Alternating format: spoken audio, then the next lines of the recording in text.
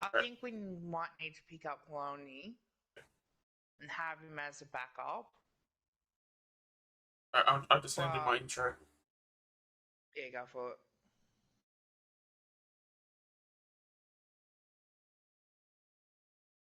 Hey guys, welcome to Ultimate Greatness, and today we have a stream for you guys. We're just going to be doing a quick, um, just so I can get that out of the way.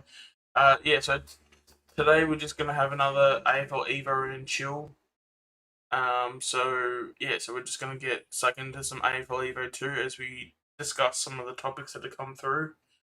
And yeah, hopefully you guys enjoy the content that we have because we do have some news to talk about and some discussions to be had for sure. So we'll get stuck into all of that. And yeah, so without further ado, obviously, as you guys know, we always have a co-streamer with us in Kev. So I'll get Kev to welcome himself into the stream. Kev. Hi everyone, it's Kev's Magpies. Welcome back to Ultimate Greatness stream, and yeah, lots to talk about. Definitely need to go through on what happened today. I'm glad in a way the club is promised to redraft Isaac Chug. I think we need to see more of him. I think Chug actually got um cut.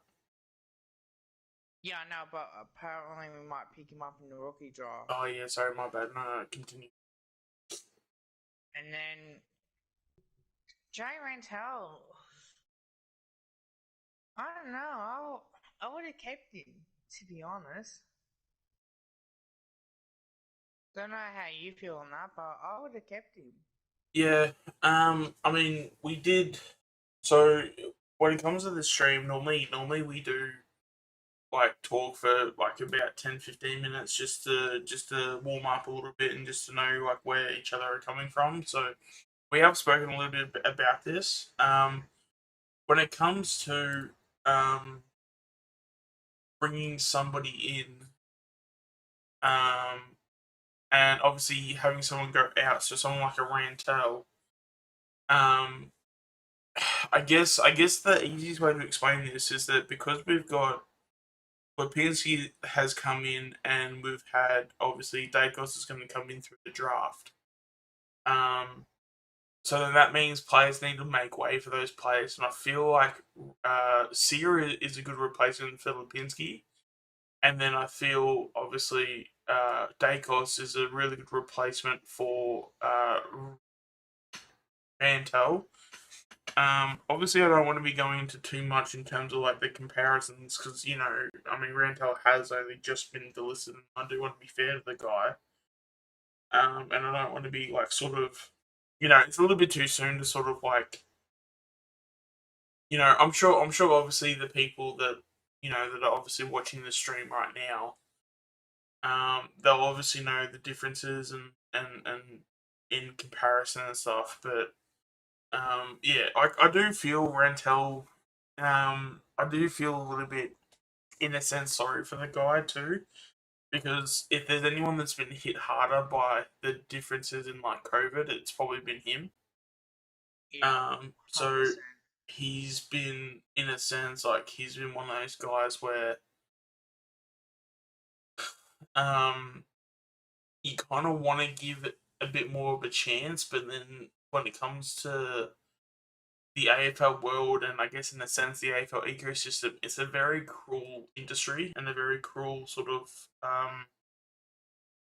way of how they do business. So to get in someone like Dacos, as I said, someone needs to make way. And I think as well too, we do have a fair few guys that can go through the midfield. And I think as well, because with Fly may not be as heavy on midfielders as what Bucks will be too. So that's probably the other thing is that we're probably very heavy on midfielders, or at the very least, amount of playing in the midfield. Because we've also got a lot of guys that could, play back line midfield or midfield forward line, things like that. So, like for example, like someone like a Trent Bianco, who I believe. Okay, I've just lost connection. Yeah, you did for a bit. Okay, I think I should be back now. Am I back? Yeah, I can hear perfectly.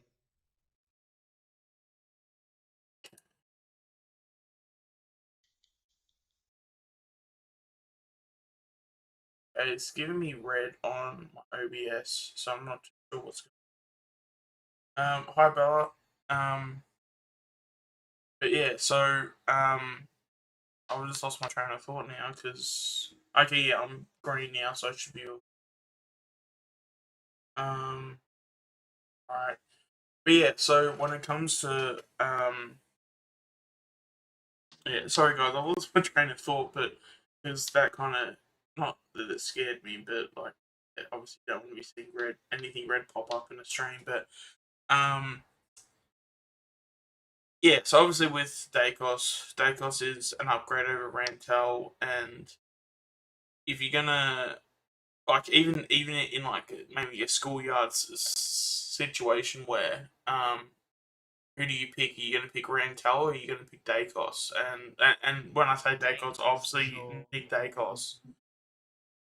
Yeah, it's one of those things where it's probably a unanimous decision where you're probably going to pick Dacos. So you're not gonna wanna have too many mids in your team because you don't want to be too mid heavy because then that then takes away a spot of a key defender, a key forward, a ruckman, a player that plays off half back, a player that plays in the forward pocket. There are plenty of other positions. In saying that too, we do have a lot of guys that go in between both. So you might have that was where the train of thought was going. Where someone like a Bianco, where yes, he's probably going to be a midfielder when he fully develops. Because also as well, I think the next evolution is that we're going to see a lot of players retire too. So we'll have Sidey, Pendlebury, Roughhead, Howe. Uh, in about 4 years' time, we'll probably see Elliot retire. There's a lot of like change and turnover that's probably going to happen in the next few years. So to have all these guys ready and sort of developing in the process, you know, we kind of need the guys in those midfield positions to also play other positions just so that they can develop just as good. So someone like a Porter who can go into the midfield but then go into the back line. Bianco, who will probably be a midfielder and who will probably be maybe the next side bottom. He'll probably be a midfielder, but he can play just as well up forward. Um, there's a lot of depth in terms of the positions the players can play too, as much as overall depth. So I think when you get someone like um, someone like a Rental sort of thing, like it's obviously unfortunate that he's had to go, but when you have the guys that are coming in and doing their thing, um, yeah, like I mean, yeah, as I said, I don't want to be like sort of like talking as if we're sort of like slamming the door on him as like on the way out because I do want to be respectful, but when it comes to someone like a Dacos is going to be better, and um, I guess in a sense that's also probably the nature of the business too. Is that you've got all these guys that are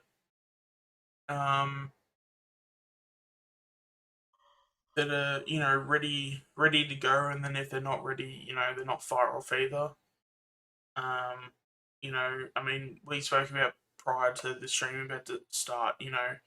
How it's easy to see that yes, when it comes to Rantel, how he's taken a little bit longer to feel comfortable at AFL level, but whenever you see guys that get comfortable, like literally from like from ball one, those are the guys you got to keep, and those are the guys you got to make sure that are in your club, because those are the guys that are going to be comfortable regardless of what situation they're in.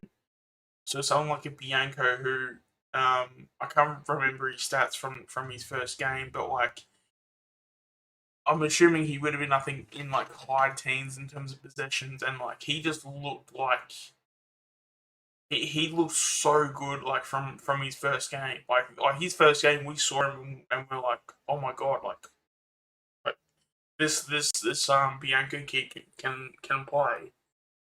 And I think that's probably where it's probably going to obviously go, I guess. So I think because you've got someone like that that's ready to go, um, you're gonna obviously pick someone like that over someone like a Rantel, because he has taken his time to get ready, and even then, we're not gonna know if he's gonna be fully ready if he plays. And I'm not sure if we touched on it in the stream too, but I think the difference of having Buckley as coach, where Buckley had a lot of players that probably played in the midfield too. Yeah. So if we take out a couple of mids, we can then reassure some stocks in other positions. So if you take out a mid, then we can either go, okay, we can get an extra fullback, or we can get an extra key forward or ruckman, things like that. So, or do it off halfback. Another. Even though the reports apparently were extremely keen on another small forward. So, to have someone, so to have those options available, and to have to reassure more spots on your list,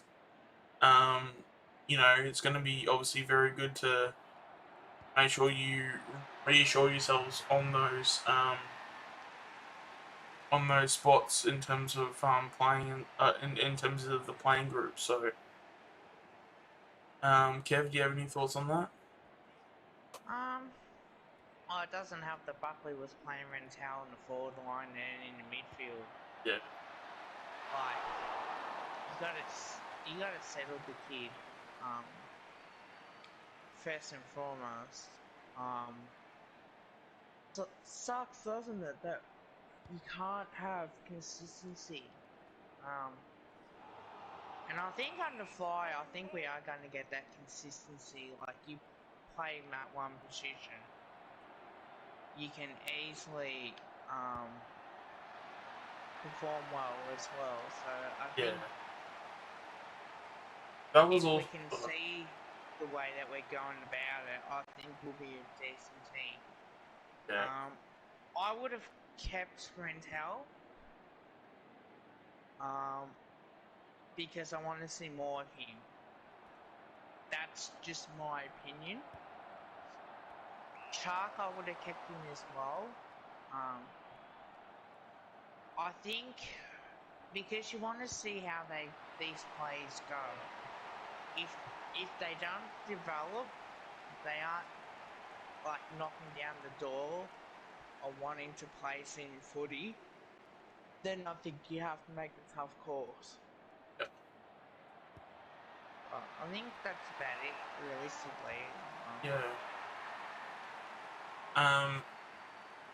Yeah, and also as well too, I think there was a thing that I was about to touch on as well too with, I think as well too, because we're gonna also have Fly, being the coach, and he's gonna be open to a lot of things that Buckley wouldn't have been open to, I feel. For example, he's gonna maybe probably allow someone like a Trey Rusco to play backline. Because I feel like Buckley wanted Rusco around the half forward line, where he just wasn't that player.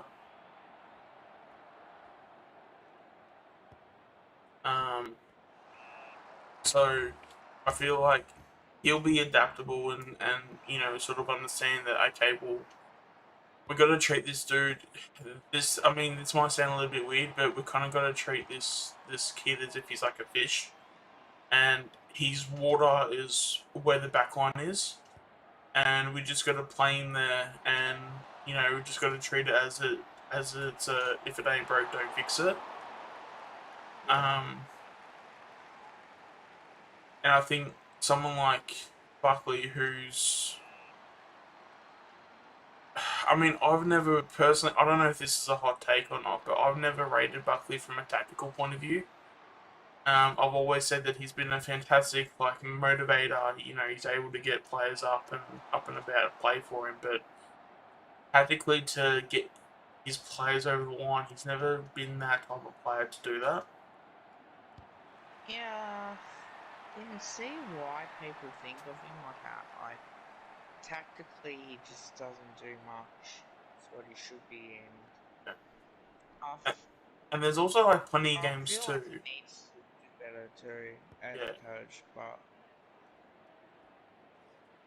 And there's also plenty of games too where he's played, and he's coached, and there'll be someone will have over 20 touches at half time, and there won't be any attention to him, and then they just go, oh, but someone was tagging him anyway, or Sidebottom was tagging him, and the guy, fair play to him, he just had a good game, and it's like, I get that to a certain extent, but also as well, they would also even admit that even the tag wasn't like a tag; it was like a soft tag. Um, oh, for sure. so yeah, and then also as well too, because he's gonna get a little bit of it from the media too, on why didn't you tag him? I feel like he kind of had to have an answer like that too. So when you have someone like coming in, where tactically I think he's really good. So he's going to be making moves. He's going to be looking at, okay, what's that move that's going to make us that little bit better going forward. And if he's always going to have that mindset, it's going to be good to have him there coaching, because he's going to be making those great moves.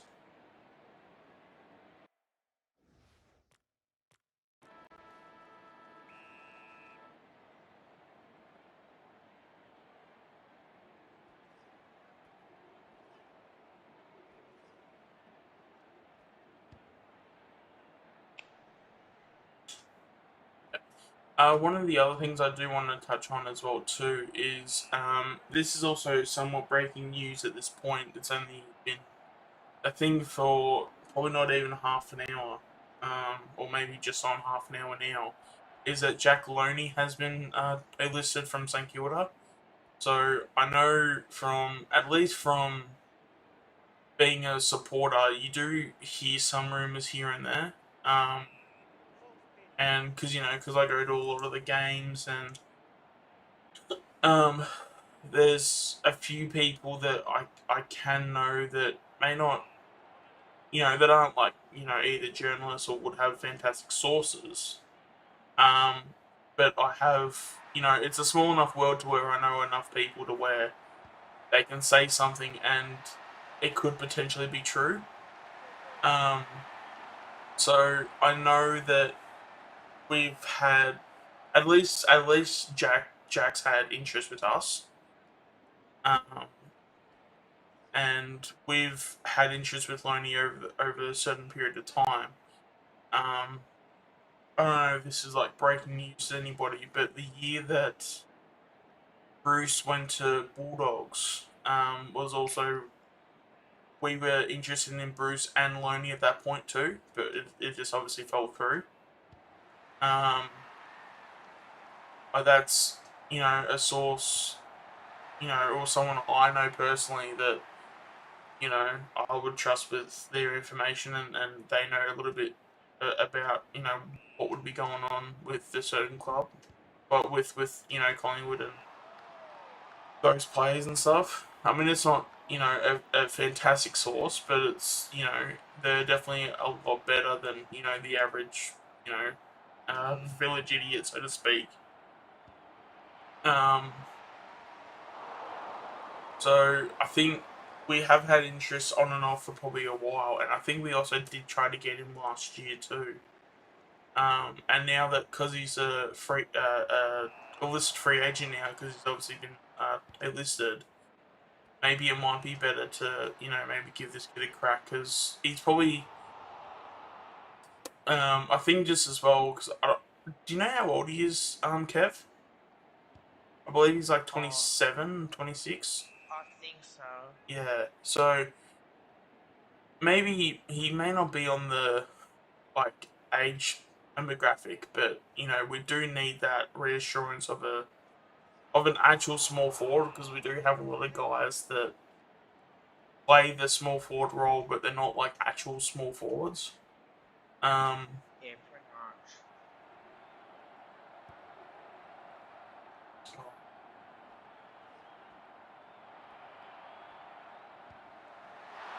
keep missing. Um, but yeah, so but yeah, so I mean, I think he could be a good option because he's definitely better than nothing.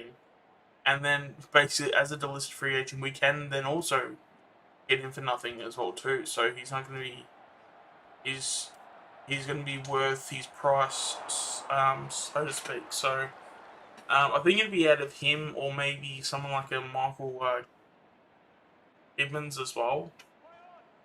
Um, so if we get one of them or both of them, um, I think we've had what four in the last two days we've had four people be delisted as well. So that frees up a spot. Um, and then also, yeah, obviously, I think you mentioned before, Kevin, the stream, but obviously with Chug, he apparently the club has told him that that they're gonna get him as a rookie again through the preseason draft. So yeah, it's all happening and it's all interesting things. I mean, I personally so far like I'm more than happy to trust or back in the coaching system. Oh, sorry, the Oh, fuck.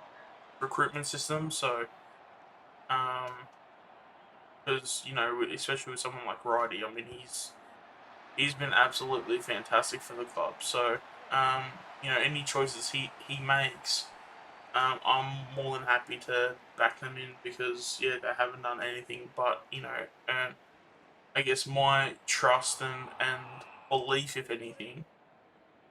Um, yeah, it's just a matter of well, okay, now we've you able to hear me, Kev?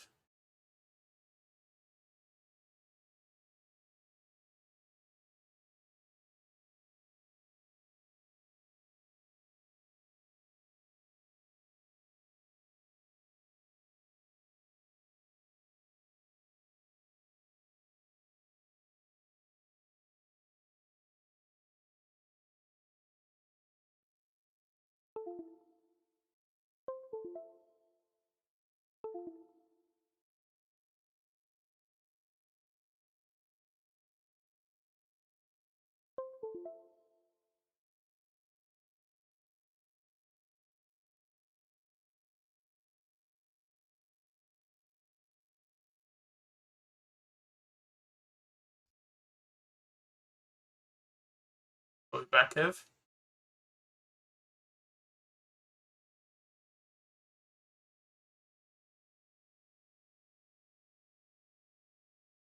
Right, let's just say we can get a little bit of audio. Oh yeah, audio is definitely. Are we back, Kev? Yeah, I can Yep. hear. Yeah, just had another crash on again. But it's not hot this time, so yeah, it's not even close to being hot, so we should be okay. But obviously, if this continues, obviously I'll have to think about what we do next. But yeah, we'll continue on. Um, I've completely forgotten about what we were talking about now. I believe it was like We're Loney talking and about the Gibbons. club. I Yeah, don't but know what's happening, Gibbons. I don't think we'll go after him, to be honest. after who? Sorry. Gibbons, I don't think they'll go after him. Yeah, but you'd think he'd be an option though, wouldn't he? Oh, Like he should be. he's one of those guys where you put him as an option, but you don't like get him. If that makes any sense. Here we go. Yeah. Side is a bit pulling up now.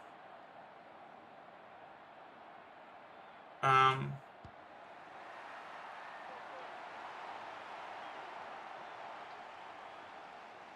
Also, as well, if you think about it as well too, we could actually have a really good like board line as well too, because like we could have potentially someone like a Hostinelli and then a Sidebottom in there too. I mean that would be an exciting option to look at. And then as we know, when Hostinelli, even though I feel like he's only just gotten used to playing on the wing, and it looks like he'll now go back to the forward line. So I think maybe he might be one of those ones where um, he'll probably Has go to that been half court confirmed?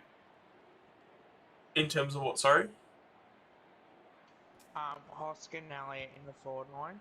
no. This is all speculation, but it's been more like people just assuming that because Fly's gonna see. Goddamn Cameron. Because Fly's obviously gonna see with what's it called um uh, um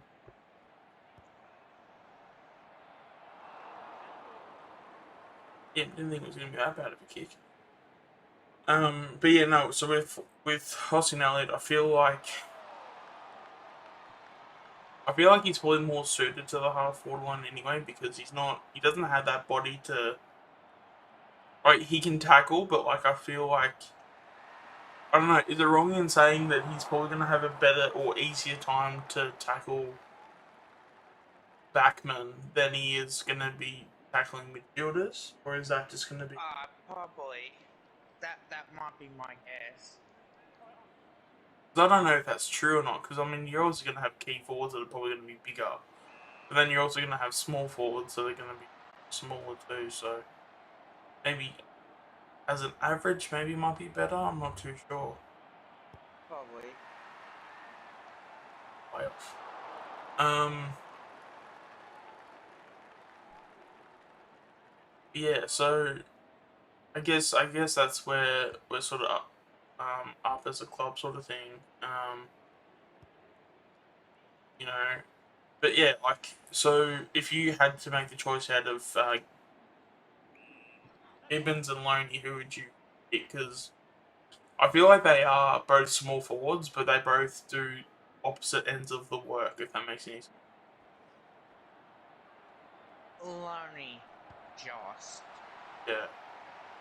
So I feel like if you want to get like a genuine like, a person that's going to crumb the ball, I feel like Loney's a better crummer.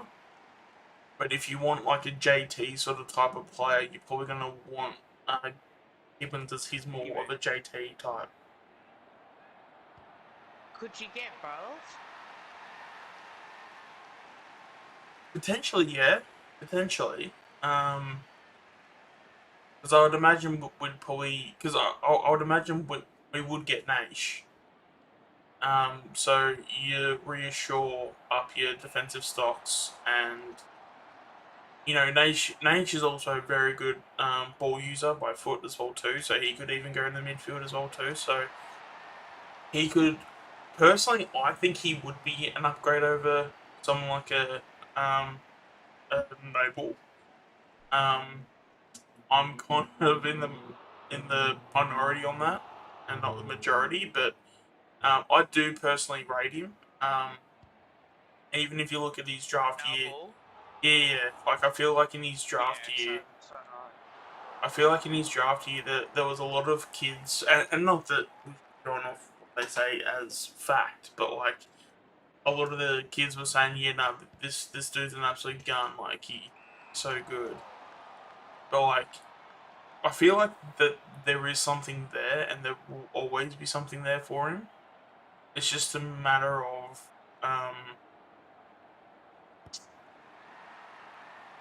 how do I put this? It's just a matter of if it's gonna work out, I guess. And is someone like a Nate going to work out? And even if it is like that thing where he plays as a, he plays off halfback and oh, I've got literally something that goes with along there. um, uh, So, who plays the JT role currently, Yeah.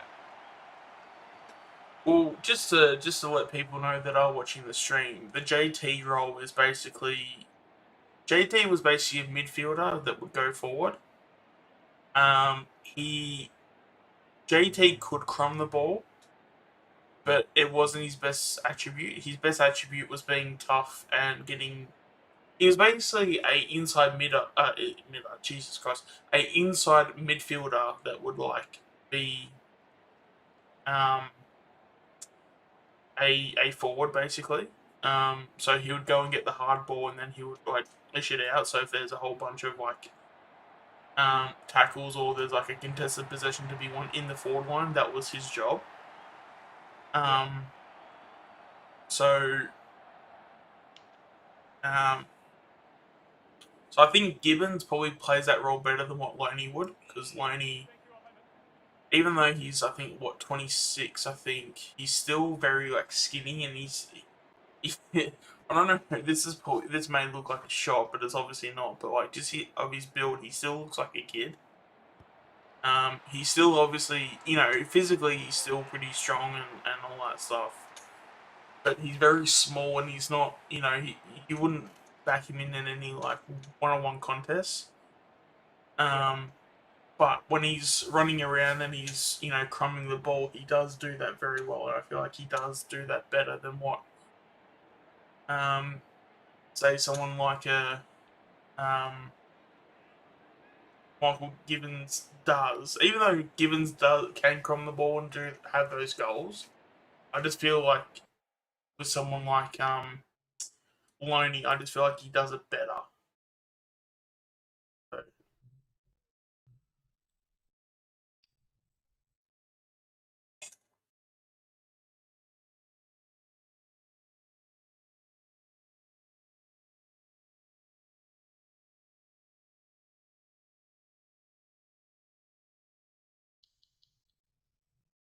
but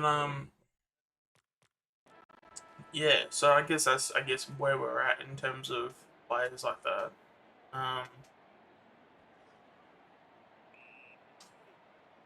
do you have any thoughts to add on that, Kev? No, I think you've hit the nail on the head.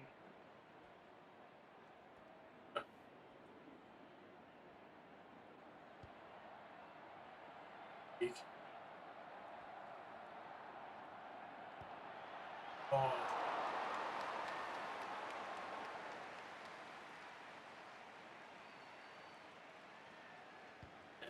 I feel like, yeah, we'll probably get a small forward to some extent because, I mean, even though we tried to get Hill and that didn't work, but it still won't stop us from like drafting one. Even though probably Dib will probably be that small forward to be honest.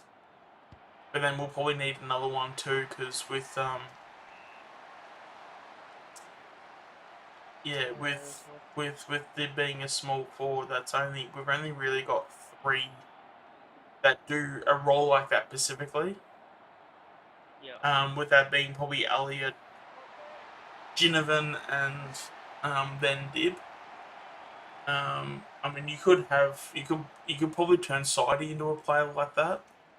I feel like Sidey's ability to crumb is actually pretty underrated. Um, so there is that. 100%. I agree. Like it. I mean, is there any players I'm missing though? Because I mean, maybe would you rate Bianco and his coming ability? Because that's probably the next person I'm probably looking at. That's off the top of my head as well, I too. think So, Bianca will be. like, he obviously wouldn't be Yeah. bad. So I'm not saying that he's like a bad crumb or anything. It's just that you need to have guys that are qualified, if that makes any sense. Like, they need to be qualified in that aspect to like do the job well. Has he played forward at all? Bianco, Yeah. yes, yeah. He's been playing half forward. Like whenever if you would play in the AFL side, he'd always be listed as like a half forward, or yeah, it's either that or he'd be on the bench.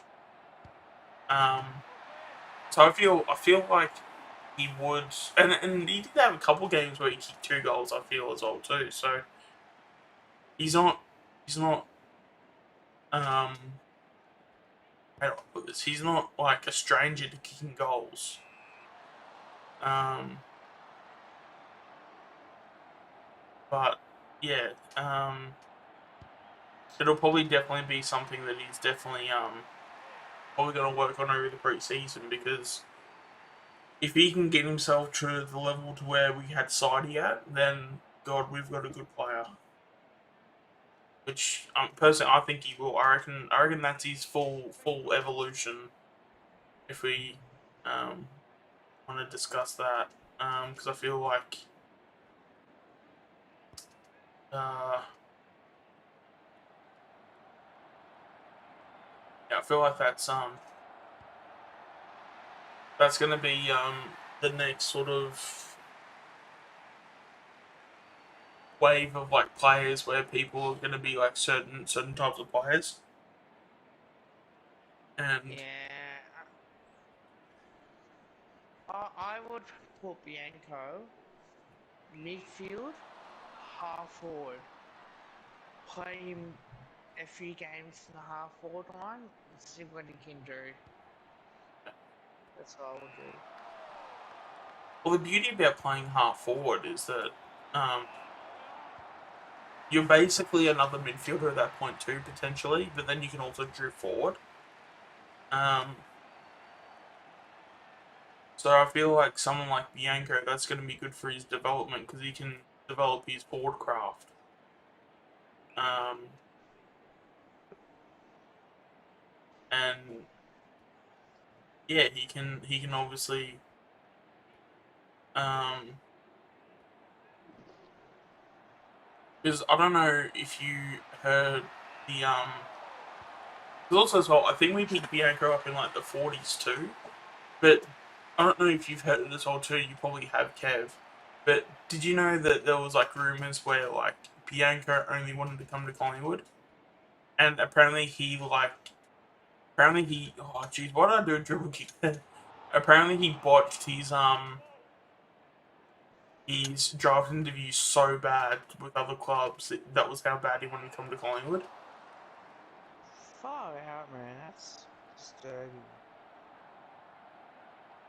Well, it's yeah, to a certain extent it is, but like that just shows how much he wanted to play for Collingwood. And it wasn't like he was and that's the thing, obviously we don't know what he would have said. But like I wouldn't imagine he would have said anything horrible, but like he would have probably made it clear to them like, hey, I've got my heart set on Collingwood, and I don't want to be playing for you guys and all that stuff. Um so yeah, it's very clear that this dude obviously wants to be here, and I mean, yeah, I personally think he's got a great future at Collingwood personally, because apparently that was what the rumor was. He didn't want to play for any other club, so he botched his own draft interview with other teams, but obviously not to the point where the other clubs didn't want him. No, Um, 100%. because he could have gone, because we had what 40 something. Um, if I can find what the draft number was, that'd be great. But yeah, like he literally, like he could have. I mean, someone with Bianco's talents could have very easily have gone somewhere in the second round, like easily, and could have even been a late first rounder. Um,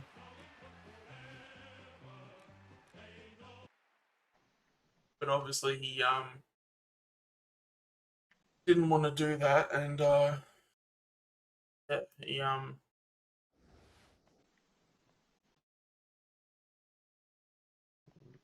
I guess the rest is history.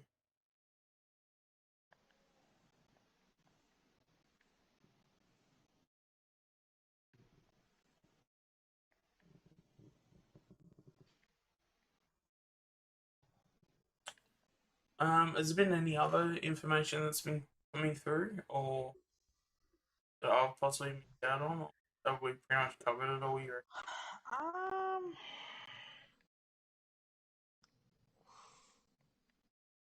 with what's his name? Now that Fly's in charge, do Mm. you see us having a better, you know, system potentially with the way that we have gone about it, or not? Um, what do you mean by better system? Like a better like? Like, so for example, on the box, right? There was one thing with box, right? It's his way or the highway. You think with Fly we'll have a better system? The fact is that he can develop players, and we have like a plan B and plan C. Hi Devon. Yeah, doing well, mate. Yourself?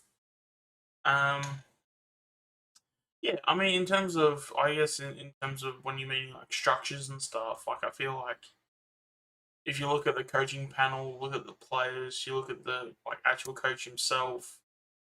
I think probably the next thing probably needs to be done is probably the board, and that'll obviously get done in like December or whenever the is it AGM.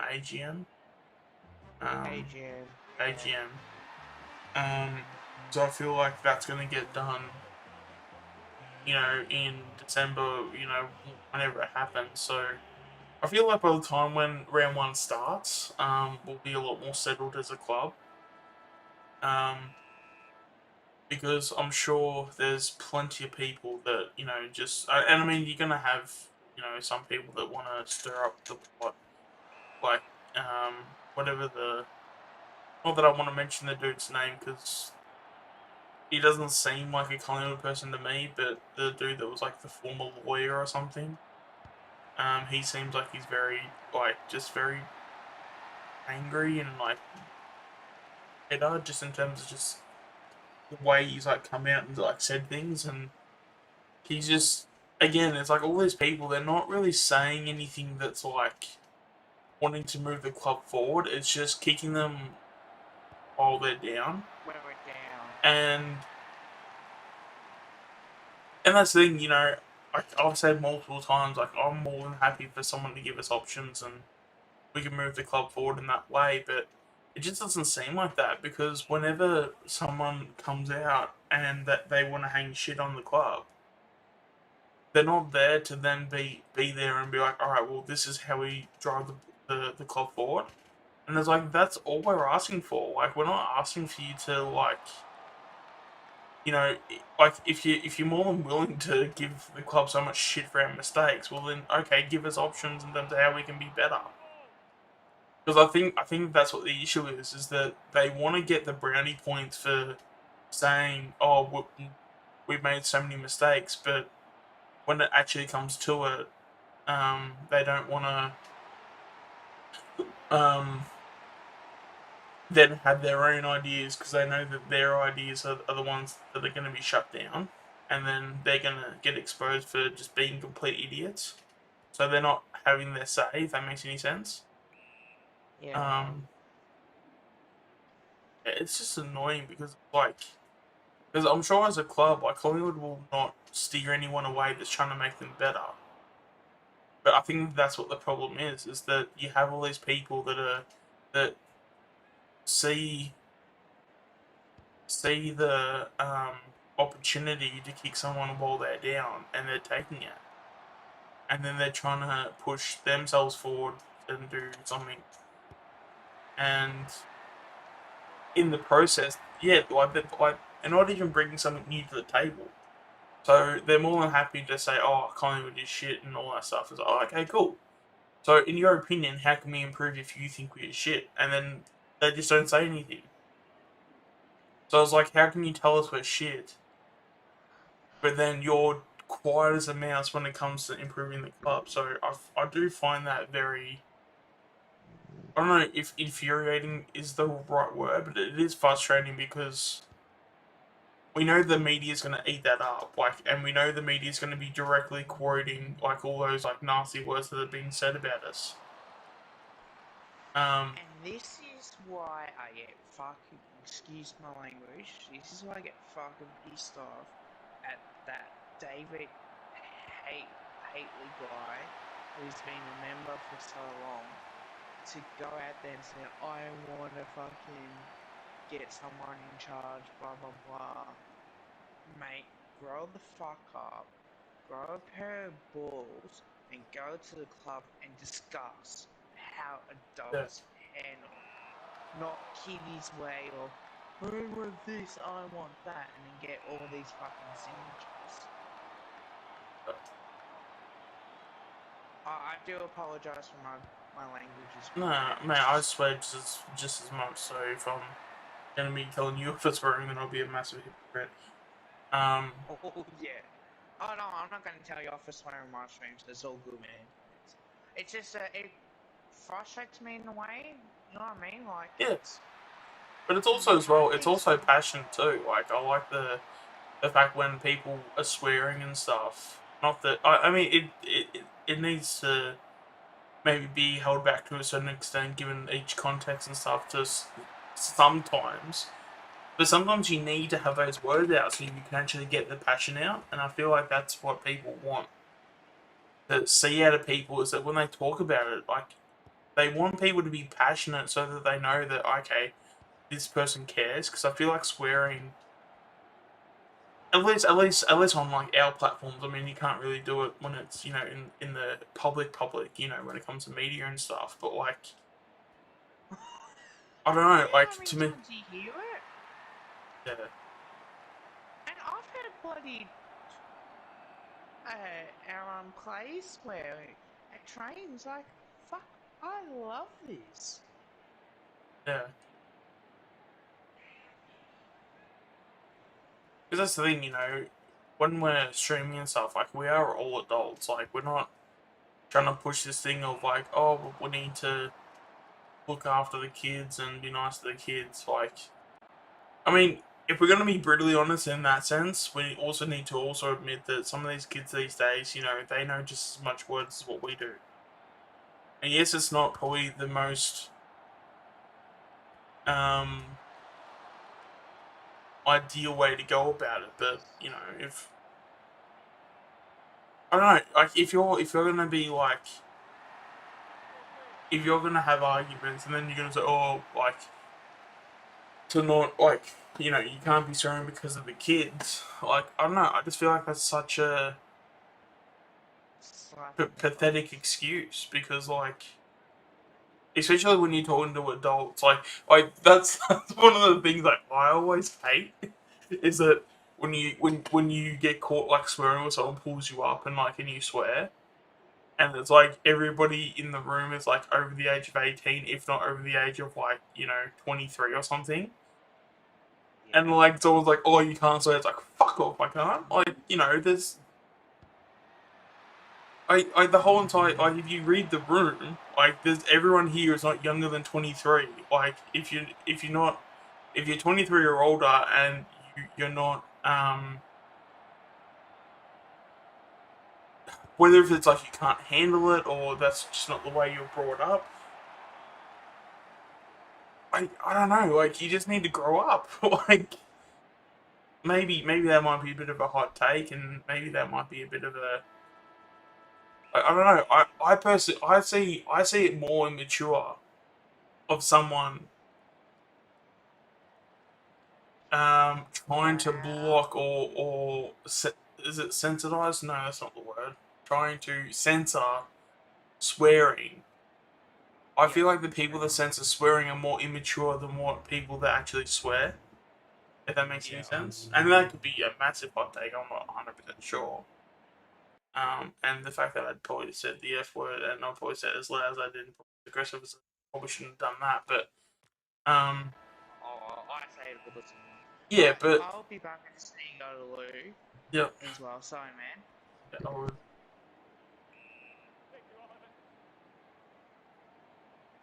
Yeah, if there's anybody in the chat, please feel free to send any questions in that you may have.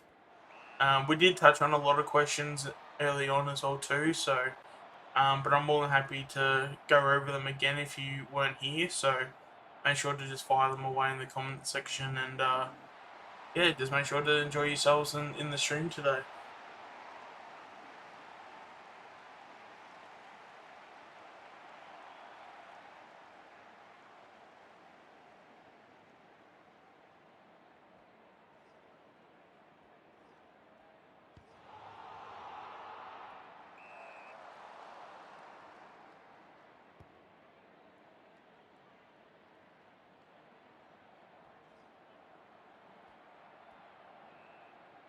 Deliberate. Trying to aimball it to a teammate. What are you talking about?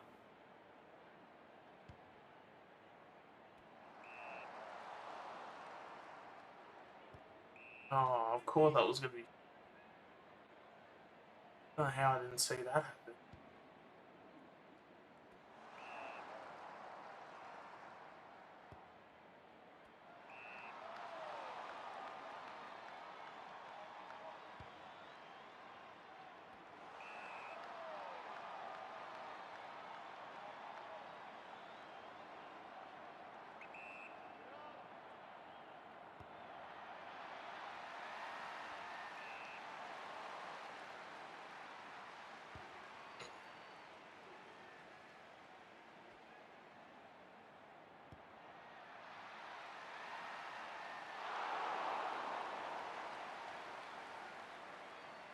Yeah, I think also just going forward too, I think I might, because I mean I did stream it a little bit early today, so I'm assuming that's probably why due to the lack of numbers. But yeah, just to let people know, I'll probably start streaming at like 5 o'clock.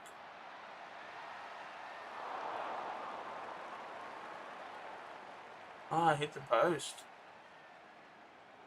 Yeah.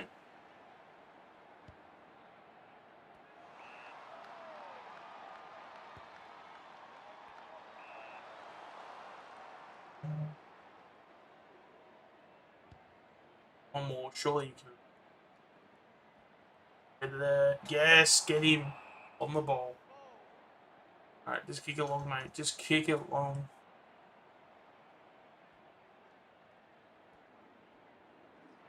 Oh, got him.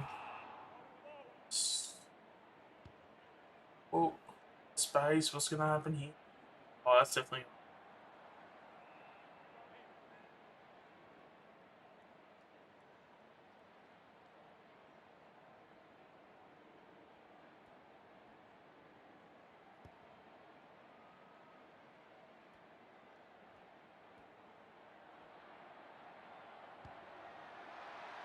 Oh, he's got it. Trey Rusco. Trey Rusco kicking a goal. Get around the kid.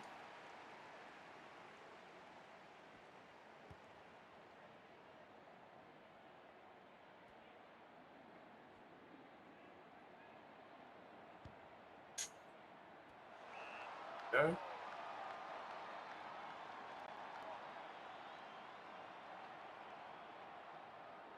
Apparently he's got this one. And yep, straight through the middle. Hey Tom.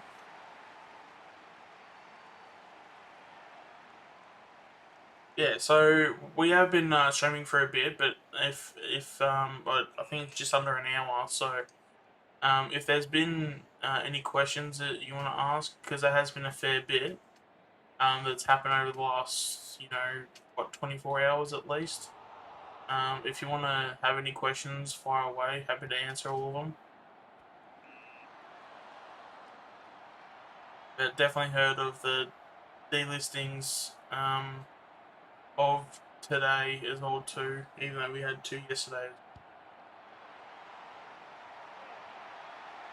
And Jack Looney also got delisted from St Kilda too, so that's another forward option we could potentially get as well too.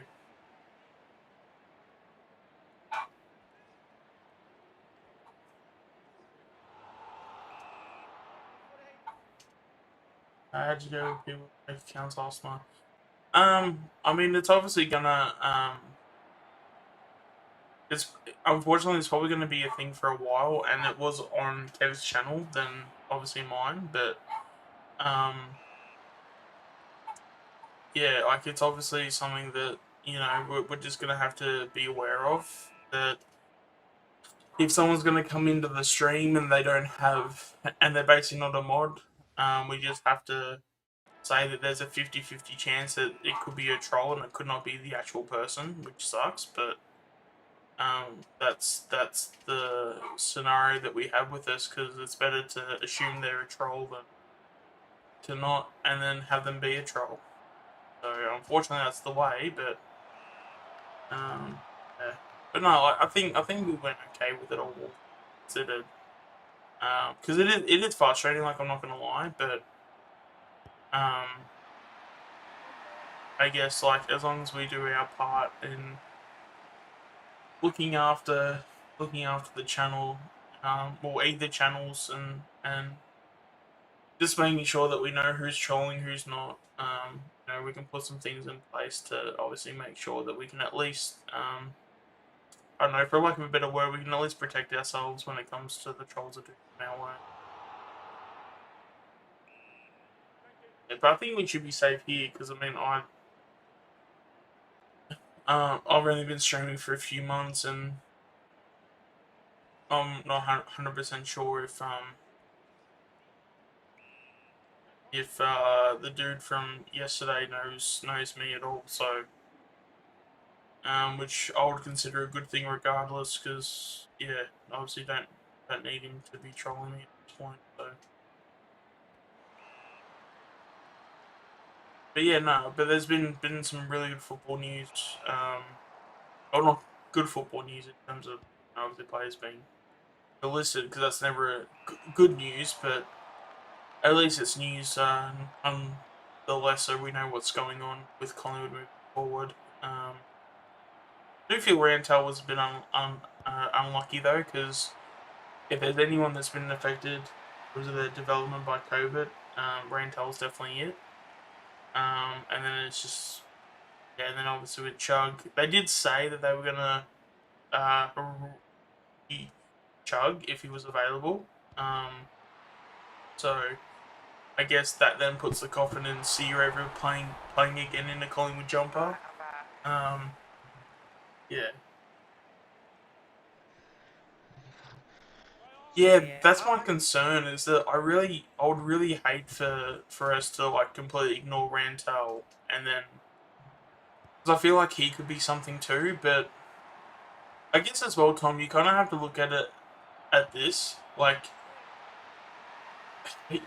if you put, so someone like Steer and Rantel, they're both midfielders. And if you look at how our list, you gotta replace a midfielder with a midfielder, and I feel like we've already done that, where we've got Lipinski is basically another version of Sia, and you've got Nick Dacos is basically a version of what Rantel is. Obviously, when it comes to Dacos and Rantel, like, Dacos would be a lot more of a surer bet in terms of having a decent AFL career. But I think that's where the club is going in terms of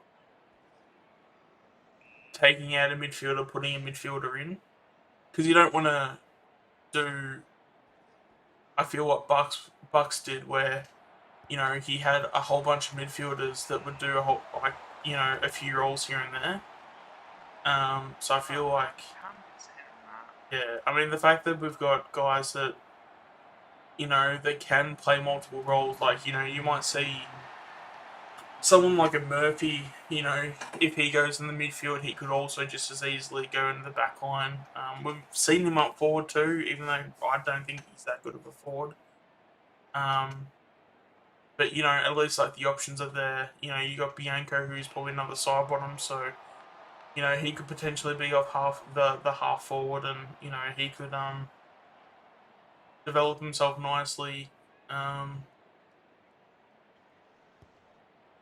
he could develop himself nicely as another side bottom, and then potentially replace him when side bottom retires in about maybe 2 years' time. Yeah. Um, And Tom, to answer your question as well, yeah, pretty good, mate. yeah, It's just unfortunate.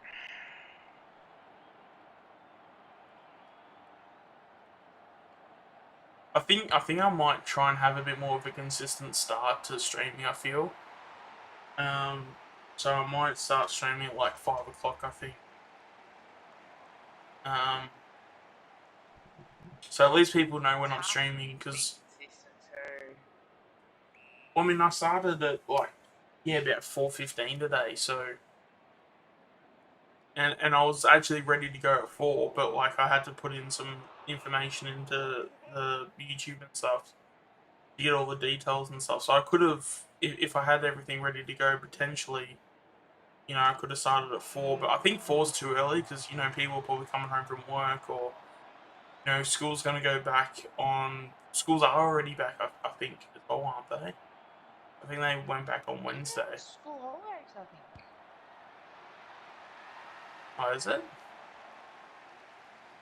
Yeah, I think they're on school holidays, I think. I could have sworn someone said no, because someone said that they were going to go to school on Wednesday. Like one of the again, not that I should be talking about it in terms of, but yeah, there's been like I've definitely heard someone say that school was starting back on Wednesday.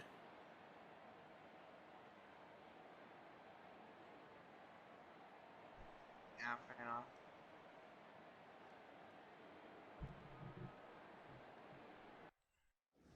Yeah, I think I might probably make it as like a 5 o'clock start. So if I'm going to be streaming, it'll probably start at 5 o'clock.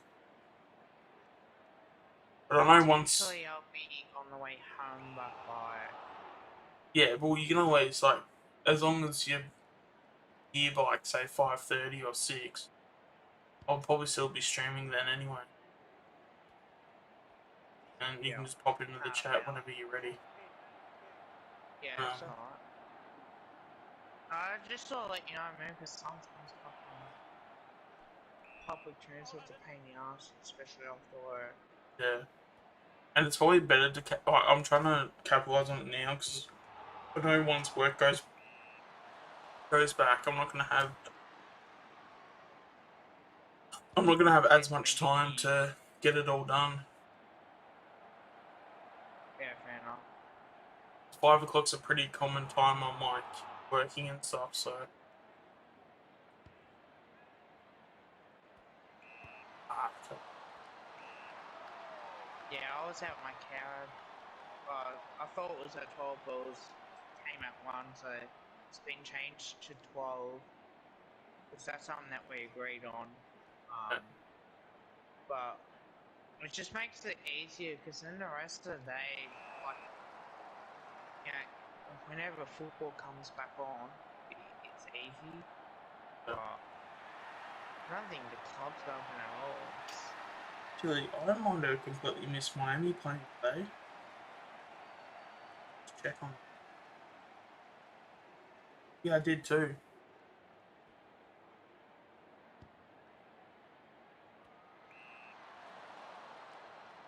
Yeah, there you go. We've lost our first preseason. There you go. The good luck charm. The one game I didn't get to see was the first loss of the preseason. My bad, guys. I made Miami lose. Oh well, that's probably why. Because we played all of our know depth players.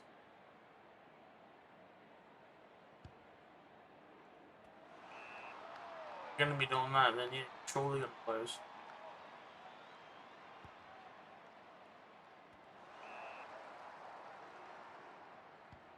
Oh no, that's out on the floor. Oh, here we go. Tigers have announced further list cuts. Yeah, I was gonna tell you that. Couple of them got delisted. Yeah, I'm just loading up the article. It's on, I've got Fox Footy article. Fuck off, that was deliberate umpire. That was going down the line, dumb fucks. Oh my god, Egg Leslie Smith has been delisted. I thought he was really good.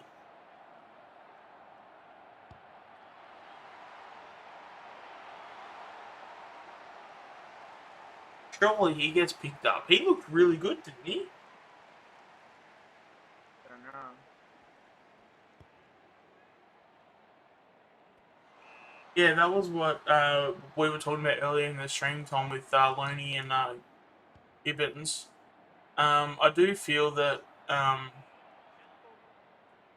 Ellie could have got the there you go. He's gonna get a shot here. Yeah, that's the thing because like even though they play the same roles, they do that like their attributes in their roles are from different ends. So in terms of say someone like a Loney's like a genuine like crummer and like a goal sneak, where I think Gibbons is probably more of a Josh Thomas type, where he's probably a inside mid that plays as a forward. Yeah.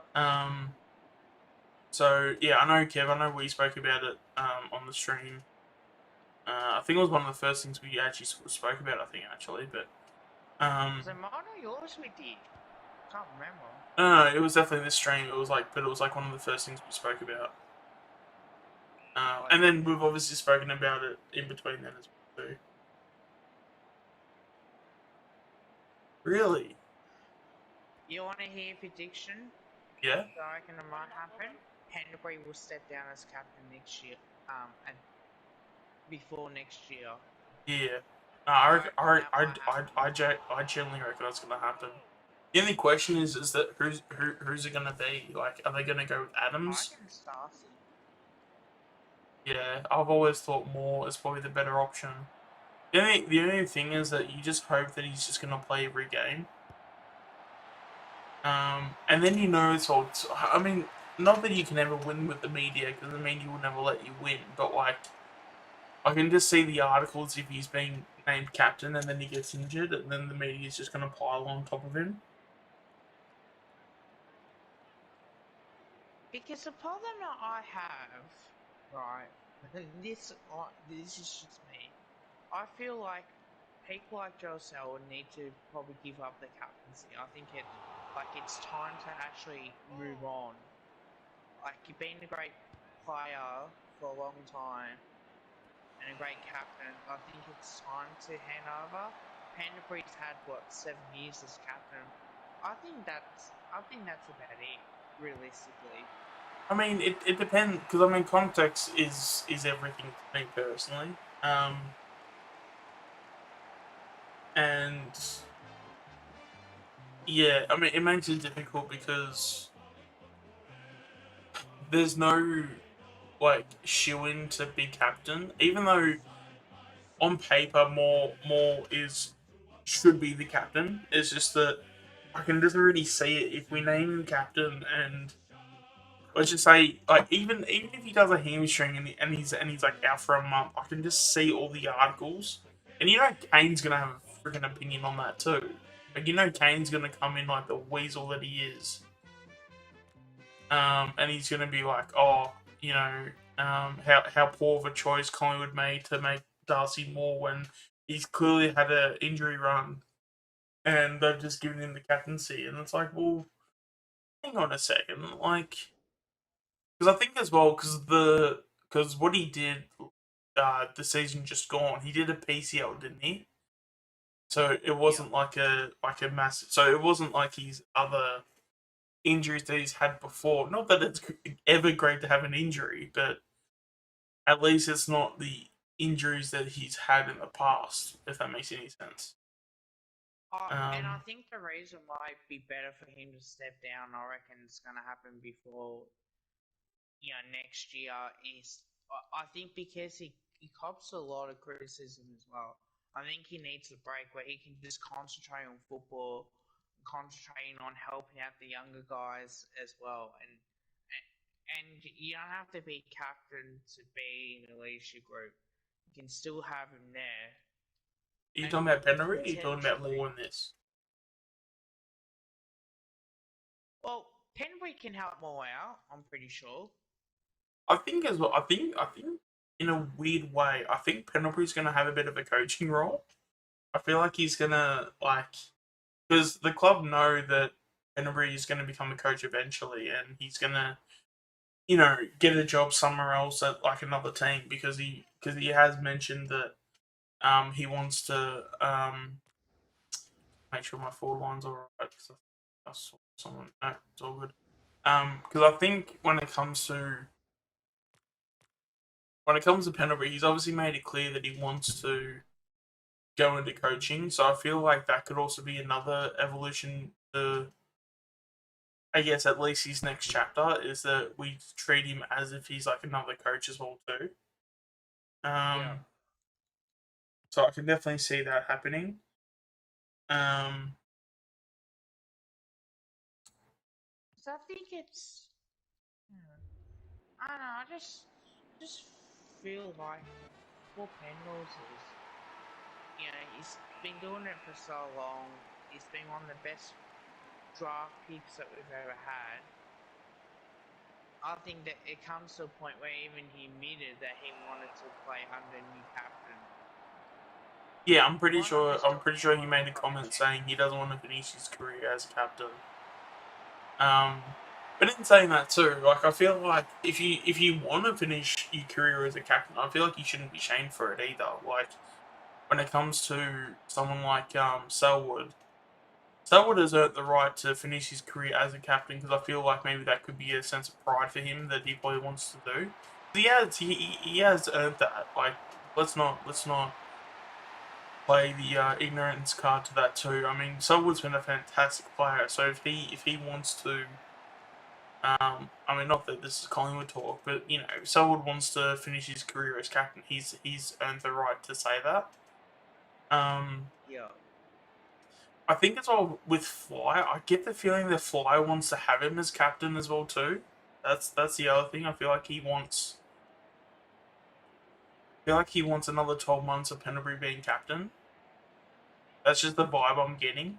Um, so if that happens, it's obviously great, but just not sure where. Um, just not 100% sure where it's gonna. If we're gonna get that extra year or not, because I feel like. Um, hey Num. Uh, how are you doing? But when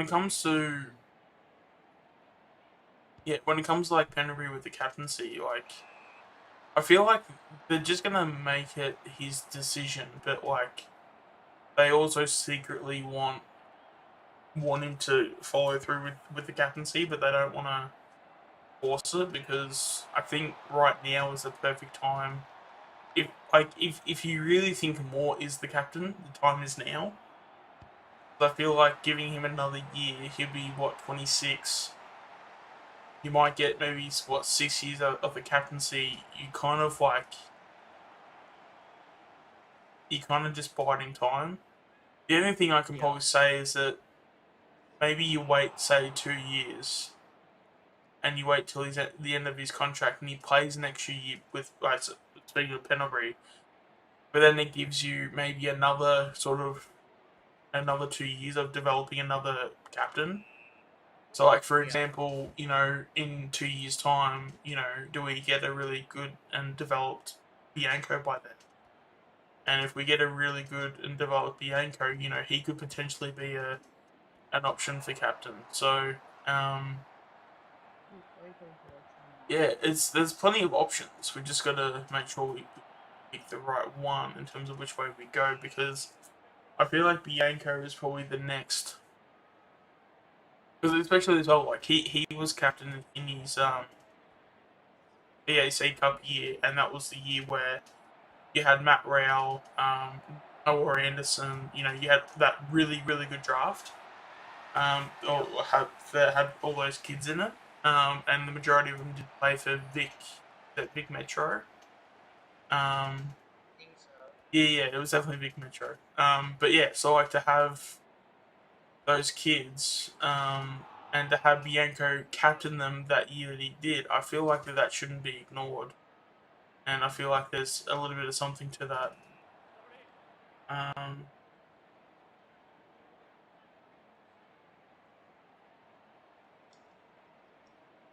yeah, and then also as well too, you know, like I just, even though I would like captains as a captain, but Yeah. I just think that if you're gonna have him as captain, you're only gonna have him for like 4 years as captain, and then maybe he'll retire at say like 34.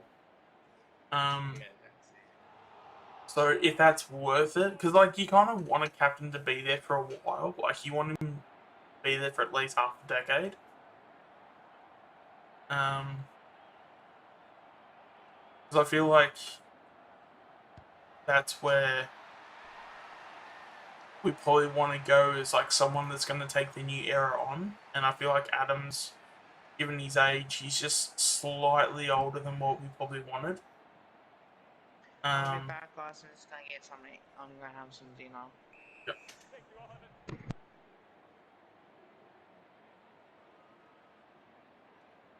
Yeah, so the just to go on the question that you've been asking, when it comes to Rantel, it obviously sucks that he had to go. Um, and if there was anyone that had been struck by COVID the worst, Rantel was probably it. But in saying that, um, I feel like that it's gonna look like a hard decision now, but we're gonna look at it in the future and think that it was probably the right call. Um, I mean, I can see him going to another club and eventually he gets good. But I think when you have guys like, trying to think, when you have guys like Dacos coming in, we have obviously Lipinski coming in too. Those two guys already within itself replace Lipinski. Sorry, yeah, those people already replace CR and Rantel. So when you have Lipinski and Dacos come through, um, that's probably who you want to drive your club forward, because you know Nick Dacos is going to be, you know, ready made, and he's going to be awesome. But then on top of it too, um, you've also got Lipinski, who's, you know, an upgrade over Sear. So both of those guys are definitely upgrades. When you take away Sear and Rantel, so our team does get better. Um, and I think as well too, when it comes to Rantel, he probably wouldn't have played more than 10 games next year, and probably would have played maybe half a dozen. So would you rather have someone like a Rantel who plays half a dozen games, or would you rather like someone like a Lipinski and Dacos, who are probably going to play at least, you know, potentially, you know, barring from any injuries, they're going to play 23 games. So I feel like that's where the thought process was. Um, and that's where I think they're trying to go forward with it all too. Um, but in saying that too, that doesn't mean that, you know, we're happy for him to go. But I think that's just the process of doing these footy transactions. I guess, is that, do we want Dacos? Well, yep, okay. But if we want Dacos, then the mid has to go. So if the mid has to go, who's that going to be?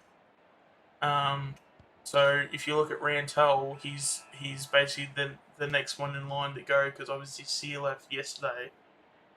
Rantel was obviously the next one in line to go if we were to get Dacos, and for Dacos to have enough players on the list for him to have enough competition, but then also not to have too many players in that list to where, it gets clogged up.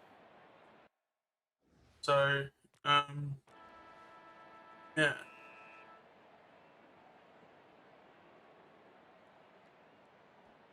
Well, I think you should always want the best for certain players. I mean, if you actually, if you like those players, you should always want the best for them, regardless for the team they play for.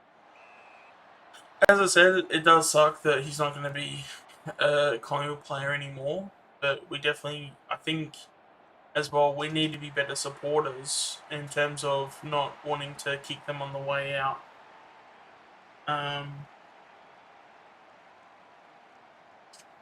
Well, that was what I was mentioning before. Is that when it comes to bringing in someone like a Nick Dacos, you can only have so many mids before you have too many mids. Um, so I feel the club just thought that it was best for Rantel to go, because when you get someone like a Nick Dacos in, it's a very easy choice, and obviously I don't want to say that too loudly, because I do want to obviously still respect Rantel in terms of what he does, because he will be a good footballer. Unfortunately, it'll just have to be at another club somewhere else. But I think it's a very clear choice. We would much rather Dacos over Rantel. So I think that's where the thought process is. Even though it will definitely suck to see him go, but I definitely see that being. I hit the No, I can guarantee you Nick Dacos will not be going to North. Collingwood, I will say this: Collingwood are so confident that we will get Dacos, um, to where we have already signed him up to a 4-year deal, and that's been confirmed. So, if that doesn't show you if that doesn't give you confidence in Collingwood getting Dacos, nothing will.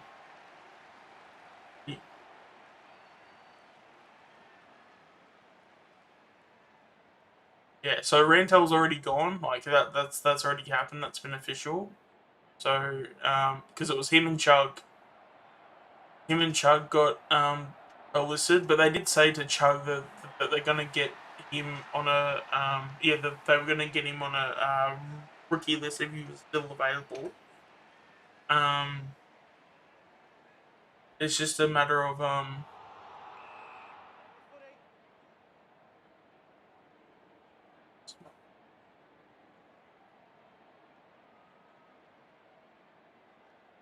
yeah, because with Nick Dacos, because he's got his dad that played for Collingwood, we get him through the father and son, so we'll have first choice over him.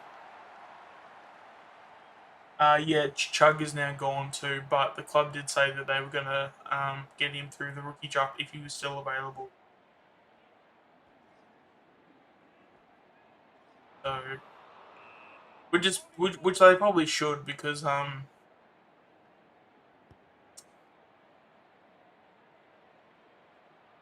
yeah, which they probably should, because we don't really have a lot of like genuine small defenders on our list. I mean, when you take out probably Quainer um, and probably Noble, there's really not many others, and that's probably why we're probably going to go after Patrick Naish. So that's probably the option that we're going to go with as a delisted free agent, and then if Chug is still there to be picked up as a rookie, then we'll obviously pick him up. So that'll give us 4 small defenders, which it will probably look a lot better than in terms of at least list sizes. So that wasn't it. Um, yeah, so we drafted Chug last year, so we got him through the rookie draft. It's just that delisted him, but we have said that we're gonna get him again. It's a weird process, I know, but that's the process we have gone.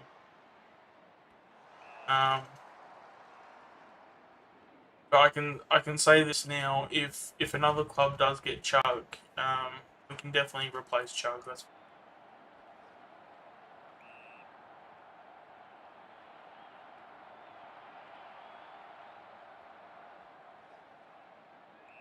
yeah, definitely. Yeah, it's for someone to understand it all. It can be a bit of yeah, it can be a bit difficult to understand it all, but at the end of the day, that's just how it's all played out, and um, yeah, with this, that's just how it is, I guess.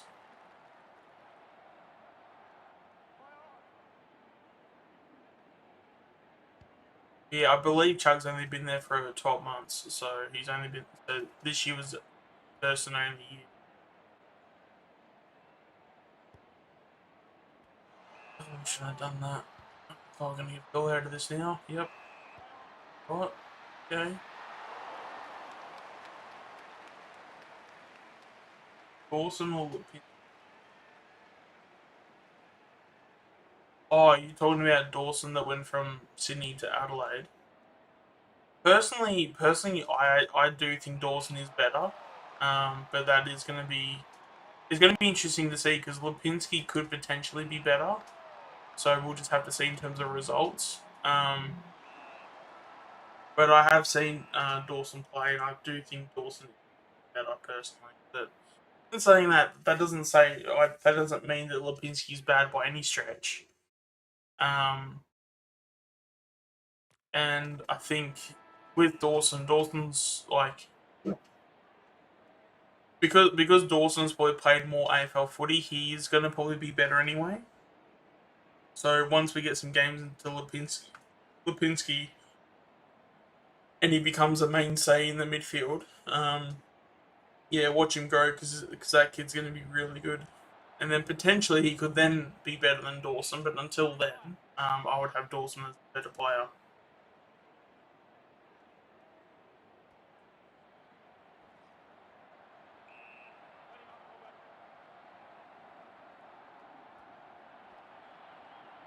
Oh, Kruger.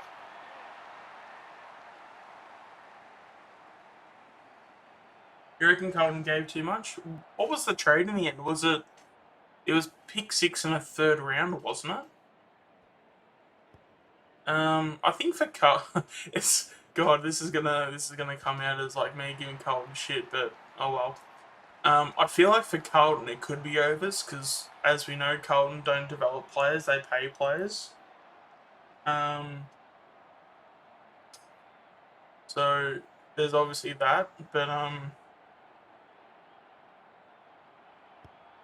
yeah. So potentially he could not get to as good as what um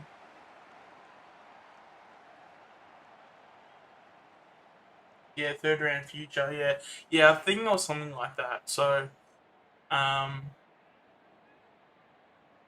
yeah, I mean, is he gonna be a good player? I mean, yeah, probably. But it's not gonna make Carlton much better because I think they probably need a group of players rather than just like one very good player because I think they have their star players personally. They just need a bit more reassurances on their spine. Like just the players that support the spine are just not at a very high level to where they should be for an AFL standard. And I think that's where Carlton had their issues. So, um, well, if we want to go into it, you got Walsh, McKay. Um, as much as I think Wiedering's overrated, he still is in that bracket. Um, I think who else? Um, Liam Jones, to a certain extent, I guess. And then I mean, I couldn't even tell you who the Ruckman is, let alone anything else, but anyone else. And then you got what Sharon and Walsh in the midfield, and what McKay and who else do they have up forward?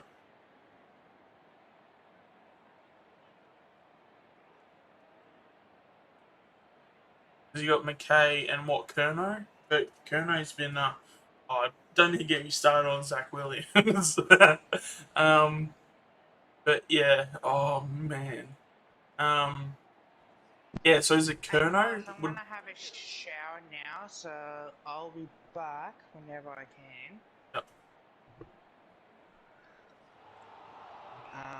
Yeah, so might hop off the party chat, and when I'll get back on as soon as I'm done. um, Thank you guys for watching my stream just too. yeah, just real quick, Kev. What what do you think Carlton's spine is? Like in terms of if you have to go, if you look at like a normal AFL lineup and you go straight down, who do you have? So I'm trying to figure that out myself because you got what Wiedering and Liam Jones, Yep. and then you've got. I'm assuming you'll probably have what Walsh in the Wells. centre, and then maybe Chera as an on-baller, unless if there's anyone better than those two, which I don't think there is. And then as a forward line, you'd have what obviously McKay, and then what Kerno. Yep. But with Kai, he's inconsistent during games. Like he's I feel top like this top. year, he definitely had his more consistent year, and obviously because he won the leading goal The kick. Coleman. Yeah, the Coleman. That's right. So I feel like this year was the year that he was consistent. So I feel like um,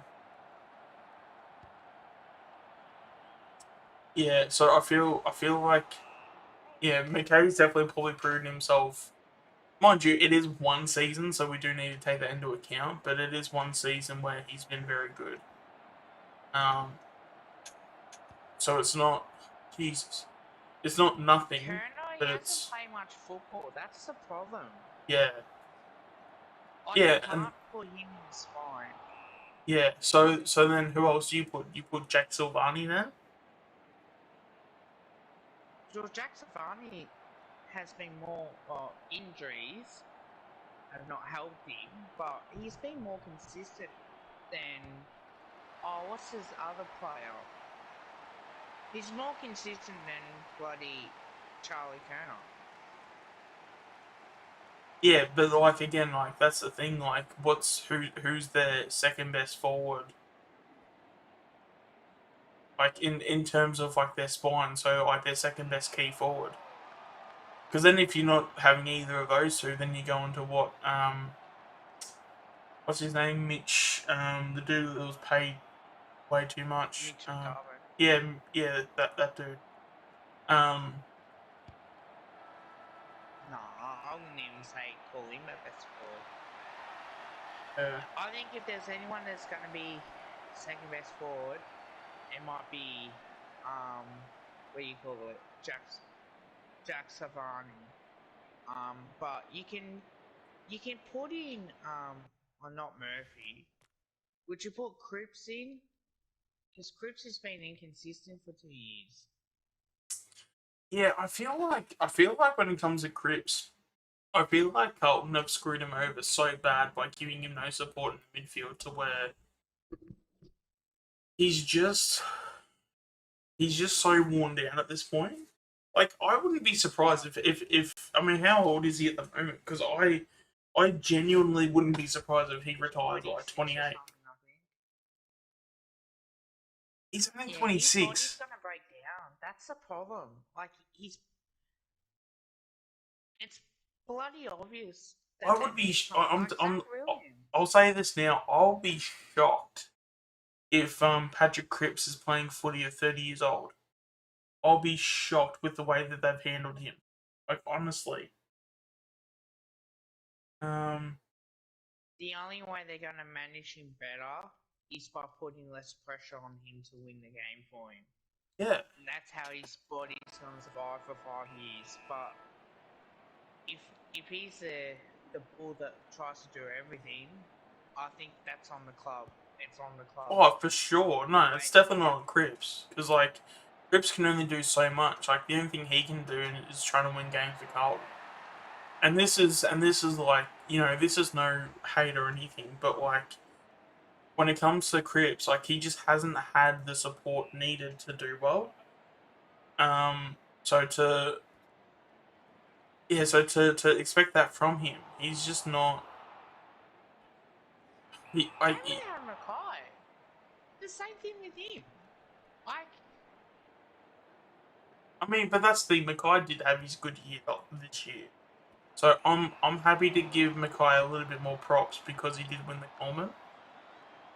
But then in saying that my too, um, my problem with that is that they rely on him for far too much. I think they needed some support. I think he needed chop, and I know that Stephen Savani said this, but you got to free up Mackay. You can't just keep putting him in the forward line, and he's not gonna, try and take every mark and kick every goal. I you've think you also have to like put him also as up. well with that second tool. You've got to get that second tool to at least kick some goals, so at least takes pressure off McKay as well too. Because again, he Yeah. could be another one like Cripps, where like when it comes to him being 26, 28, he's absolutely screwed because he's been beaten to the pillar of the post, if that's the saying, and he's just worn out. Like, But that's what, yeah, and like the Carlton fans go, oh, no, no, no, no. We're not going to have Harry Mackay in the ruck, in the forward line, yes, but not like for 5 minutes quarter. I'm sorry, but you need to free him up. You know what we did with Anthony Rocca? We put him in the ruck. yeah, Why? To free him up a bit. yeah. Every commentator will tell you the the guys that we had, we put in ruck. Travis Clark used to do a bit of ruck work. So you have to be smart and go, you know what, this isn't working. We're going to have to change our forward line. And I think that goes on Carlton and that goes on the coaching staff. You got to change it up. Sometimes it's good to go small and not try and kick as high. You're going to have to adjust. What happens if Hamakai does his hamstring? Yeah, exactly. And that's the thing, he's also You're more had. of a... Yeah, and that's the thing as well too. He's also had games throughout the year where he actually didn't even play too. So as much as we want to, oh jeez, that's a bad kick. As much as even for Carlton supporters, as much as they want to pump him up, it is that thing of like you have to also just understand that like a player can only take so much damage and so much contact for so long, and the longer and that's why I think too that could be a massive reason to why we've had a lot of players' careers go longer now too as well. Is that Yeah. because like back in like I want to say maybe the earliest would have been maybe the 90s. Um, but like if you did well, like there was like someone about to punch your head off, and was 2 seconds away from ending your career. Like one of the things that Dermot would always say is that like he was like whenever he would step on the ground, the first game he played, he would fear for his like he would fear for his life when he was on that ground. So you can imagine the amount of stress, you can imagine the amount of um, wear and tear because people literally like back in the 90s and 80s, people were literally punching you in the head. Yeah. Um, But and that's the thing as well. yeah, Like, you got to have a too tall forward line. But then you got to have someone who can play in the ruck for 5 or 10 minutes before that. I think Harry Mackay needs that release point because if nothing's gone away at Carlton, like you need to be able to play more than one position at times. That's what the game's at. Yeah, for sure. I bet you I can name out of the other clubs. I reckon that they play ruck forward or forward ruck, and I bet you anything that you have more players to pick from than anything else. Like with us, we got Darcy Cameron, we got Mason Cox, so they both can play that role. Yeah, and that's the thing. I mean, some people will obviously laugh at someone like a Darcy Cameron, but at least he's something. At least he's like, is he a little bit of support? Like, yeah, he's probably not a part of the spine because he probably doesn't. He's not. He's not. He hasn't like stamped his authority as that spine. He's kind of there, kind of not. But like, at least the conversation is like still there, and like at least he gives support. Like, you know, like if we, I mean, if we look at our team, because I've got the team list up now. Like for a spine, you've got Roughhead, solid as anything. You got Moore, like top 10 best player in the comp. You've got Taylor Adams, who's an inside and out bull. You got Jordan Goey, who's probably going to be top 10 in the Brownlow next year. You've got, you know, Darcy. Okay, let's swap them around. Let's Checkers. Checkers has been leading our goalkeeping for the last like 3 years. And then you got probably someone like Kruger, who's just an absolute just beast and will just attack any contest he gets at. Like, if you look at that spine, it's a lot more solid than what you think. And then you've got guys like Elliot for support. You got Cyberton for support. You've got, you know, if it's not Cameron, you know, if it's not Checkers and you know, so either Cameron or Checkers for support is a good option. AJ is a good option. You got Crisp. You got Brody Grundy, who's one of the best ruckmen in the comp. Which, you know, Fly will obviously get to him, and he'll make Grundy. You know, he'll make sure he'll keep Grundy accountable, and he'll get him to be the best player he can be.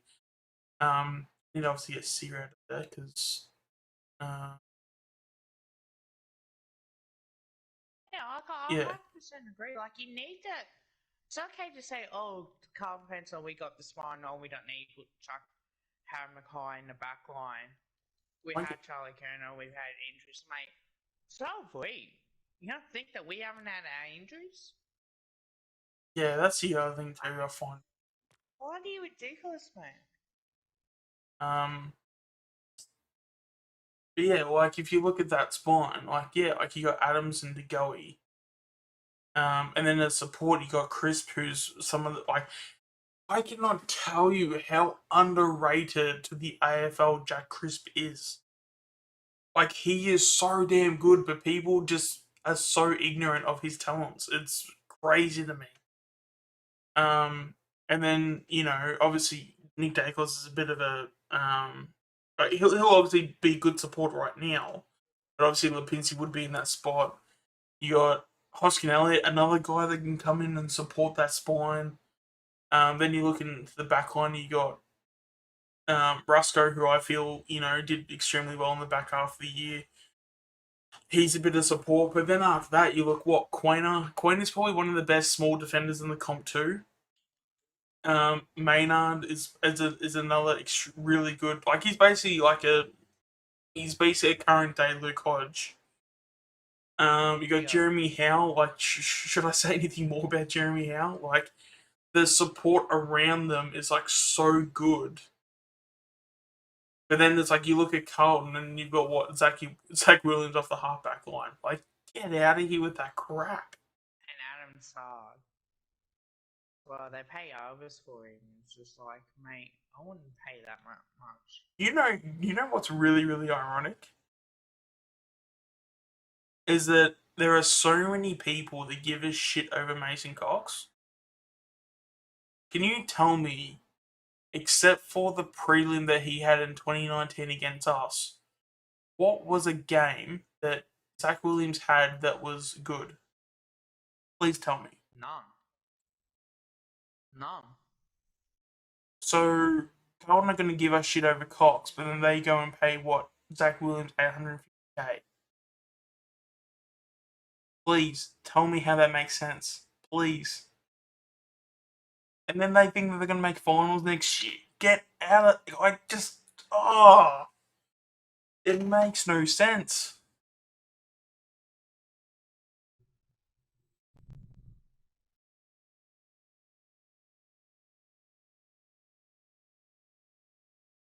Alright, guys, I'm gonna end my stream on here. And that's the thing. I mean, to be fair to Zach Williams, he is a good player, but he's not a play. But he's not a player where you pay him 850k. No. He's a halfback flanker. I think everyone knows that for a fact. Wow, that's actually a really good opinion, actually, Mum. He said pick six is Lipinski is probably worth a pick six and not Chera. He's probably not right because maybe Lipinski's a little bit. It would be a bit of a stretch to say that it'd be to say that Lipinski's worth a pick six, but he's kind of in the ballpark though. He really is in that ballpark. Very much. Alright, guys, I'll be back. I'm just gonna have a shower. Oh, man. Yeah, I might have to watch Blue Abroad's video on Collingwood because they just. It's like, and that's the thing. Like you even talk to these guys on Twitter and all that stuff. Like I've got a dude that keeps replying to some of my messages, and he just keeps giving me the crying, laughing emoji. And that's like, dude, I could say this. I could say the same thing to you. Like, what is life right now? Like, if you think that Collingwood are in a worse spot than Carlton, especially right now, and then with the draft coming up, I don't know what to tell you, mate. I really don't. Because if you think that Carlton are a better side than Collingwood, I can't take you seriously. I really can't. Yeah. Like the amount of shit that we have been through the last 12 months have sit through literally every part of the Collingwood Football Club. Every part. And then the other thing is like, oh yeah, you guys finished 17th. Like, are you kidding me? You've been 17th the last 20 years. Shut the hell up. Yeah, let's see. Like how many times have you won? How many times have they won the wooden spoon in the last 20 years? And then they want to, somehow be all holier than thou, and that they're gonna make finals next year. Oh. Suck my dick, Carlton. You think you're that great, your name. Like, Carlton have been irrelevant for the last 20 years. We have 1 year that we finished 17th. 1 year, and apparently we're equivalent to Carlton now. Oh, man. And that's the thing. This this isn't even me being biased. Like, this is, if you look at the facts, like Carlton haven't been near any decent finals runs in about 20 years. I think they made they made the grand final in '99, didn't they? Something like that. Yeah. But ever since then, they haven't touched anything in the last 20 years. And then they want to come in and actually, no, brings up another good point with the Moldhouse thing. I had a back and forth conversation with someone, and apparently, you can't make this shit up. Apparently, they thought that Moldhouse screwed over Carlton. Nah.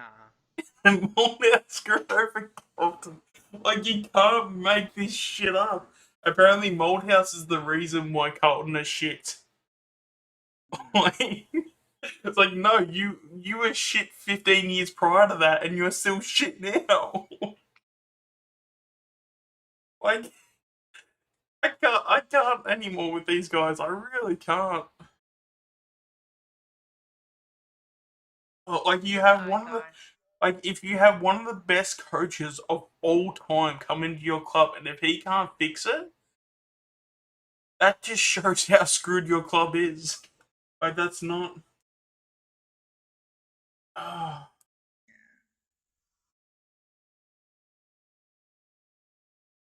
Yeah, and then obviously we didn't treat him much better on the way out too. But like, oh man, some of these people they just don't. Yeah. And that's the thing too. Like with and that's the thing. I mean, someone can play devil's advocate and say that Fly could be in the same bracket. But are you really going to tell me that a coach coming in that's been chewing at the bit for a while now, that's been under the coaches of Moldhouse, Hardwick, and Clarkson, you're really going to tell me that, and the fact that he was there when they were in their prime, taking notes and everything, you don't think he's going to be a good coach? Like the fact that he was sitting there taking notes, like literally listing every detail as they were about to enter dynasty after dynasty after dynasty. You don't think he was sitting there taking notes in and getting all the best parts out of all those coaches and then having his own flavour on it?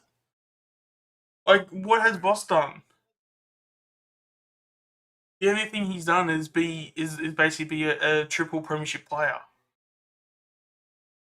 And And he yet went to and, and Brisbane. yet and yet McRae was in the same side with him.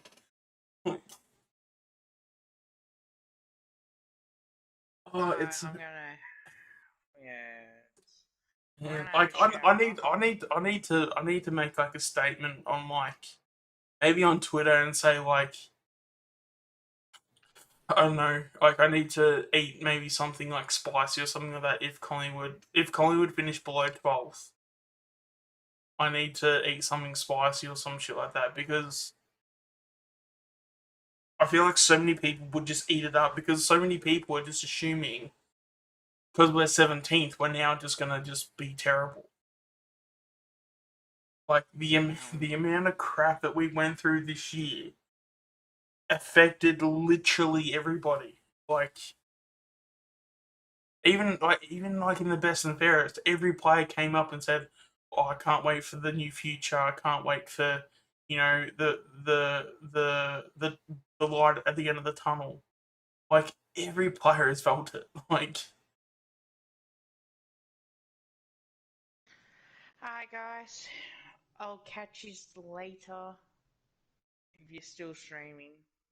I How reckon I'll long you probably. gonna go for? Oh, I mean, don't. I mean, the capture card's been pretty good. It's sort of it's like lukewarm at the moment, so it hasn't been blowing up. Ever since I put it down to 1080p, it's been pretty good. So I think I should be alright when it comes to streaming. I'll come back on after a shower or something. I'll check up on the stream, make sure everyone behaves themselves. Yeah, but yeah, like Alright. even with Num going at it too, like I mean, completely wrong. Like, and that's the thing. Like I'm more than open to the fact of like we could be bottom six, bottom four, things like that. But we just have too many too many people at the club that are just not going to let that happen. Like Fly's going to coach his ass off. You've got the coaching panel who, and I stand by the word. The coaching panel that we have is elite. There is no, I don't think there's any bad coaches. The only thing I can maybe think of is maybe Ash Close. Yeah. But even with him, he's a young developing coach that's trying to make his way. That has already coached a couple of years as well. Anyway, you've got Lepage and Bolton who are just like amazing at what they do. You've got Fraser. Like, how good of an appointment is Josh Fraser? You got Mabel Jetta to then, hopefully can develop all the, Aboriginal kids coming through. Like, it's just not even close to, like, I know, pretty much. Before I get yelled at, I'm gonna have a shower and anyway, that was a little bit of a rant, but, oh, it's needed. yeah, for sure.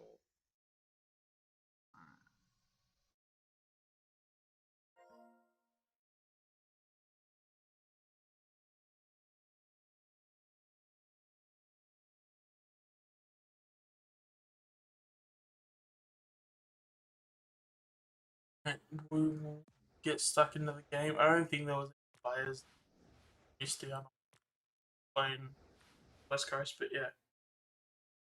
Hopefully, everyone that's in the stream at the moment has liked everything that's happened so far. That rant went on a fair bit, I gotta say. But yeah.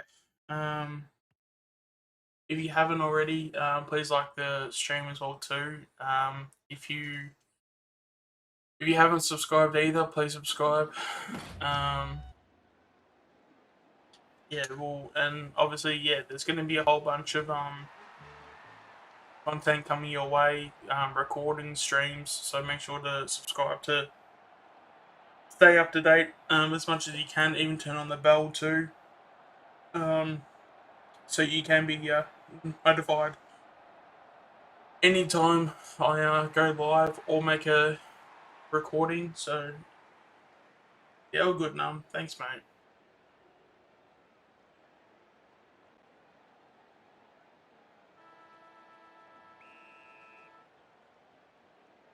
But no, I'm so ready for next season. It's like not even funny. I'm just so ready to give out so much smoke. It's ridiculous.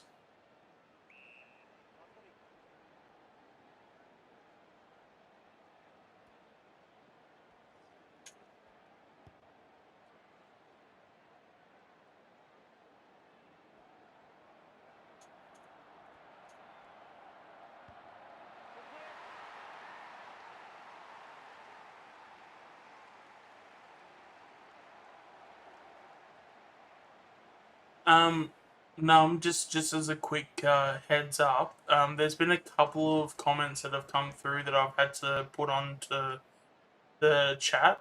So I think it's probably pulling you up because of a little bit of the swearing. So just to let you know, I'm also happy to accept all those. Geez, so I'm happy to accept all those comments. It's just that if you, unfortunately, because of YouTube, if you tone down the swearing in your comments, you can at least makes it less work for me to always like accept the comment every now and then. So, but you definitely haven't said anything wrong there. That's for sure. No problem, mate. It's all good. Just thought I'd give you the heads up. That's all. But you definitely haven't said anything wrong. It's just that because of the uh, YouTube system in itself, it basically holds the comment for me to review it. So, um, geez, AJ had some speed there. But yeah, if you just yeah, I mean that's it. I'm fine with it. But YouTube, it likes to hold the comment if you swear too much. So, but no, mate, you definitely all good from my end. That's fine. Yeah, definitely go Pies. Like as I said, I cannot wait for next season. Just the amount of doubters that we're gonna have that we're gonna also prove wrong too. Like,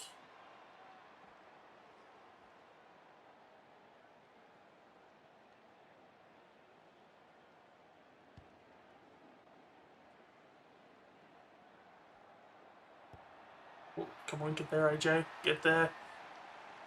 Oh, dropped.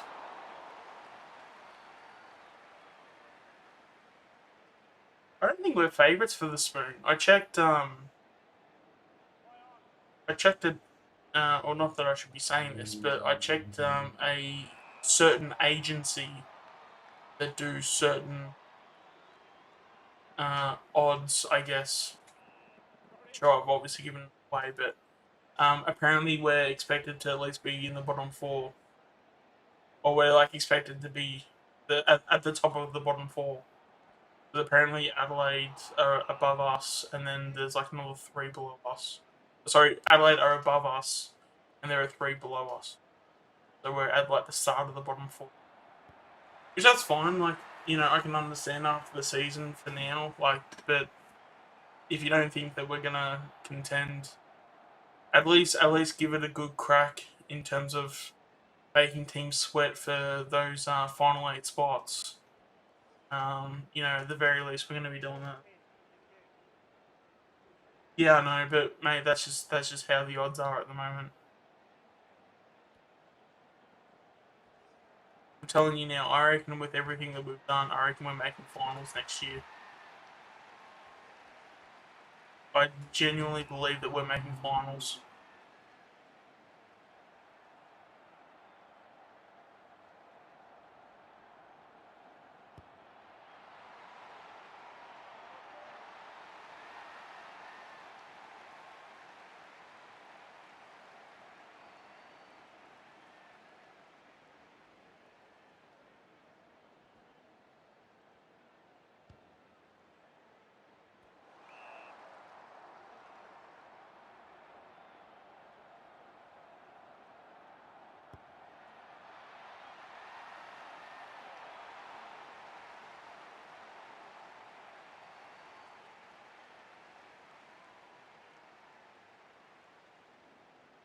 I can always basically already hear all the comments that are going to be coming my way too. Of just like when it happens, like, oh yeah, it was obviously going to happen anyway. Um,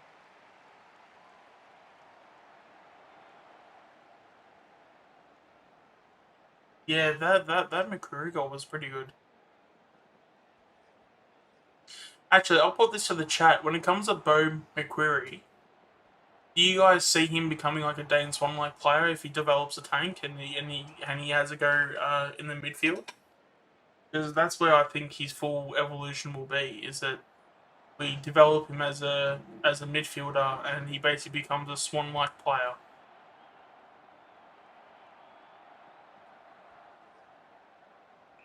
Because I've been saying for a while now that Bo Bo and Alter will be the next Swan and Pendles.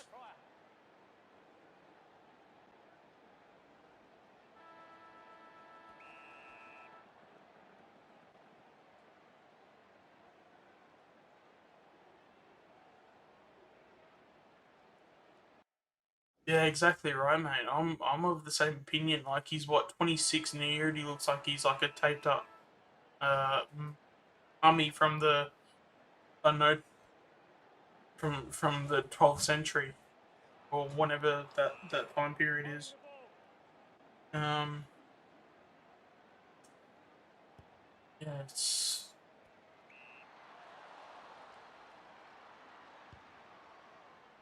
as I said. I reckon I'd be shocked if Cripps goes to 30 with the way he looks at the moment. Walters? No, I didn't say Walters. No, I wouldn't be surprised if Cripps doesn't play past 30.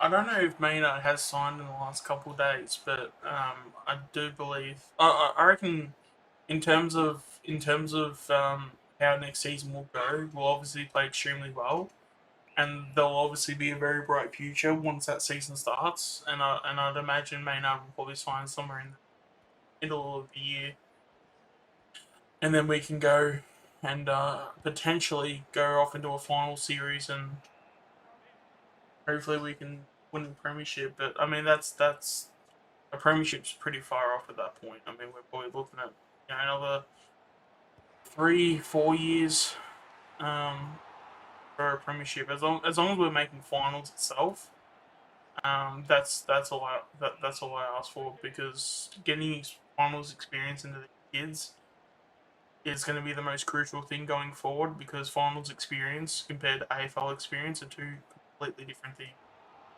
And once you get that experience at an AFL level in terms of a finals campaign, it just bodes so much well for your future.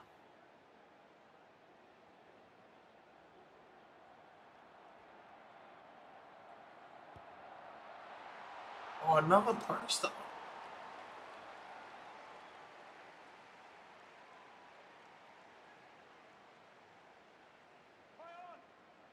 Like, I can genuinely see a premiership coming in about 3 or 4 years.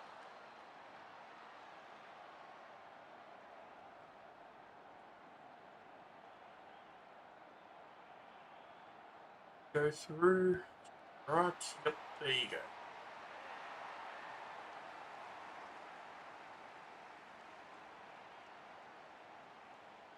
I mean, like, that's probably the popular opinion right now because I've just won a premiership. I don't know. I feel like once we win our premiership, they'll probably look at how we drafted players and how we did it so much more better.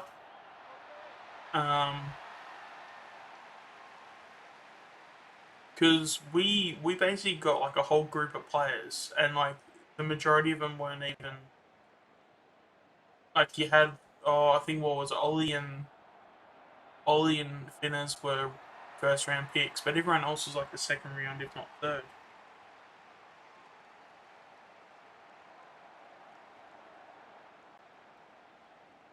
Yeah, I definitely can believe that. In fact, actually, no, I might actually make you mod. Actually, now that I've thought about it, because obviously I know Kev made you mod, so I might when the next quarter time or whatever it is or halftime break happens, I'll make you mod because yeah, you've obviously supported myself and Kev pretty well, so I'll make you mod the second I get the chance.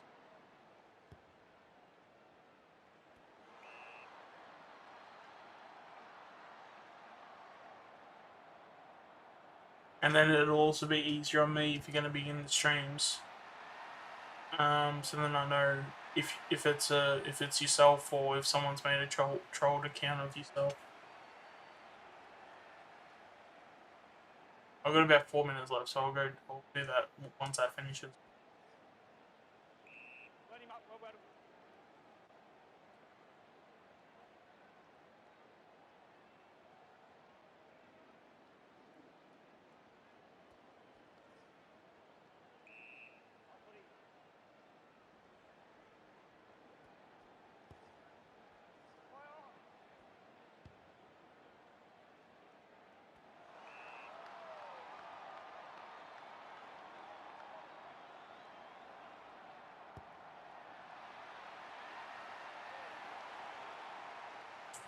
Yeah, and I mean, kind of rightfully so, to be honest. Chalor was a fantastic player, and I mean, we did sort of treat him pretty badly on the way out. I'm happy to give the tick of approval for that was genuine, a genuine point to point out, I guess. But yeah, no, it sucked when he had to go because he shouldn't have left. And we could have definitely avoided it if Eddie could have kept his fanboyism to himself.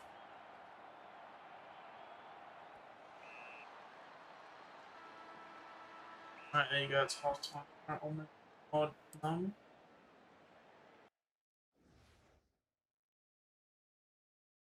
Right, you're now a mod.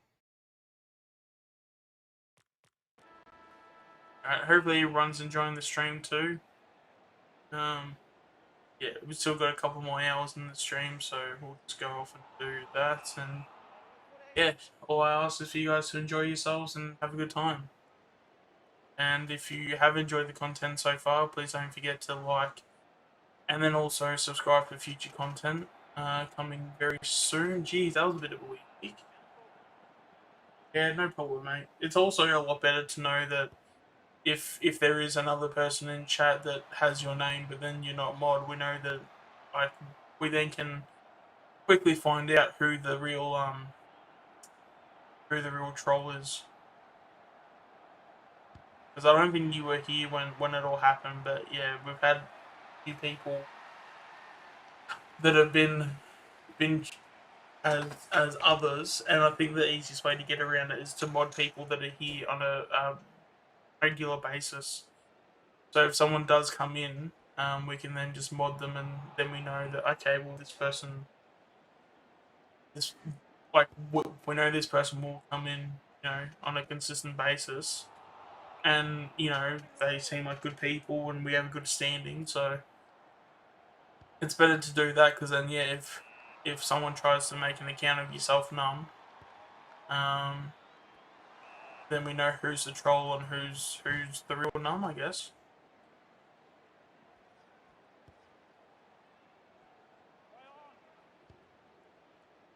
Okay.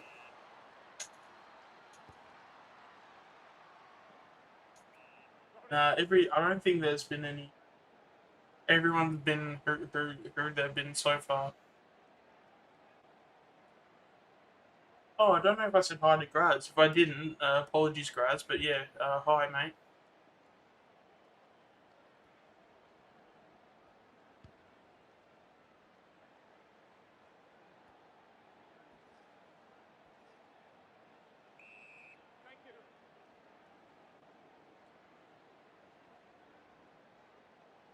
Well, that's the thing, mate. I mean, if you're going to be giving Zach Williams 850k, where is the other money going? Like, how can you justify giving Zach Williams 850k, but then, I mean, how much is Walsh on? Is Walsh on about 800k? Because you wouldn't want Walsh to be on less money than freaking Zach Williams.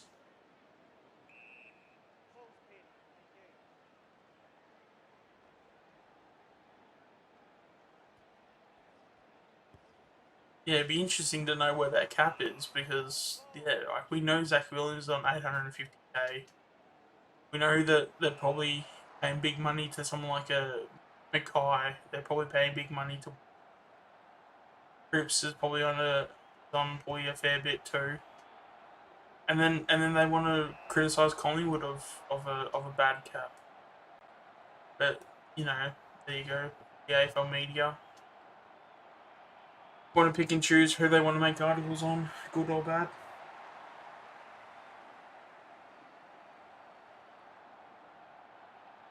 Really, they gave Cripps 950.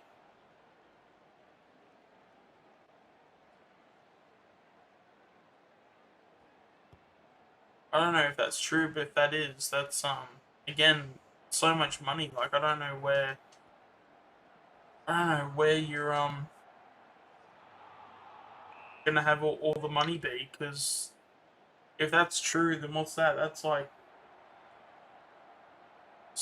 what, 1.7 mil. So you give 1.7 mil to two players, and one of them is, definitely not even in your top half in terms of best players. So, and then Carlton reckon they're gonna play finals. Yeah, that's a good joke.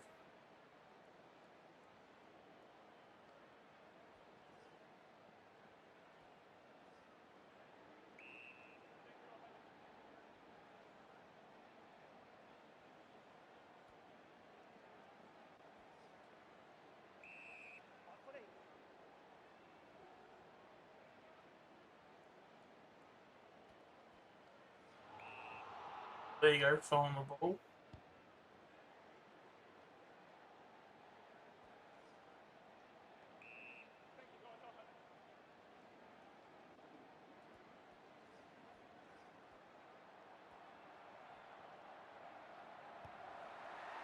There we go, Grundy for a goal.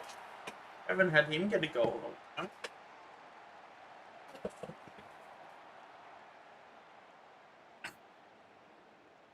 You know you're doing well if Grundy's popping up for a goal.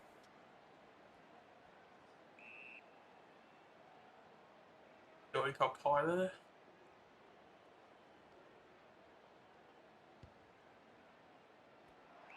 Yes.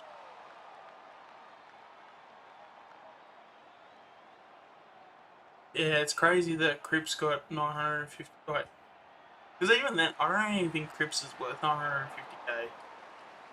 Especially with just how they've traded him. I mean, he's starting to. I don't know if this is a popular or unpopular. Probably more unpopular than anything else. But I reckon Cripps is going to be on the down. Like, I mean, I don't think we've seen his best game, but I just unless if Colton like fully like dive in and actually support this bloke, like I can't see him I can't see him playing footy at 30. And it will turn out exactly how would with Chris Judd. Because Chris Judd retired at 29, I believe.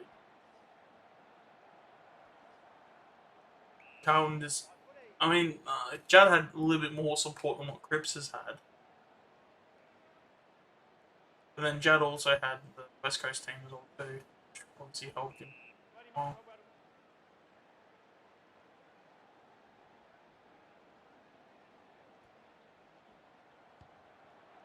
Well, I just don't know how you can look at the Carlton side and go, yep, that's the side we can take forward. Like, there's just so many holes.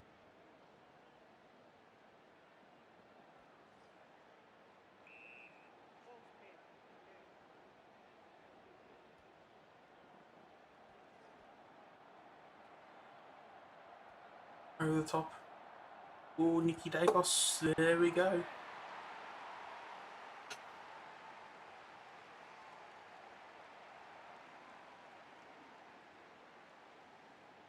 Appreciate all the people in chat at the moment.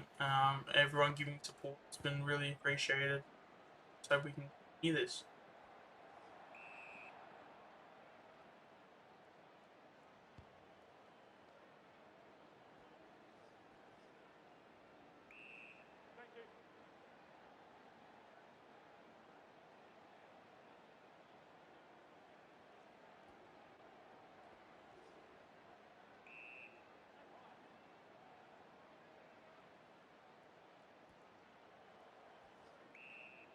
Oh, come on.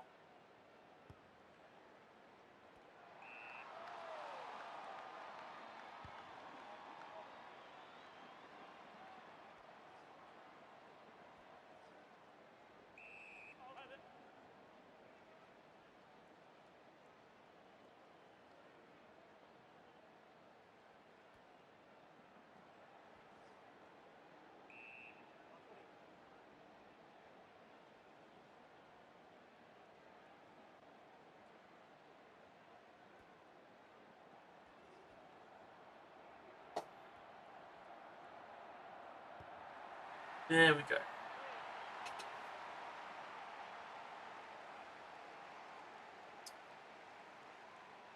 Nah, it's all good, mate. If you had something to do, you had something to do. Everybody has a life here, so you had to do something. I'm sure it was important.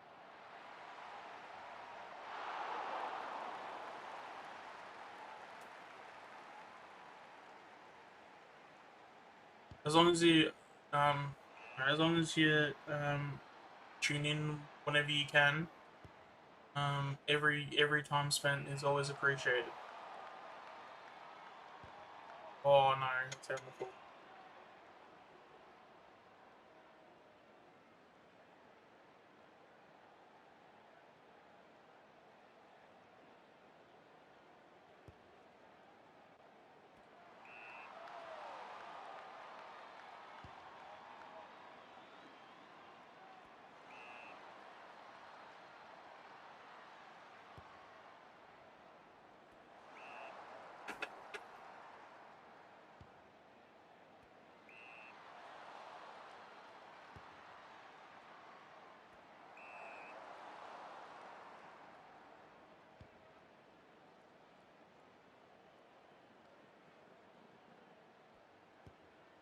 Ooh, this is gonna work out.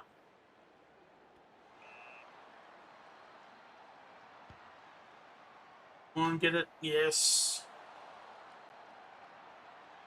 That's. See if we... This looks okay. This looks okay. This looks great. Jeez. Yeah.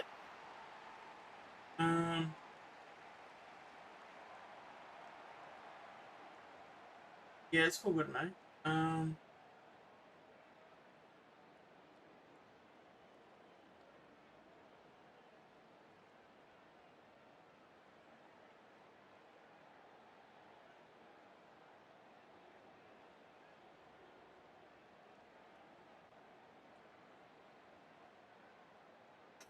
Yeah, it's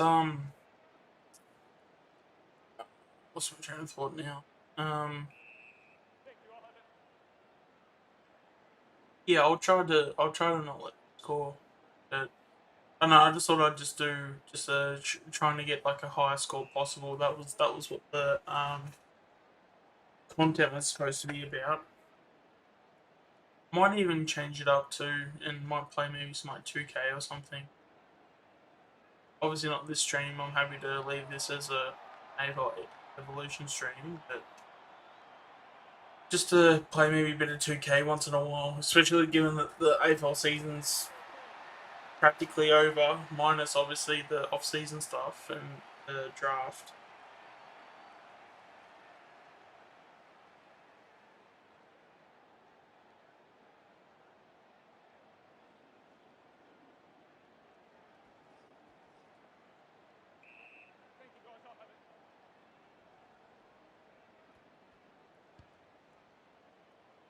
Elliott's one out with Dacos. Oh, can he get there? Oh, what a pass! Riga.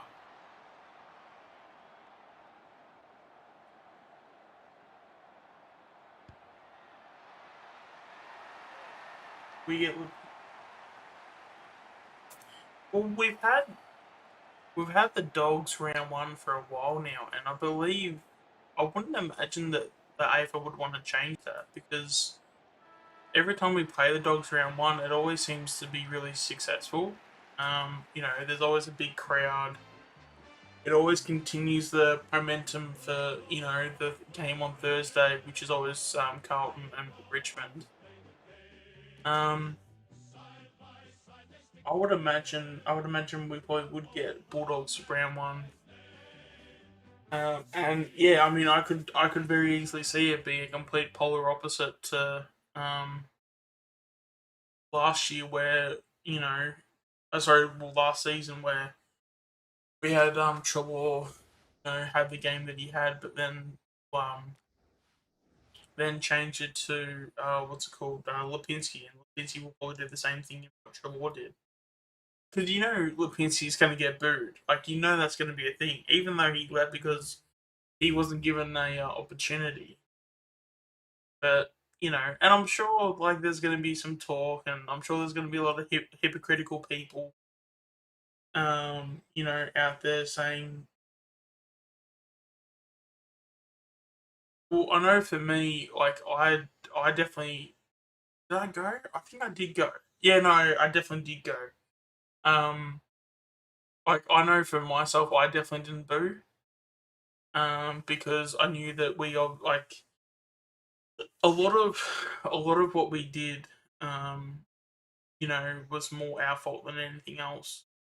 And the fact that the whole beam situation, obviously made it to where um we then had to then get rid of said players. Um, I'm trying to.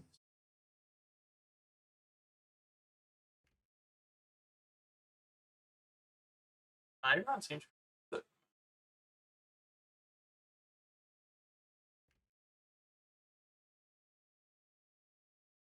I might maybe take it and put Ollie.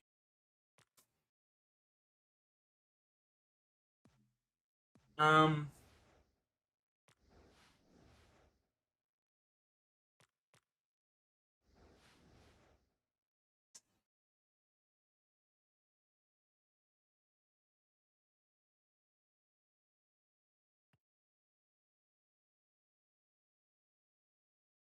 Stengel hasn't signed officially yet to Geelong, but it's one of those things where it's not confirmed, but it's pretty much going to get done. Um, I don't know if he's related to Eddie, but because Eddie Betts is the forward coach, I believe that's the one of the main reasons why he's going over to Geelong. And I mean, if that's the case, all the best to him. Obviously, would have loved him to come to Collingwood, but you can't win all of them.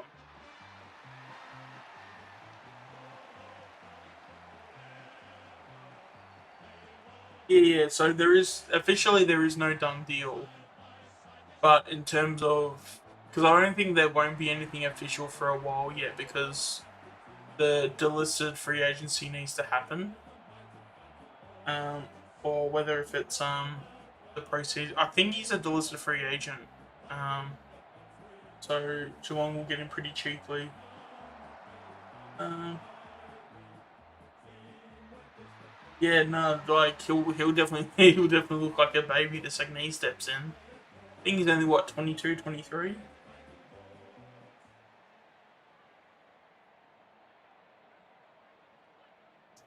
Yeah, apparently the reports with Stevens was that he was going to if he was going to go to a club, he was going to come to us. Um, but because there was other guys like Hewitt, Dawson, all those players ended up leaving, it freed up a lot of the cap. So with that, then obviously left a lot of room for someone like a Stevens to sign. So.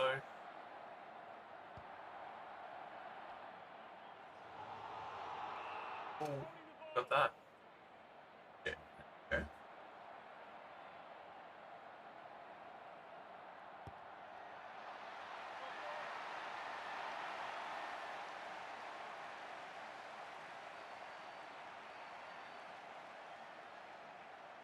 Yeah, so Stevens would have gone because there would have been a salary cap squeeze. Because the amount of money that all those guys would have been on would have put them over the cap. So, because I think as well too with Franklin, like his contract is pretty big at the moment. So it's that's basically where Sydney are at, where they've got to kind of look after their salary cap because you've got a lot of guys that are paid a fair bit of money, um, and they're not necessarily, with someone like Franklin. I mean, Franklin's a fantastic player, but right now you wouldn't want to pay him what he's currently earning right now. I think I could be wrong, but I think he was earning something like because I think his deal was back ended too. So I think someone was saying he was earning like 1.3 mil, which is just way too much. Because I think his last couple of years were back ended. But I could be wrong on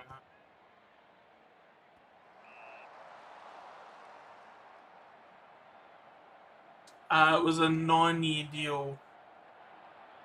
What was it? Was a 9-year deal over 10 years. What the original.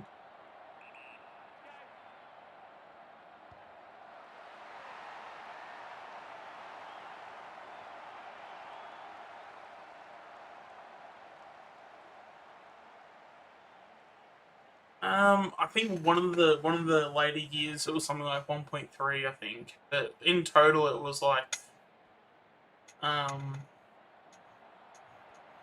in total it was something along the lines of like yeah, I think it was 9 years over 10 mil. So whatever that averages out to be, that's how much he got paid. But a lot of clubs they won't pay them, the straight average every year. Sometimes a club will pay a certain player more at the start or more towards the end. So it just depends on which way they went about it. But I think they back ended it, so he would have got paid less early and he would have got paid more late. I believe that's how they did it, which it's very common for clubs to do that.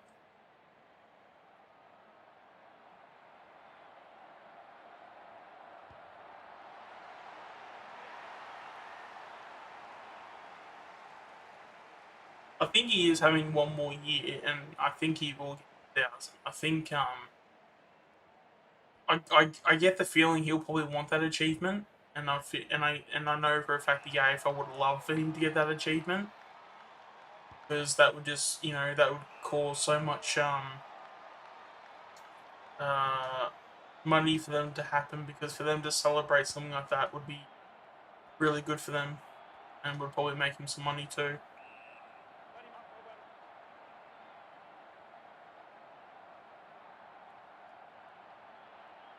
Yeah, well, I know Graham Ryan was at Hawthorn for a while. I definitely know he was the one that gave us pick 65 for flip. I know that. But no, Graham Wright, as we know, he's very good at what he does.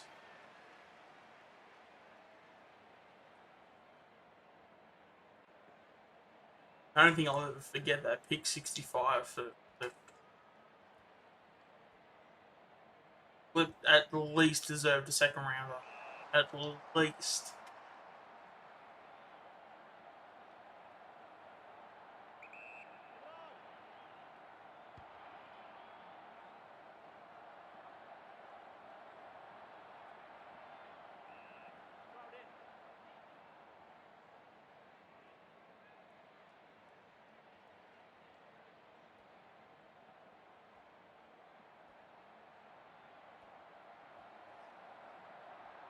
For him. Get it out of there. Good.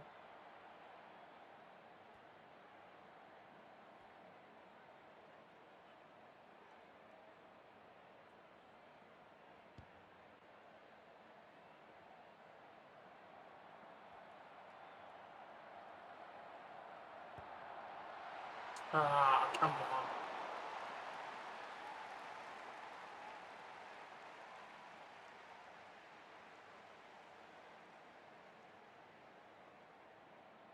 Yeah, I reckon Clarkson is a good coach.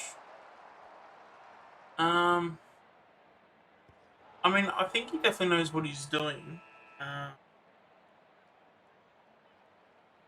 I think it just makes it hard. Like it's hard for him to look like a good coach at the moment because well, not now because he's obviously not coaching now, but like in those last few years when he was actually, um, taking Hawthorn through like a rebuild, it's always hard to look like a good coach when you are going through that because you just don't. If you're rebuilding, you don't have the personnel to do what you really want to do.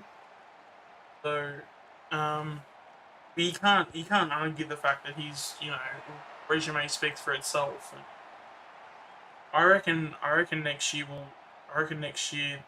the Gold Coast Suns will sack Stuart Dew, and I reckon that they'll go get Clarkson.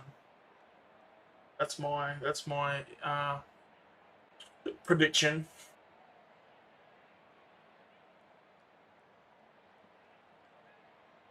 Yeah, but that's when they that's when they started like a rebuild. There's no point holding on to older players if they're just going to retire and you're not going to get anything for them. It's better to either move them on or to get them to retire and then go and draft kids that are going to replace them. Because you've also got to think as well too that they've won the three premierships in what was it 13, 14 and 15. Um, so they definitely need respect in terms of what they've done. Um, but I think yeah, it's hard for someone like a Clarkson to. Was that a goal? No. Yeah, I mean I do too, but I think Gold Coast are desperate for someone like a Clarkson. They need someone that's like been there and done that has had a lot of experience. Because I think Clarkson will not only be good as a coach, but he'll be able to set like a good sort of program in. I think that's what Clarkson does really well is that he gets a good program together. So he gets a whole bunch of coaches, and he basically educates his own coaches to where it's basically an equivalent of like getting a certificate in coaching. So um,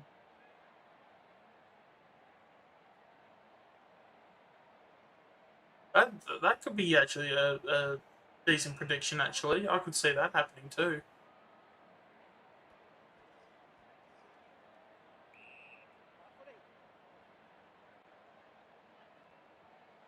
Also, yeah, hi Luke, welcome to the stream.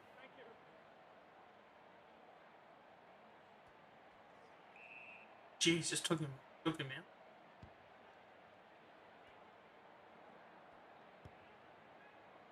Sidey.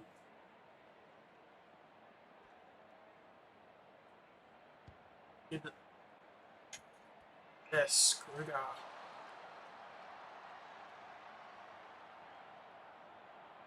Oh no, he's gonna miss this.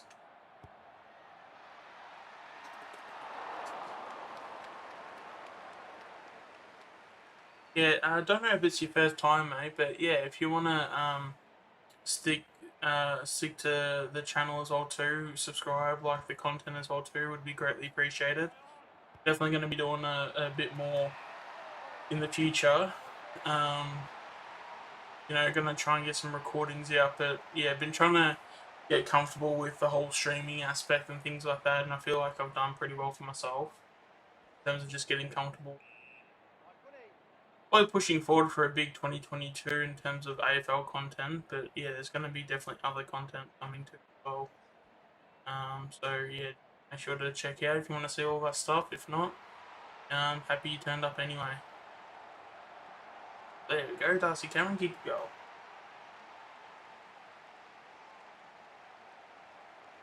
In fact, I might, because I know you've been on Twitter a fair bit and things like that, I might actually make you a mod too, because you probably won't be aware as well. We've had a couple of like trolls come in. So a lot of people will literally have accounts of like people that that would normally come in. So I mean, I'm pretty confident that you're who you say you are, sort of thing. It's just going to be a hell of a lot easier to have you mod so that when it does happen, um, we know who the real person is. All ideas.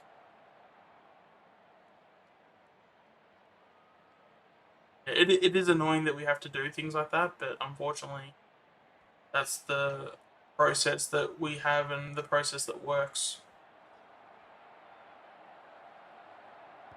Well, Darcy Cameron took a tackle like he's 2 now. Thanks, Bella. Like I feel like I'm starting to get a lot more confident in myself and enjoying the streams and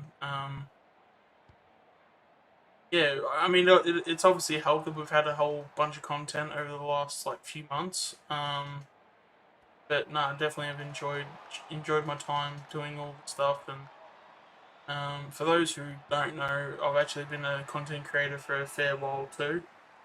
Um, I think I started around. I think next year will be 10 years. I started around 2012. I was basically a YouTuber where I would just make let's plays and stuff, and I dabbled in a bit of AFL and cricket stuff here and there, but would never like fully dive into it. But I think with obviously, as you guys are fully aware of the Collingwood supporters that are around the circles, um, yeah, I just thought why not. So the last couple of months, I've been trying to give it a fair crack, and yeah, I'm just the only thing that the only thoughts I have towards all of this is that I should have done this sooner. So, and the fact that I didn't do it from the start, like, I mean, it's obviously all the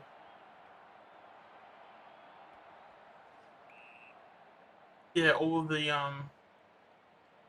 yeah. So when it comes to all this AFL content, I should have done it from the start, but obviously there's no point crying over spilt milk, and I'm here now, and I'm obviously gonna make a difference in the AFL community now. So, um, yeah. So obviously, yeah. If you guys want to stay tuned and um support me on this journey, I guess, so to speak, yeah, it'd be greatly appreciated. Will Buckley coach again? Um, wasn't there? I could be wrong. Wasn't there a rumor that he was gonna sign up as an assistant coach at like Hawthorn?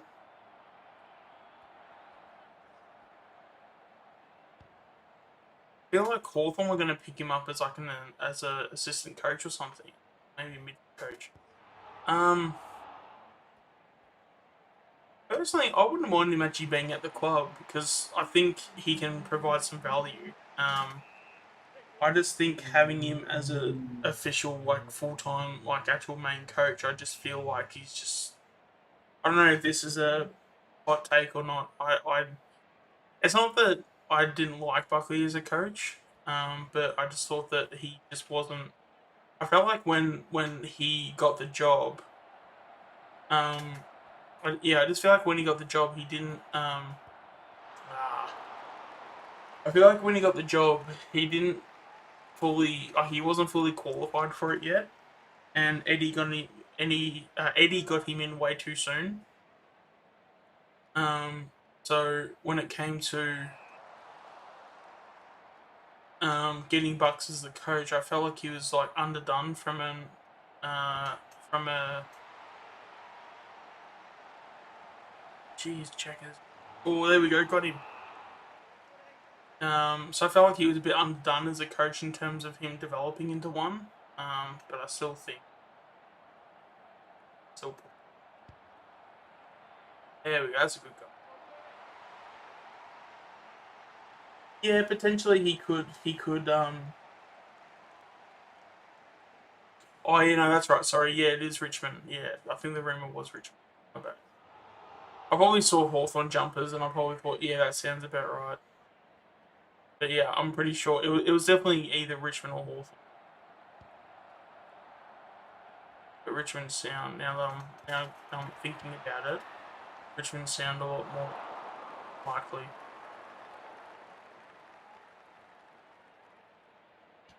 Yeah, well, I know he did a little bit of media before coaching Collingwood, so yeah, again, that wouldn't surprise me either. I think those are the two options for him, at least from what we can see at the moment. Is he'll either be a certain coach in some department that's not the full role, or he'll be a part of the media.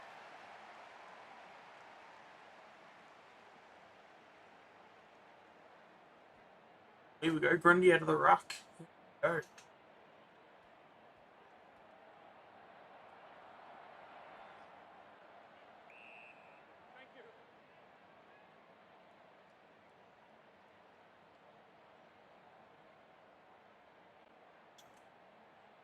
Well, that's the thing. If anyone just goes to Carlton, I mean, the only thing that happens is that your whole entire brand gets tarnished because right now Carlton are a team where they'll back you in for 3 years, and then if you haven't made finals in 3 years, they kick you out. So that's their process at the moment.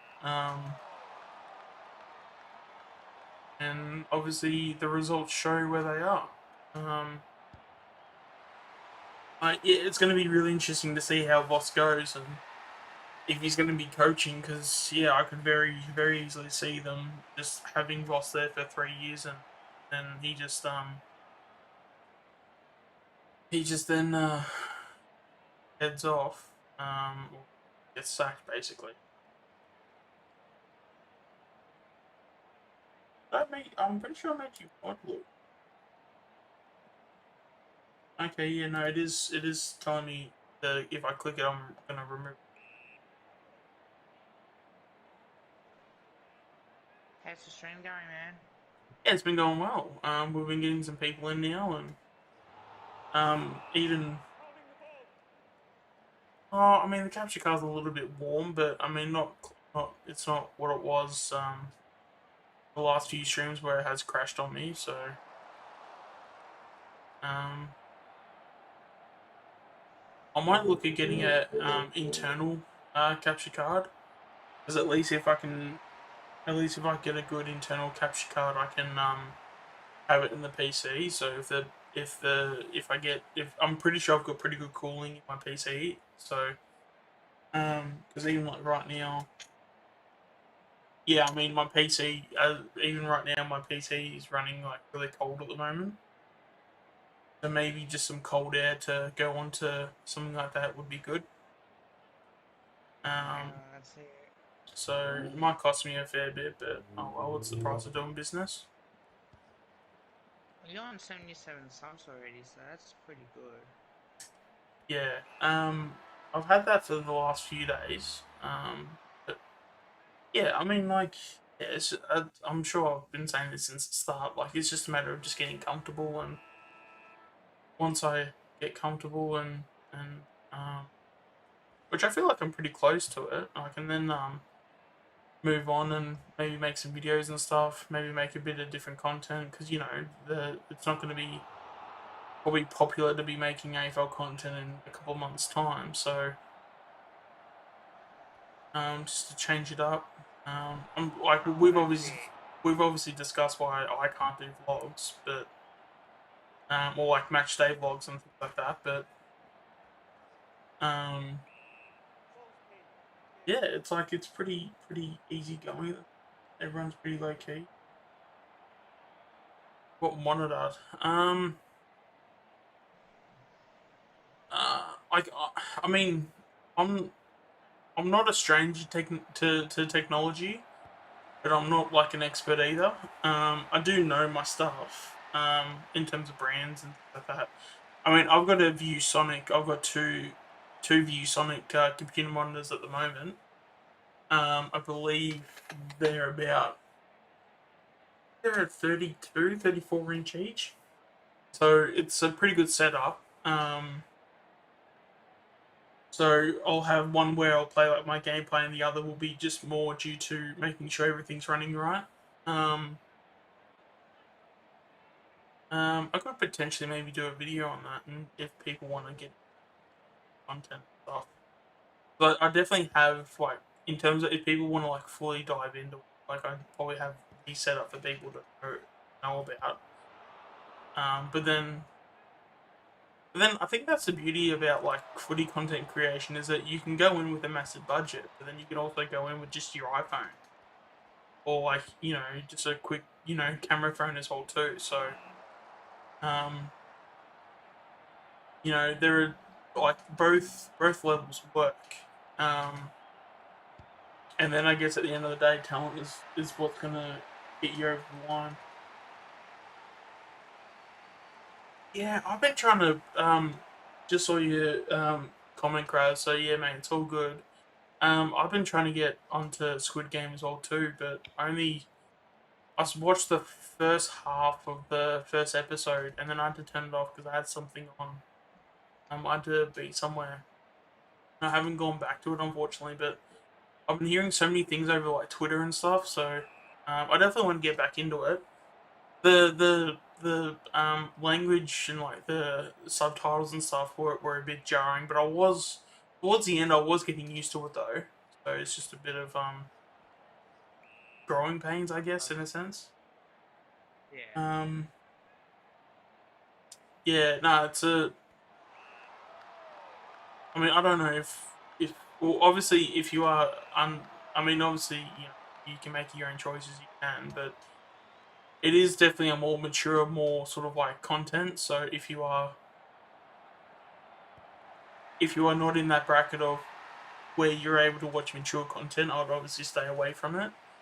But if you are in that bracket where you can have the ability to watch mature content, Okay, yeah, yeah. I definitely. So far, I definitely like it. I just need to obviously follow through with it. But I've only watched halfway. I'm only halfway through like the first episode, so I might just because it's been a while since I last watched it, so I might just rewatch the whole entire episode again because again I didn't get that far into the season itself. So and it does like build up too. So or like it does like build a lot of lore at the start. So might be best to maybe watch that again so it is fresh in my. Okay. Yeah, it's always a exciting time whenever you can get someone from like another country playing. I feel I don't know if you're the same, Kev, but I don't know. There's a bit of um Oh, it's very exciting. yeah, because it's like it makes you very curious because you're like, oh, can this guy make it? How much time has this guy had in terms of playing AFL? Like, because especially the ones that are like completely foreign, you're always like curious to know, um, how they are going to go. Yeah. It's going to fall. Finalised kick one from 50.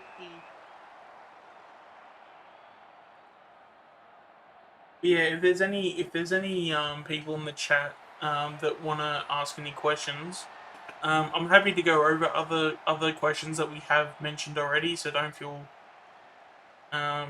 scared to re-ask the same questions, because it's all, at the end of the day, we're only here to have conversations.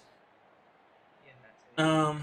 So if you want to even retread over a question we have, I'm happy to talk about uh, Rental and Chug, if you guys want me to. But if somebody has missed that news, but yeah, if not, we'll just keep chilling and keep streaming. I'm streaming on YouTube only for about a bit. Are So, you off yeah, a bit of a break. Twitch now? Yeah, just having a bit of break from that. Yeah, no problem. Alright, I've got you in my background now. Having a bit of break from that. Oh, so what's the rumor about yeah, let's see.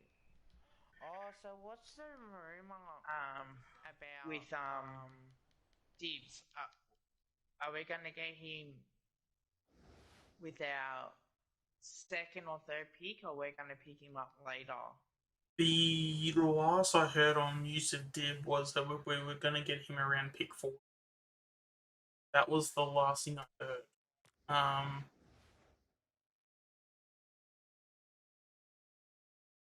Yeah, so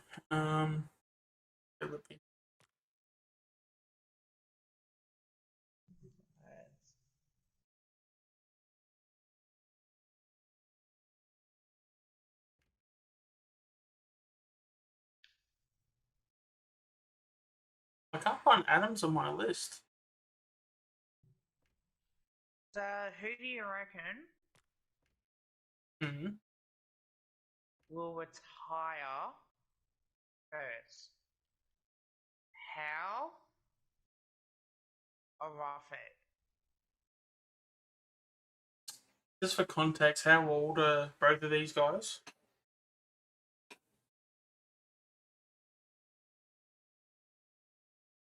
Because Howe's 31 and Ruffett's 30, isn't he? I'll just double check on that. Yeah, I'll look it up.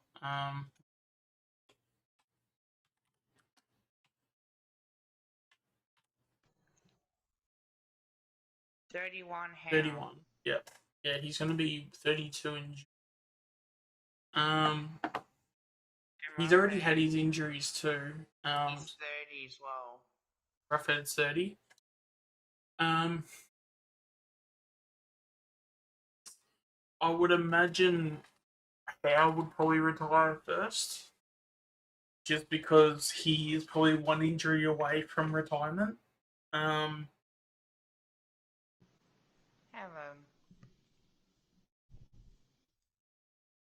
I'm getting 5 people, you're getting 4. Wow. You got 5 as well. Yeah. Because I'm also in your stream as well too. I just have the mute, so it's all good, man. as long as the video's running, you get my I got your stream in my background too, man.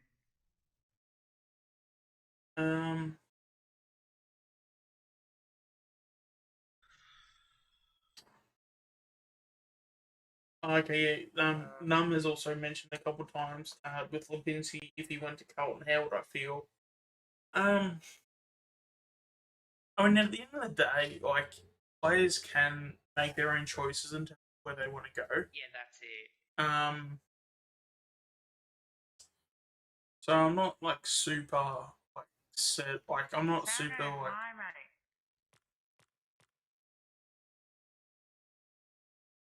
Oh, I'm actually up to 5 now. Yeah, no, all good, mate. No, well, that's the thing, If I don't answer the question, I'm happy for you to resend it. The only thing that would make me upset is if you keep spamming it. That's all. But you've been saying other stuff in between it, so it's all good, mate. But yeah, That's one thing like that incident last night, right? yeah. I was too busy playing a game. I'm concentrating on my game more than concentrating on the chat. Like, if I Mm, see it in chat, I'm not gonna answer like straight away. yeah. So that's Yeah, but I think for me, and maybe this is just me personally, like I don't mind people asking the same question again, especially if I don't answer it. But if it's gonna, like the only issue I would have with it, if people are coming back and they're like spamming the question, that's yeah. what I might have an issue with. Because then it's Whatever your like, mind card is, yeah, Steve. because that's the thing. Like they're gonna, obviously, we go in between, 3 to 6 people in our streams. So that's not in terms of us moving forward. We're probably going to get more in the future, so we're going to have more people. So it's going to be harder to read comments. But as long as we make an effort to read every comment, because that's the thing. Like, we obviously try to read every comment. There are going to be times where we're going to be focused on our game, things like that, all that stuff. Um, so Oh, for there is sure. there is that too. But yeah, I just when it comes to, I guess in a sense, when it does come to, um, yeah, moving forward and stuff, as long as you're not like spamming it and you're being respectful of myself, or I'm assuming it same case with Kev as well too. As long as you're respecting that, like we can make mistakes and respecting that we will get to it eventually. I'm more than happy to give time to um certain people that are wanting If you keep spamming the same stuff, or the like same nice question, then goal it's more than yeah. once, that's what annoys me the most. Like, yeah, Oh, just say it once. like it depends, like because if it's a quiet day and there's not many people in the chat, if they just keep saying nice goal, but it's like every time they say it's when you kick a goal, that's fine. But it's when you say nice goal, but then you keep copying and pasting the same thing over and over again. You've got 5, 6 messages saying nice goal. That's when I can kind of go, okay, well that's a bit too far. But if it's all as long as the comments are on topic, they're not straying to something completely different, and they're not being spammed, I've got no issues. So, and I think I've got my team ready to go. I just want Yeah, to make I do agree. None plays on that as well. That did happen yesterday on my stream. The amount of fake accounts being made of her. Um, I feel for her because you know, as much as it's also a low blow because she's been a very good supporter of you too. So yeah, there's the there's the opportunity, I guess, to make it awkward between you guys in terms of making what you guys have more serious when all you guys are friends, basically. So yeah, I mean that can obviously be frustrating because at the end of the day, trolls are gonna troll. Um, we just got to make sure that we have the right things in place to, give out the right sort of punishments when needed. And yeah, I can imagine. Um, yeah, I can imagine oh yeah, with all that happening, 100%. it's And obviously frustrating for you guys. But yeah, that's unfortunately. Yeah, it just sucks that we have to cater for people like that too. Like, um, and for the people that don't know me outside of YouTube, I am like, I do like to have a bit of fun with my mates, and I shit stir them because I love them like family. Like it's that easy. Like my friends are gonna, if they go on my stream and start making fake accounts or something, they do it just to try and stir me up. And that I'm used to because it's funny when they do that to me. it's just to get my reaction. Like that's what I'm good for. Yeah. But then you Num. get people that I work with. Well, one person in particular gets offended by everything I said. Like, mate, I say it as a joke. I might hug people. I might say I love you, mate, and all that. But that's because I do love people. Like I think of them as mates. Like you're always going to be there for your mates no matter what. Like you're going to be friends with them. Yeah, no. And if you Obviously, know them, context is everything. yeah, Yeah, I do want to get on to Num's comment as well too, because it seems like he's a bit confused on why Gold Coast are only going into the draft with pick 3. Um, Basically with Gold Coast, and this is why Green Wright capitalised on the situation within itself. Gold Coast only have, you know, a very very little spots on their list. g'day, mate. So they're only able to probably only draft one other person. So with that being said, How instead you of been? sorry, Oh, sorry, I got yeah. someone in the chat. So with someone that, so with Gold Coast, they basically had to trade out all of their picks, and basically get picks for next year because they just don't have enough list spots, and I think they've only got enough spots for only one other player. So Graham Wright obviously took advantage of that, and we obviously got all the picks that we got, as we traded out all of our future picks. But So why is one else tied with Brisbane then? what's that? Sorry. Is it because one of our future third picks is tied with Brisbane? Yeah. So that was. I'm assuming you're talking about the Lynch deal, yeah. Yeah.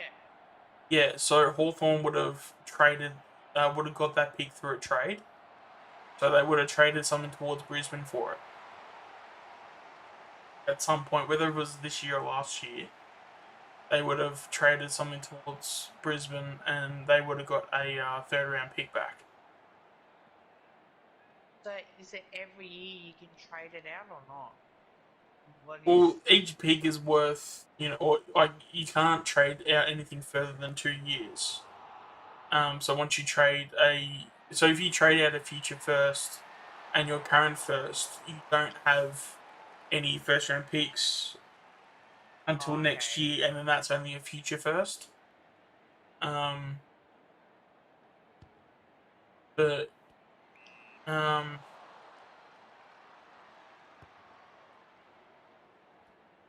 Yeah, like it's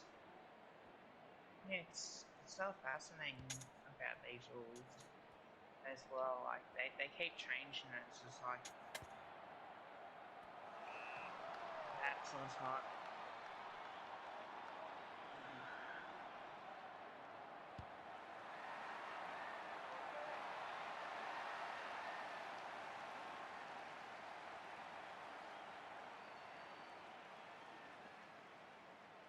well, that's the thing too, because we have a lot of guys under contract next year. We probably can also trade out some players to also get like a second round pick too. Because there's always going to be someone that's not going to be happy with opportunity. That just happens every year. Um, so for example, say someone like a Nathan Murphy wants out, and we go, yep, okay, cool, all right, well we'll trade you out for a second round pick, and probably shouldn't maybe have said a player's name, but like, but like say someone that may not be getting a lot of opportunity to where they probably should. If they're not happy, then we can go, okay, well, it's unfortunate, but that's just what has to happen. Um, and then as long as you have a good standing with the player, I feel like you can get a bit of value. So if that means, because I mean, we've also got two future thirds as well. So if we get say like Murphy, And that's the thing. I mean, we could even package, as a few players up. So, we could get say 2 or 3 players, and get maybe a say two future seconds or something. So it's not the end of the world when it comes to things like that. So,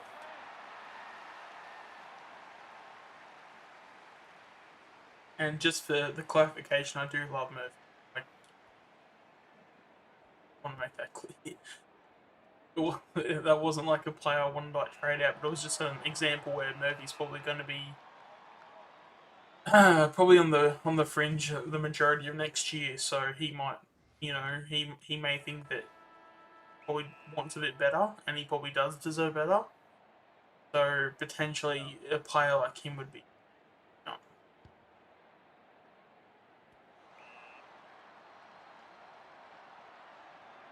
Yeah, guys, and that's another fake account. Oh, is there another fake account in your stream? I timed it out, but I might just hide it.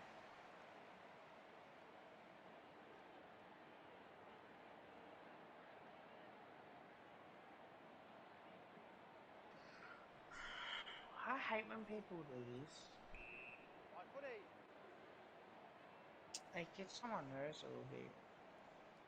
But I think that's why because they're looking for a reaction, bit of attention, because they can't get it anywhere else.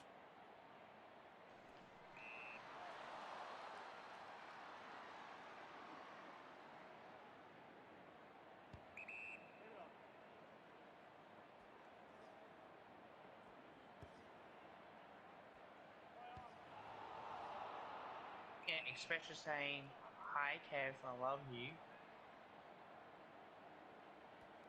Do that with a lure account. The fake fella calling the Magpies account.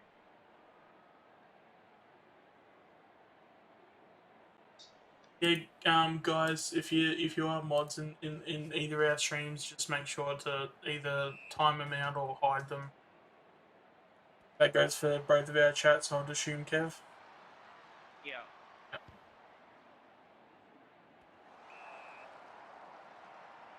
Because I haven't, in touch wood, I haven't had anyone out of my streams yet. I'm in your stream at the moment while I'm playing this, so because I had no one else to do it, I thought, nah, I'll do it myself. Yeah.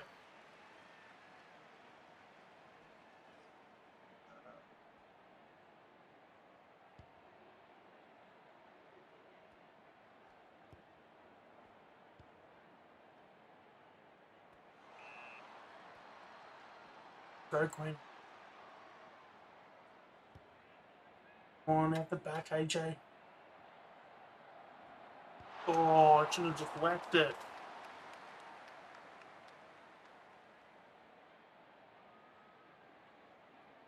Yeah, after we had the conversation on, was it my stream or before stream yesterday?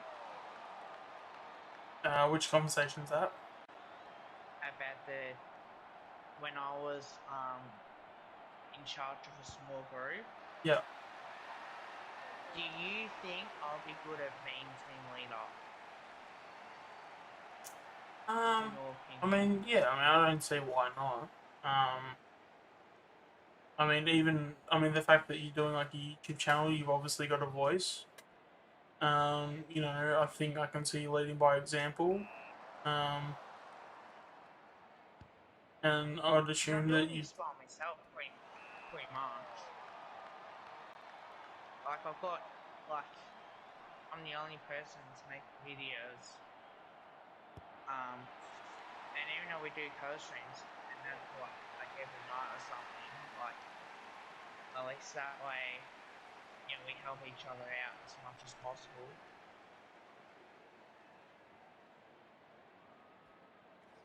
To answer your question on place, we got Graham right because he can handle the Transactions. He's very good at handling the trade period for us, and he does a very good job when he does.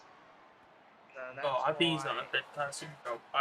I mean, to turn to basically turn us around in practically 12 months, I think has been like honestly, like it's been such a good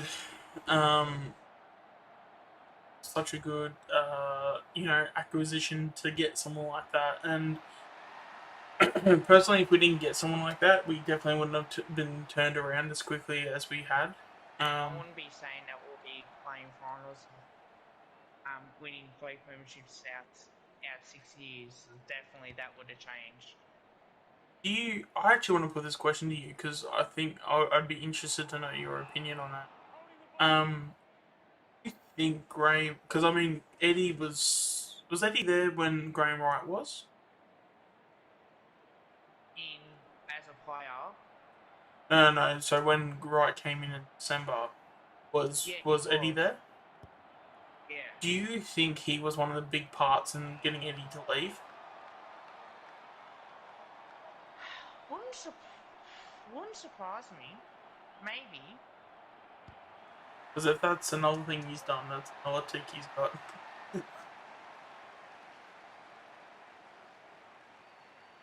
The board didn't want him to leave, so whether Graham was part of that, He would have been a part of I the have discussions, no I'd idea. imagine. Yeah. Because I'd imagine for him to come in, the club would have had to like tell him like, mate, like if you come in, you can just do whatever you want to do. Just make sure that whatever you do, like it's just for the benefit of the club. So he would have looked at that and just like, yep, fair enough. And he just would have done his thing because I think as well too the fact that we were potentially going to be where we were. I think that was probably one of the reasons why he probably stepped into, because he probably didn't want to see Collingwood be. This is probably going to be a shot at Carlton, but stuff it. He didn't want us to see us be like what Carlton have been over the last 20 years. Yeah. Um, And that's fair enough comment, because if we were like Carlton for 20 years, you want so many members as well.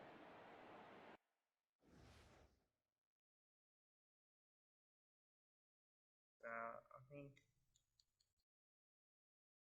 And besides, we were playing finals before Carlton. When we were early 2000s, Carlton didn't make the finals. I know, except for maybe, 2001? Give and take that, I think. well, how many finals have Carlton made in the last 20 years though? Because I know what they made it in 13. They made it, I think, in like 11. Did they make it in 2010? I'm just gonna check that out.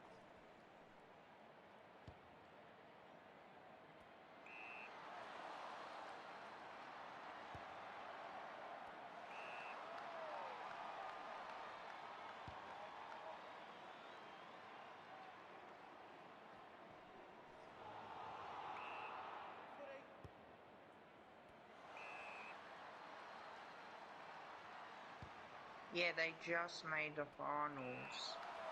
In 2010. Yep. Yeah. Because they did have a little They bit of a run in the late 2000s, I think. But it was only like first round, second round type.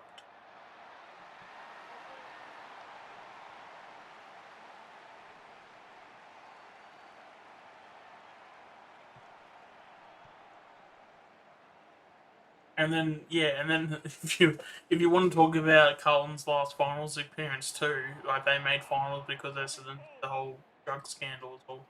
So if Essendon didn't do what Essendon did, or what they potentially got, because that's the other thing they too. lost. There's actually apparently reports where, what's it called? Apparently, like there was reports where they actually never did it in the end. Well, there was only a few players that did it, but it wasn't as bad as what the media or the Asada was saying. But again, that's probably something that's not probably my depth of like knowing. Oh, they knew very well. Oh no, in terms of like the coaching staff and all that stuff, they knew exactly what they were doing. I think it's more. Oh, jeez, I was trying to kick on the other side. It was more like the players. Like I think the players were pretty innocent in terms of.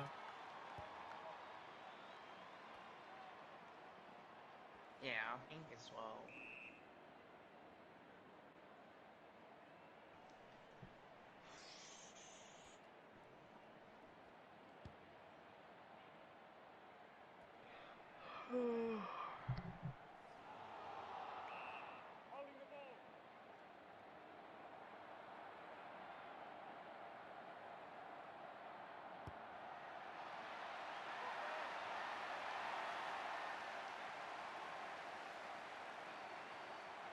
Fuck, there is a jumper clash too, you dickheads.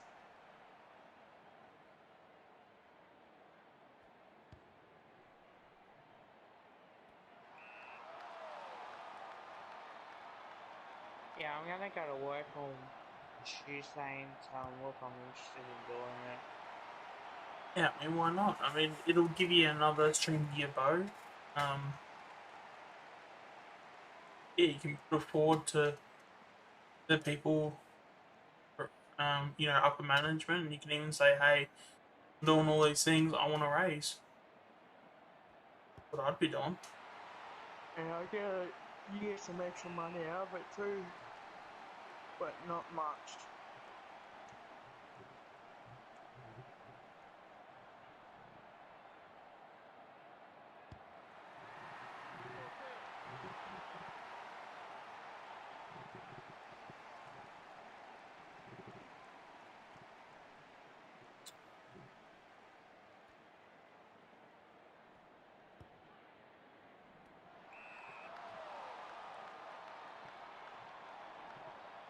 AJ's coming up for another go. Stop that, he says. Let's see what we do. 21 points. I'm on 42 playbacks at the moment. Pretty happy with myself about that.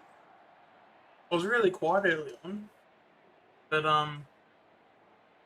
once it got to about 5, I had one. It looks like I had one person come in, and then I think it was about 5:15. Everyone started to trickle in around then. That's even a word. Yeah, I had like 5 or something and like went down. I think the highest I got to, I think, was about 6, but I could be about 5 apparently. According to my stats, it looks 5 or something. But no, it's good.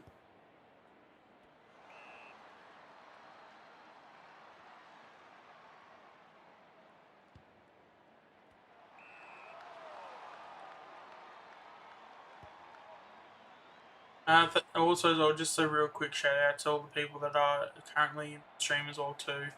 You guys have been really good. God, that could have nearly been a goal. Playback is essentially a view, but it's not like it's the closest thing to a view, but it's like YouTube has to also then confirm it's a view as well. So it could so it's like a potential view basically. Hey Tom, how are you, man? Love y'all. Appreciate you from last night. Oh, I was running in to go about 40 out and a siren went on me. What's the playback? Yeah, playback's essentially a view, but it's because the algorithm has to work itself out and figure out if it was a genuine view or not. It's saying that it's potentially there's 42 playbacks, but it doesn't always mean that there's like 42 views. I think like if people only tune in for like 10 seconds or less, I don't think that counts. I don't think, or it'd be like something like that. Yeah, Tom. I calmed down already. You think Lipinski is worth pick 8?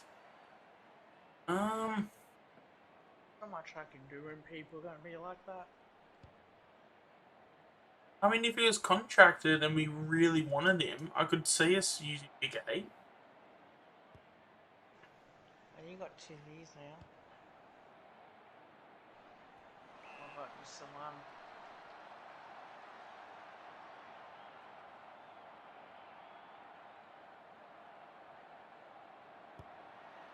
Yeah.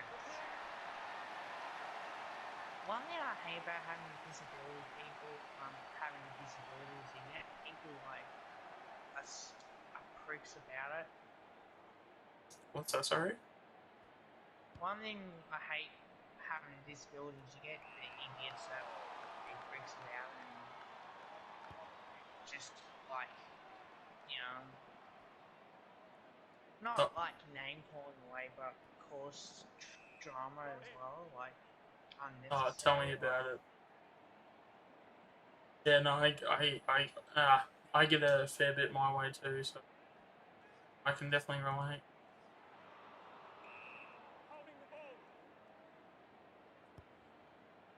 Like people just got to stop hating and actually say, you know what, mate, you're doing well for yourself. You keep up the hard work. That's all I care about. Like I don't let that destroy you anyway, but you just want to make sure that you can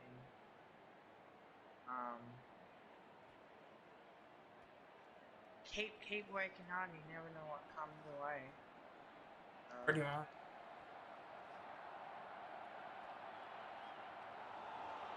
Yeah, on the ball. Oh, damn, I didn't realise this was in my back line.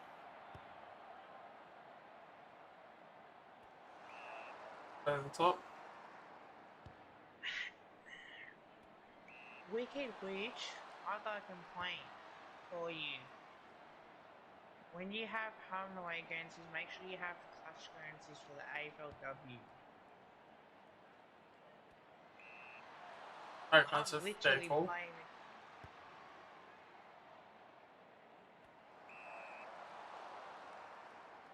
Like, it's the background for the AFLW colours are black, like, you know, like black, white, and red. As it's black and white, all of a sudden, like, there's no clutch currencies on it. Yeah, that's sad, man. I've copped it myself, mate. I really did.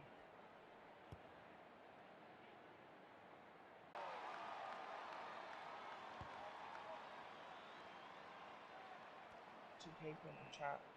If you haven't subscribed to Ultimate Greatness, please subscribe to his channel. He does some wonderful content. Love his work. Sorry, I've just had another having connection. Oh, there you go. It's coming back now. Oh no. Also, don't forget to subscribe to my channel for more content as well.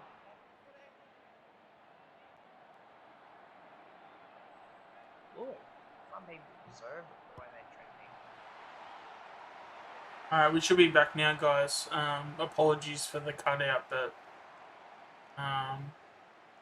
yeah, because it is raining over here too, so connections may be a bit weird for a little bit. I've noticed that if it rains, it makes it worse. I don't know what I said 5 minutes ago, to be honest. I have to refresh me on what the conversation was, Mum, if you want to know. You talked about the playbacks. Yeah, about the bullying part. Oh, wait. Was it the playbacks or was it the other thing? It was about the other thing, about the bullying side of it. The what, sorry? You're talking about like you've had people, you copy your fair share as well. Oh, okay, yeah. No, I know. Yeah, no, it's unfortunately, yeah, it's definitely. I mean, I've mentioned it a fair bit where like I've obviously got a disability himself. And yeah, you do cop it. Like I've had some comments my way that I've heard or heard third party or heard secondhand. Um, you just have to know who are the genuine people and who are the shitheads, basically. Um,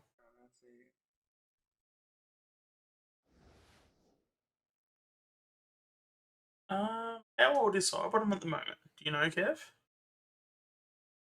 I'll look into it. 36-point win. Fucking love it. Because I'm getting a question from Tom. Will Cyberman get a contract next year, or Yes. will he get or I mean, the other option too is he could retire as well. That could be another option. How old is he? Because if he's at least 32, isn't he? 31 in January. 30. Yeah, Yep. 31 in 31. January. Yep. You would imagine he could go to what 34. Or, I or guess less than I that, guess I probably. guess it'll depend on how he goes as a small forward. Because if Yep. he can play as a small forward and do really well, I feel like you can get another 3 years out of him.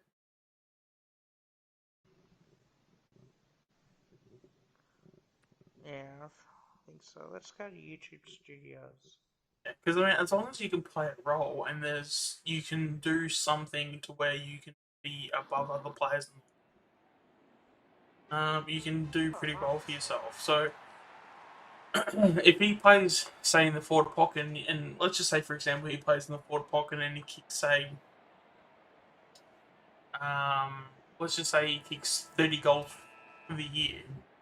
Oh, that's a pretty darn good year, and you'd take 30 goals from a small forward if you were Collingwood. So, or even even like if he can get a goal a game. So let's just say what we play 23 rounds plus a bye. So what? So if he can kick say 22, let's just round it off. Let's just say 24 goals. So he basically averages over a goal a game. That's massive. Yeah, that's it. So, I mean, I'm sure Fly will probably have a role for him. But I think as well, I feel like he's better forward than back because we need that crumbing type. Um, and I feel like Sidebottom's crumbing as a forward. I think it's not his best attribute, but I feel like that's the one that he's probably if he can't play in the midfield, his next attribute is being more of a forward than a defender. So I feel like his ability to crumb the ball and then to find the ball too. And also as well, if he's going to be playing half forward, like he'll definitely be playing he'll definitely be playing some midfield time. It just won't be as much as what he's used to. So it might be 80% forward, 20% midfield. And then yeah, if you have him in the midfield, I mean you got freaking side in the midfield. I mean, like it's a great thing. So yeah, that's it.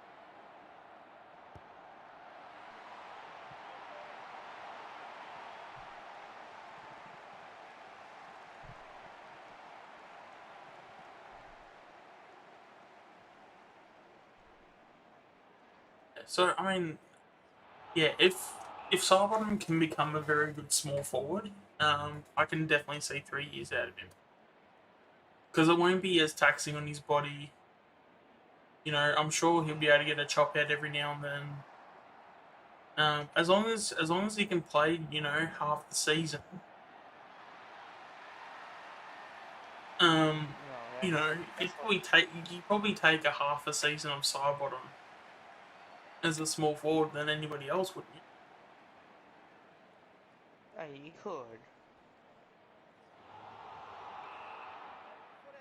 And then you can have like potentially Sidebottom in the pocket, but then have him swap with uh, Inovan, so he gets a bit of experience, but then also Sidey can come in and do his thing. Yeah, that's it. That's what you need. Oh no!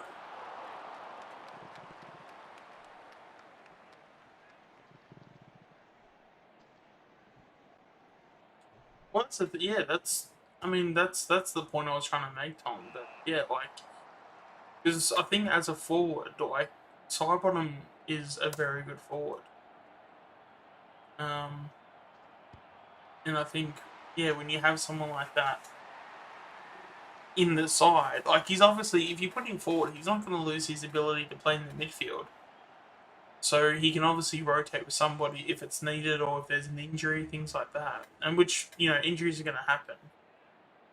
Um, Here we go, speaking of the devil. Let's line up. Oh, we're going to kick this too. Yep. Straight through the middle, no doubts. But yeah, like he's definitely a one where we can definitely get a whole lot of value out of him. And if that means we have to put him in the forward pocket, I mean that's a fantastic thing than else.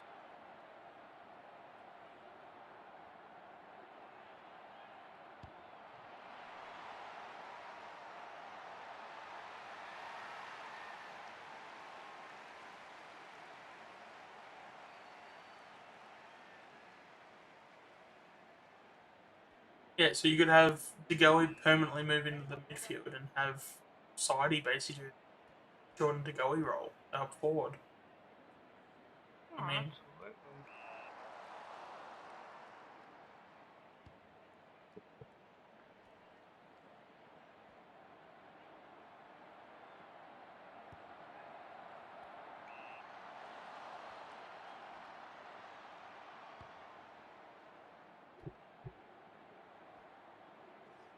it's got him. Thinks he's about to have a shot. That's probably maybe the other question too. Where do you think all the new numbers are going to go? I've been saying this for a while, but I personally I think Lipin's going to get 24.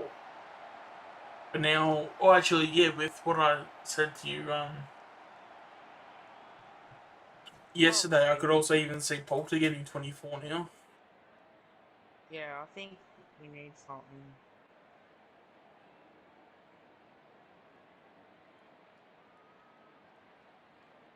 Yeah, I think Kruger will get 15. I think Aiden Begg will get 16. There's something about him that makes me feel he'll get 16. Ollie Henry will get 1. That's interesting. Because you want like for number 1, you want to get Nick Dacos will definitely get 35. Because I'm always a big believer of like whatever with this whatever player gets that next number, you want them to be the same type of player. Like Yeah. I always love when you give so for example, so like someone like Maine, so with Maine retiring, I want someone that's similar to Maine that gets his number, or like someone that has worn 16, like similar. So we go. So it's like a thing of Yeah. it's like a tease of like this is the next Chris Maine or something like that. You know what I mean? Or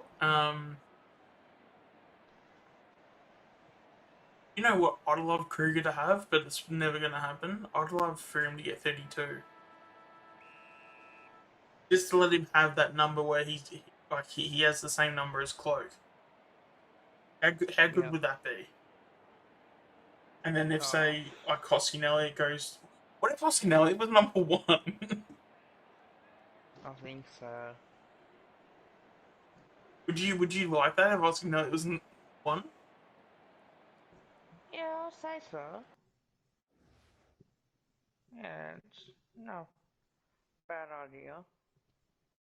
I can't believe I did matchday vlogs in the VFLW game.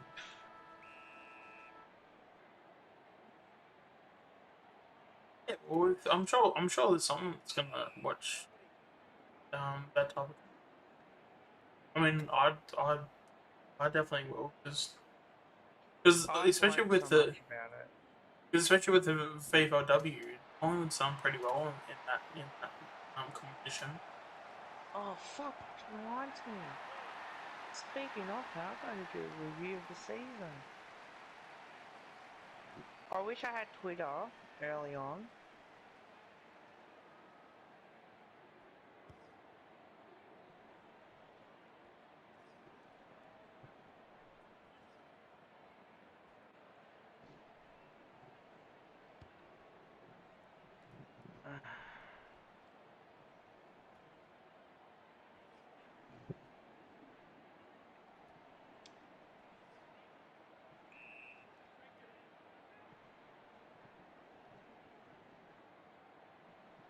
Nah, I think Elliot will keep his number 5. I think because he is a good player. Like from an advertisement point of view, you may not think of like guys like Buckley and Maxwell and things like that, but I think he's a good enough player where you don't take the number away from him personally. It's only if players like want to change their numbers. Even though I thought 19 was a really good number for him actually. I thought Elliot being 19 was a fantastic number. Yeah, I thought that too.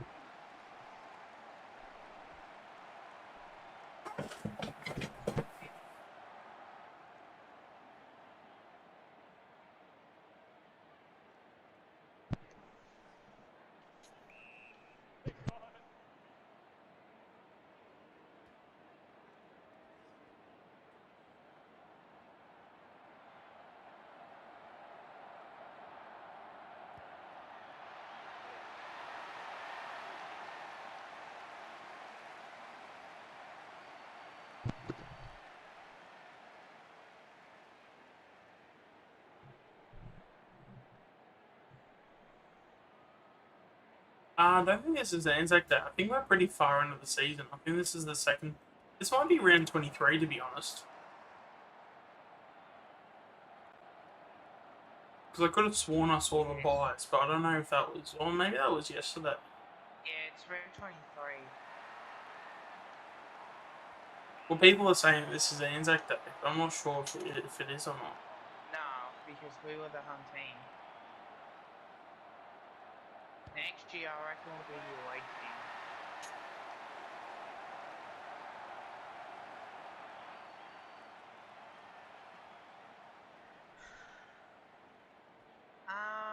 Hi, Jeremy. I thought we could have gave him a couple years at least time. Still think that now. But look, the club made the best decision possible. I can understand why.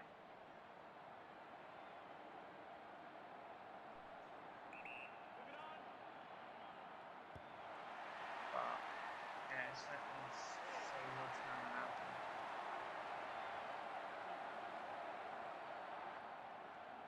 Chloe Malloy from oh, I think I missed it. I have? So do you reckon AFL Evolution 3 will come out next year? Oh yeah,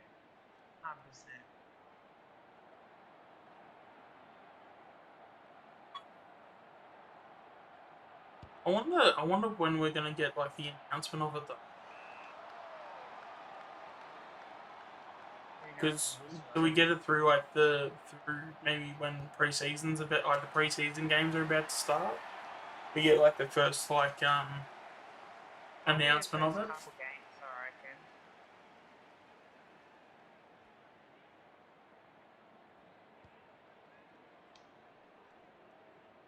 From outside 50, gives it a thump and kick, but misses.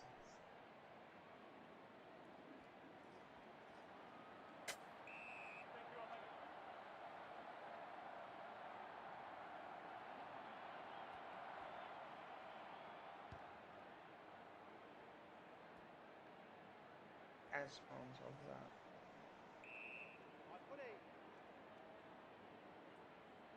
Actually, one question I'll probably put in the chat. Where do you think we'll be, and where are your expectations for next season?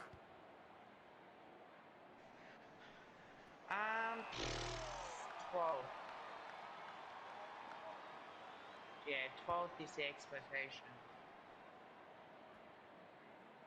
I think if we keep developing our kids with the senior players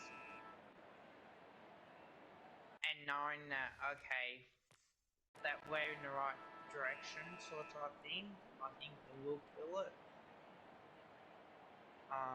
Other than that, like, it's really important, I feel, as well, on top of that, so you know exactly what's going on. Yeah.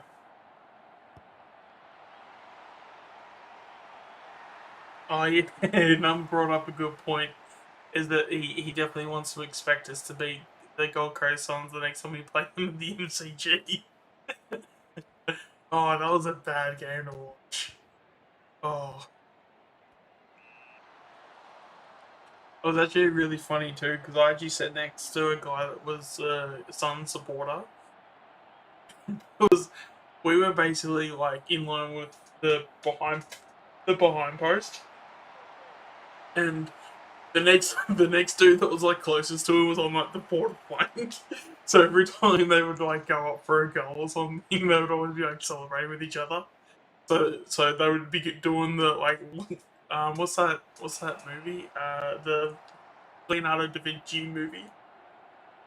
Where he's got like the glass, and I think it's like Wolf of Wall Street or something. And he's got like the glass and he's holding it up to say like cheers and stuff. They're basically trying to do that to each other. Like anytime like a goal would come up. Like honestly, some of the most funniest shit. It was like oh like the ratio between Gold Coast supporters and Collingwood supporters, it was like not even close. If I didn't have my job that day, like if I had a couple of days earlier and I was fine, I would have gone to it. Oh, I wanted it to was go. honestly one of the worst games of especially like just the pre-game talk that they had with Bucks too, when he was like, "Oh yeah, we're gonna come in with a bit of energy, and we're gonna stamp our authority, and we're gonna try and use this as a bit of percentage." And then we just got bitch slapped by the Gold Coast Suns like all damn day. Like it was embarrassing. Two people in the chat, thank you guys for watching. Yeah, I I think can't say. for me personally, like my expectations are 12th. Um, like with you, Kev, but I can very easily see us making final. Like If very we easily. do make finals, right, it will beat my expectations. Well, it's got 4 people in the chat now. Yeah. It would beat my expectations on what to expect. For me personally. Yeah. But Like I it's would not be disappointed if we lost the first week of the finals. yeah. I mean, it's probably one of those things where because my expectations are 12th, it probably goes without saying, but like if we make finals, it would surprise me, but it wouldn't shock me because obviously Yeah. because the possibility of making finals is definitely a thing. But to expect it, it's probably not the best thing to do. Um, it is very possible we could, make finals and all that stuff. Yeah, I think the expectations are 12 at the moment because we just don't know how all these guys are going to gel together. And then with Lipinski, he's going to have a massive part. I will say this too, guys. I do have content coming up. Obviously, I'm going to talk about the listings of Friends Hal and Isaac Chug. I will do the seasonal news. I've just been flat out, guys. Absolutely, like busy. Like I haven't had that chance to do it. It's been the trade period. You'll not believe, like the things that you hear in the trade period, you want to get that done as quick as possible. It just sets me back a bit as well. With the news that come out, obviously today, before I had to go out today, yeah, like it's really sets up. Yeah, it is a tough gig. Like you have to balance it as well. And if I'm not on YouTube, I'm on other social medias as well. Got it.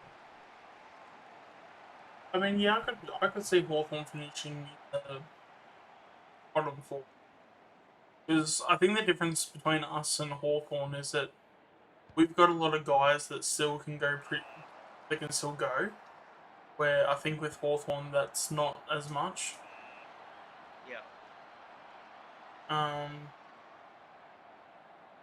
And I'm sure they'll be getting a lot of kids in.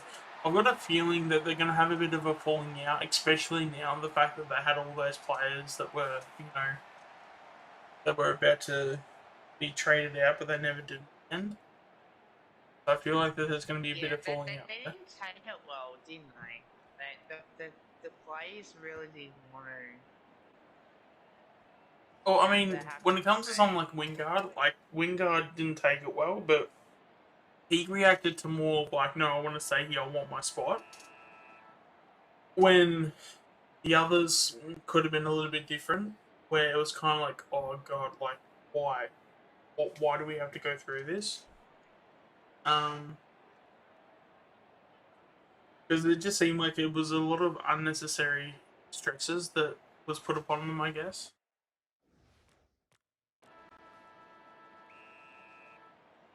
I will say this in a way too, guys, just so you guys can understand. Hawthorn have to rebuild, Yep. right? It's obvious. If they don't start rebuilding and start getting hiring gigs, then you're not going to be a consistent team. Like, you're going to delay the obvious, realistically. So you have to be stricter on having to rebuild and going through some bit of pain, and then you can attack. It takes about 3 or 4 years to secure a rebuild. What a pass. You can fast track a rebuild, for sure, but I think our future is bright. I think For sure. it's not as bad as what people think. I'd rather get the rebuild now than wait 2 more years. Because then you have a look at West Coast, so they're gonna have to start rebuilding.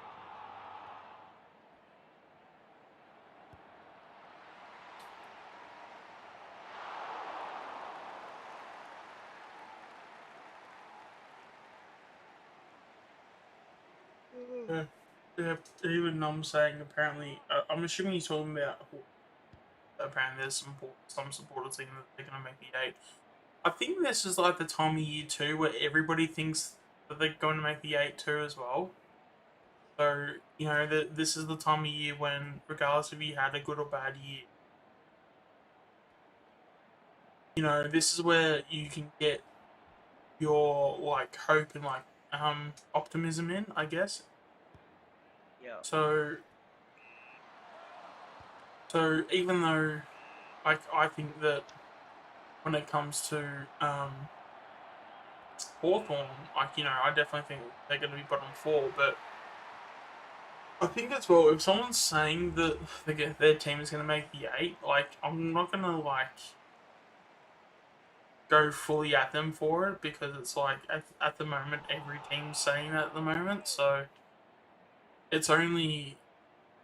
And then, like, if they can make an argument, like, I'm happy to hear it. Like, I don't think it's, like, just to put it as, like, oh, that's a dumb prediction, because it's like, well, at the moment, like, yeah, I'm sure we've got like certainties, for maybe top four, but that's probably about it. Like, there's at least a good probably 4 spots of finals next year up for grabs. And that's probably at least, like, I mean, we could have a down year from Port next year. We could have a down year from. Braden's not Rob. Nah, mate. I mean, I like, think he has the to Cats go. could have a down year and they could finish, out of the 8, because all their guys, that they're going to retire at some point. And normally when they retire, they retire on their worst years. Because that's when they know, shit, I can't go any further. So, That's it. um, North Express, alright. I'll tell you why Braden Salva's not robbed. Because he doesn't work hard consistently. That's his yeah. problem. It was also way That's too little in way too short. Not wait. What's the saying? Way too little and way too way late. too late. Yeah. Yep. Yeah. He just I've had. seen him play. He can play good, but he doesn't play consistently well. He's a good VFL player. He's not good at AFL. That was an issue.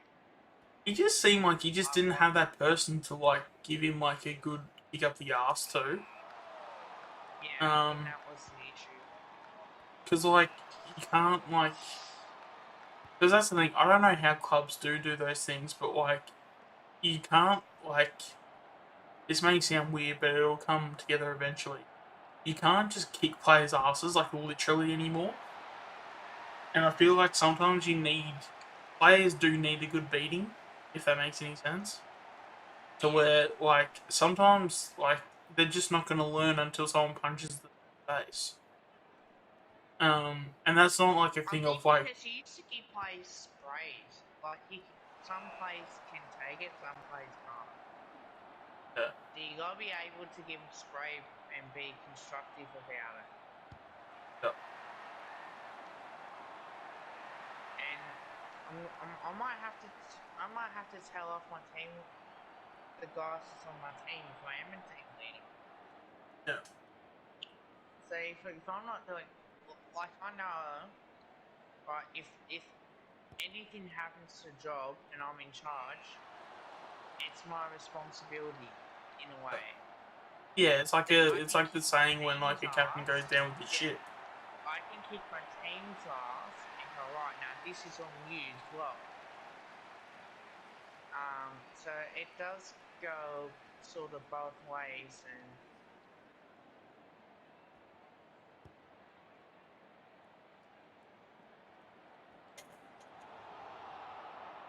I just think like you have to take you gotta be able to take responsibility for what you do, and I don't see that far to me often as well.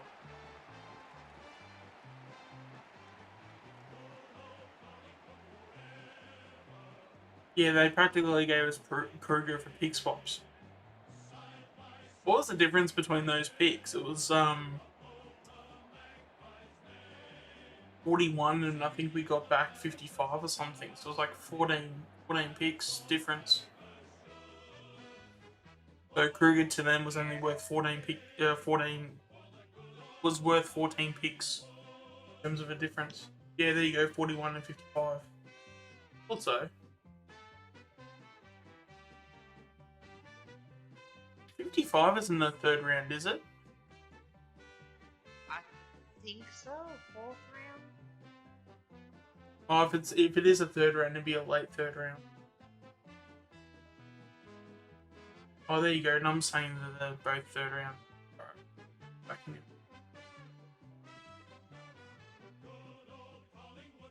What's my percentage? It'd probably be a lot because I've been killing teams pretty badly. Oh yeah, there we go. We got finals now. Fremantle next game. Um, I still got to try and win it. I'm 5 points down. ladder. Let's have a look. And now There you I go. am in front by 3,100. a point. 3,100%. 3,100.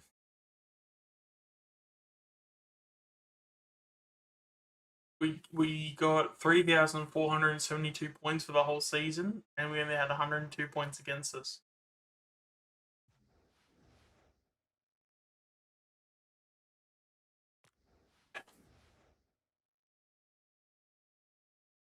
Right, who we got for final?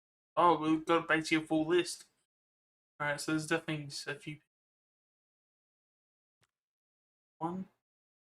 Well, free kick, and it's for my ball, and this is a chance for 37, for a 7 point margin, I should say. Comes in the green, kicks it.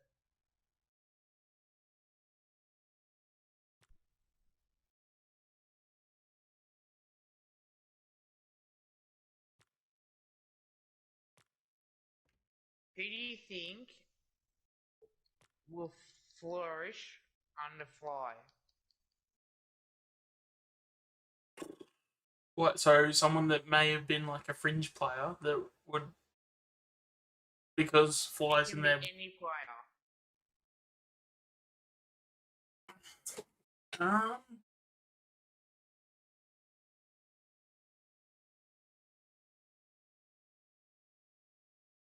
the first name that popped into my head is probably Bo,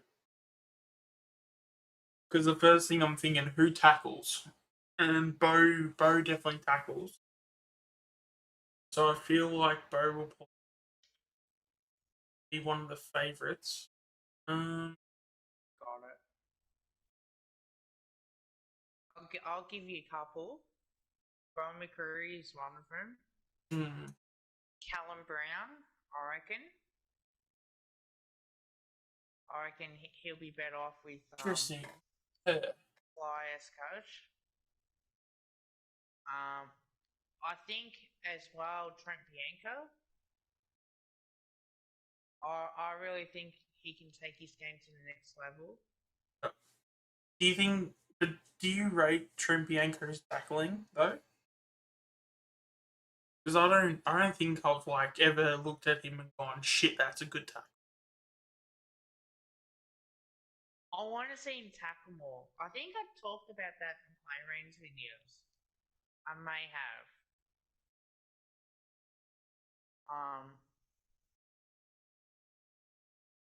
I'm pretty sure I have.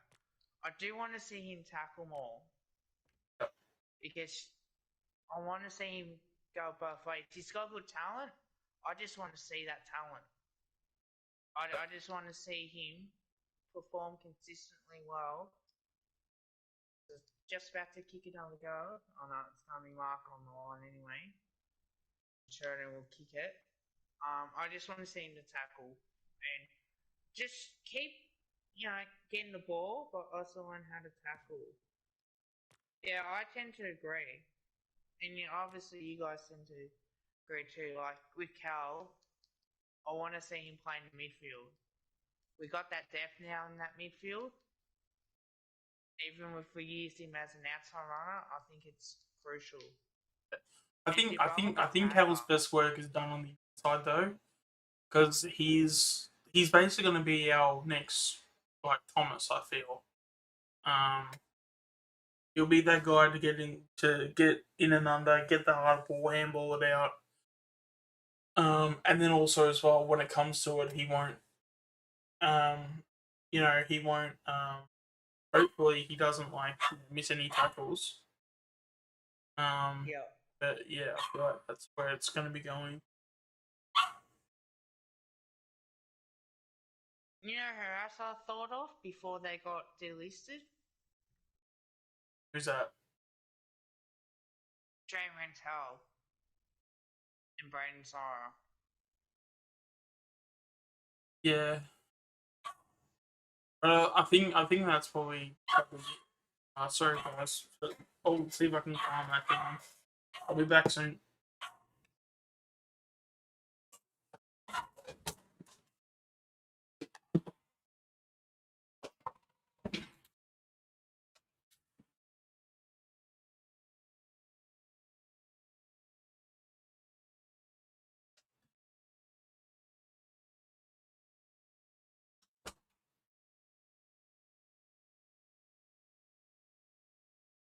Uh, Yeah, I think it's pretty good so far.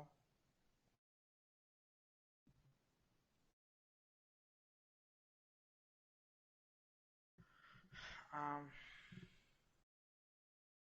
so I do want to see the influence as well, like how, um, as much as possible.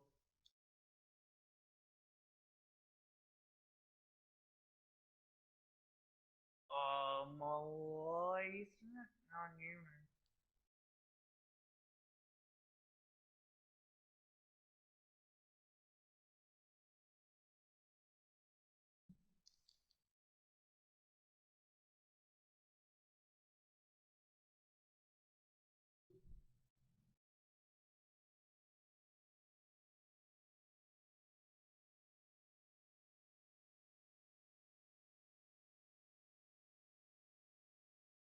So yeah.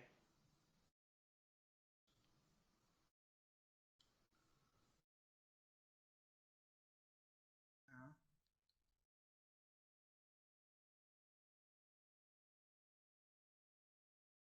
so looking forward to it.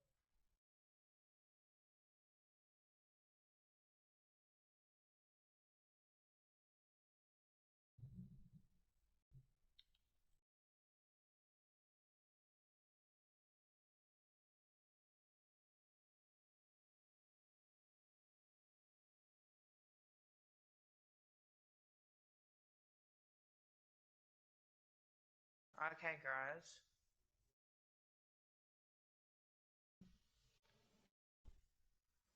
Excuse me.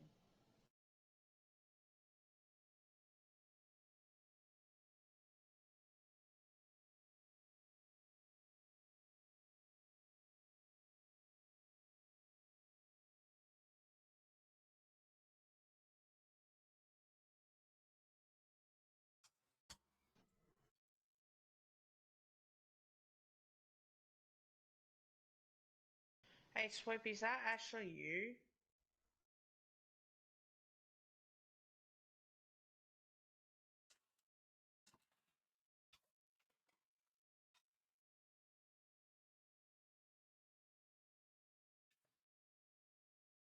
Alright, it should be back now.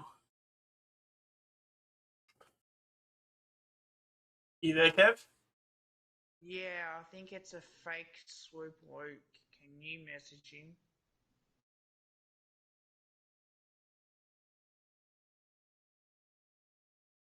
No, that's definitely a fake. I don't have to message him. Alright. Already hit him. Cheers, man. Yeah, Swoop's a very, very tolerant person. Um, yeah, it's yeah, he doesn't. He's not the type of person to Do you call want to, people out. do you want to tell him that someone's been making more fakes? I don't need to tell him now, but I'll tell him after the stream. I'll just send him a quick private message. Thanks, man, for doing that for me. No, all good. No, you just sort of Alright, have well, to, in a sense, you just have to sort of know like who's doing what and um how people go about things. I, Um, it's just it makes it believable. You know what I mean? Like, he just said logo, like, oh, even Tom said the same thing. Like the second he said vlog, I thought, yep, straight away that's a big red bell. He doesn't call people flogs. yeah, Swoop's like the most tolerant person you can meet. Oh no, sorry, it was Num. Sorry, my bad. I thought it was Num. Yeah, I appreciate you, man.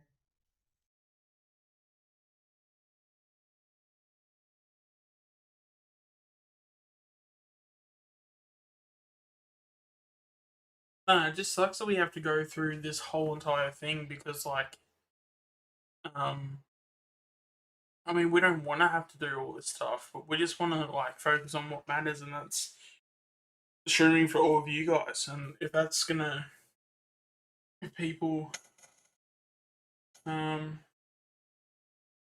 like, yeah, it's just annoying because it's just like, well, if I Oh, don't know. jeez, mate. Are you talking to me or? Oh, just like to everyone really, just in terms of like, we're just here just to entertain people, and the fact that we have to have these processes in place to where we know what's going on, but then also everyone else does too. It's just really annoying because like we shouldn't have to have those things in place. Can you please not say that word, please?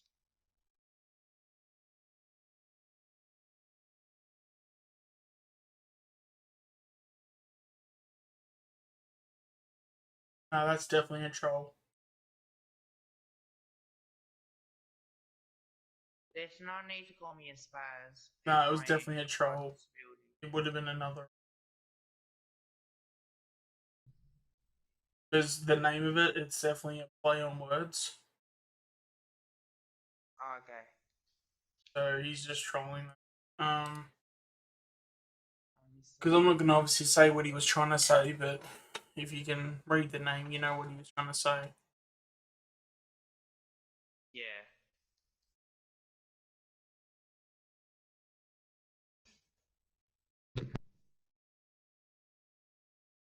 I don't think I'm missing anyone. Murphy?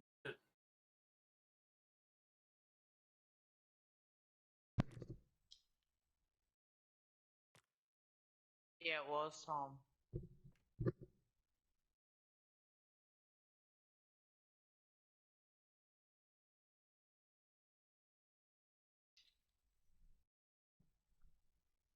The 18 on field seems about right, but I had but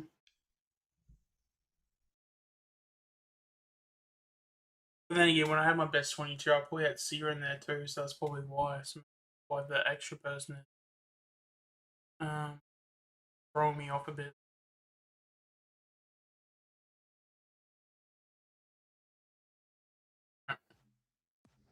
4 people in the chat. Let's go play our You got first round of 5. finals, and we're going to be playing Oh, Fremantle. I got 6 now. You got 5, so that's good. We're getting about equal amount of viewers in the stream.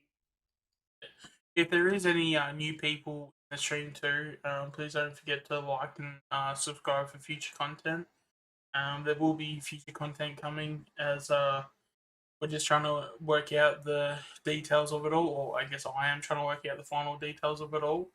Just want to know where I want to take the channel forward and in terms of what I want to do for the future. But all in all, there definitely will be more What? content coming. What's going on with yours? There's a Carlton Football Club. Yeah, I treat that as a spam, but I don't even know what he's even trying to say.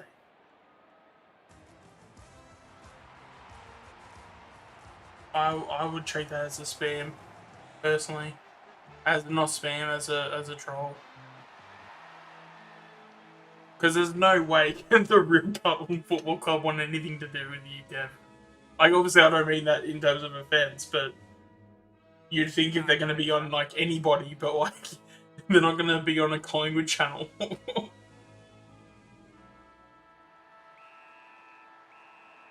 But then again, Carlton's greatest achievement over the last 20 years was, making sure that West Coast picked up Dom G in the draft. So, hey, who knows?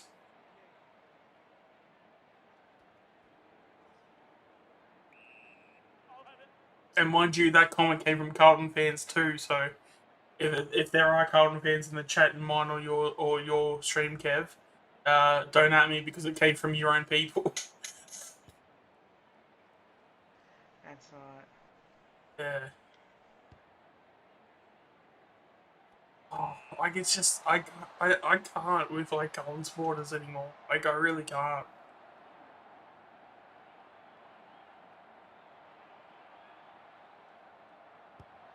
Well, that just sums up Carlton perfectly. Their greatest achievement in the last 20 years was giving a draft pick to another team so that that team could then beat us in the grand final in 2018. Jesus. That's Carlton's best achievement. Is that giving someone a better chance of success so they can have success because they gave them success. Imagine that.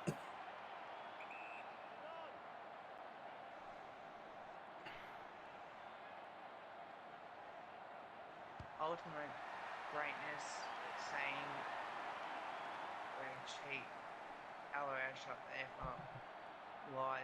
Mate, you Carlton Football Club did have salary cap. I didn't say you guys were a cheat. If you actually can, hear what I actually said, that wasn't what I said. You guys cheat the system in the salary cap, and you got busted for it. Brown paper bags. What? Mate, Carlton Football Club yeah, but you still try and overpay players. The funniest thing to me is that they overpay players, but they're overpaying guys like Zach Williams. In what world does a club pay Zach Williams $850K a year? Mate, just remember this here, Carlton Football Club. When we beat you, it's good for us fans, yeah? But when Carlton wins, they always rely on individuals to help them win.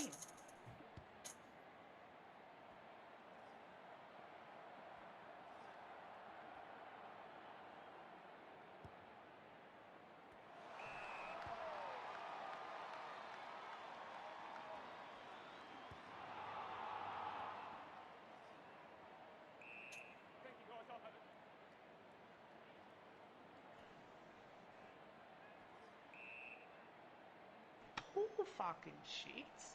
Oh, I need to see your chat now. I reckon that's good. I reckon it's gonna be classic. Fucking shit. Oh man.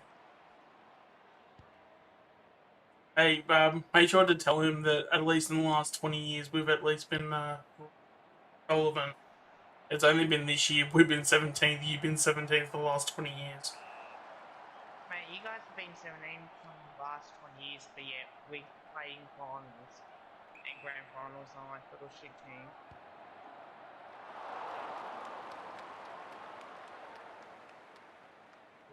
Oh, fuck.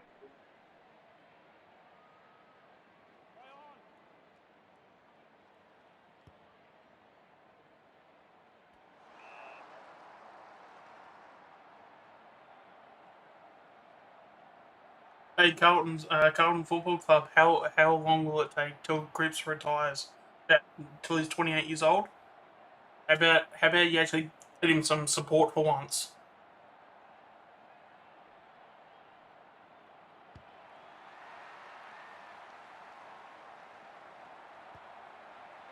And then maybe you won't have the majority of your midfield look like a Halloween. Are you calling me a flog, Carlton Football Club? Oh, it wouldn't surprise me. Mate, Harry Mackay's goals. The only reason why he won the Coleman because you guys have got no options up there. Like, who else is going to kick your goals? Yeah, but that doesn't mean anything, mate. Just remember, players leaving contracts all the time.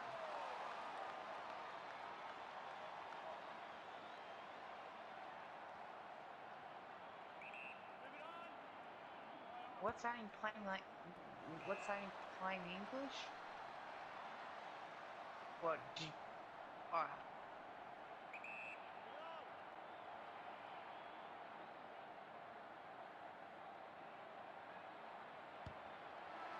And suck my dick. In all honesty, Mackay missed 5 games and still won it. He's a dedicated captain Clubman and captain, yeah, alright, buddy. Whatever helps you sleep at night. I'm not going to read that comment.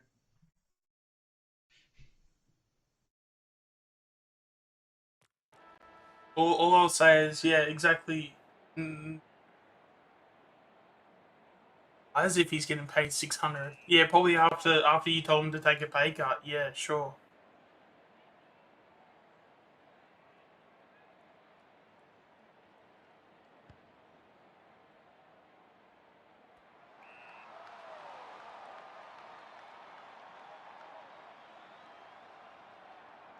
Actually, here is a question for Carlton Footy Club, and I really hope you do answer this. Except for the prelim of 2019 when he played for the Giants, what was Zach Williams's best game after that? I'm dying to know. Because if you want to give Coxie crap, in my opinion, pretty much, yeah, Cox and Zach Williams are basically in the same boat.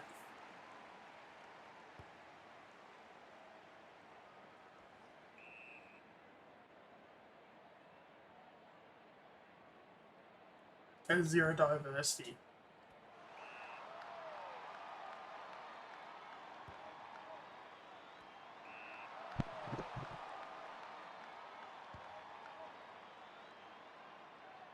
Clearly you haven't been to any games that where Collingwood has played in, because there's obviously a lot of people that have different um, in terms of supporters. We're definitely very diverse, but you know.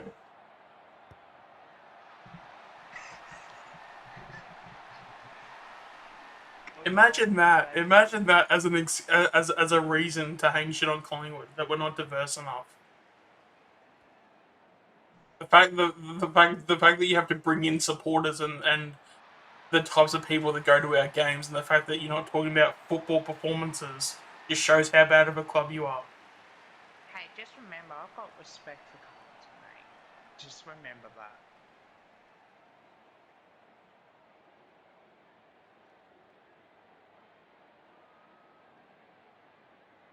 He's their only good player. Yeah, all right, buddy. All right, and yet you pay what's his name, Zach Williams, 850K. Yeah, all good, mate. What are you guys making finals next year? Oh, you go for Richmond? Really?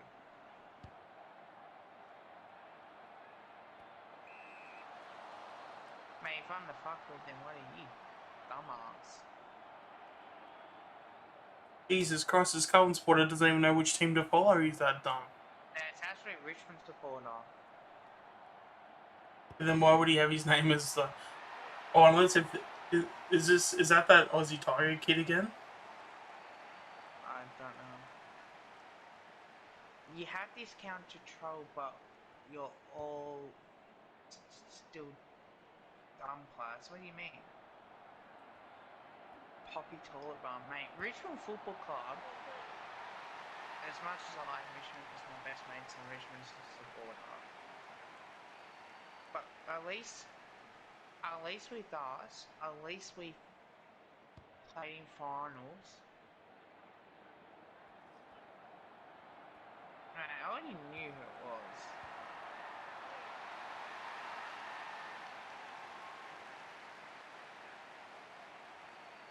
At least with Richmond, we actually are.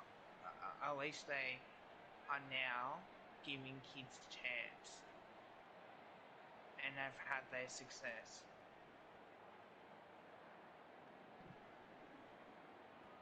I really find it really ironic how like they want to talk to us about success, but yet they haven't done shit in 20 years.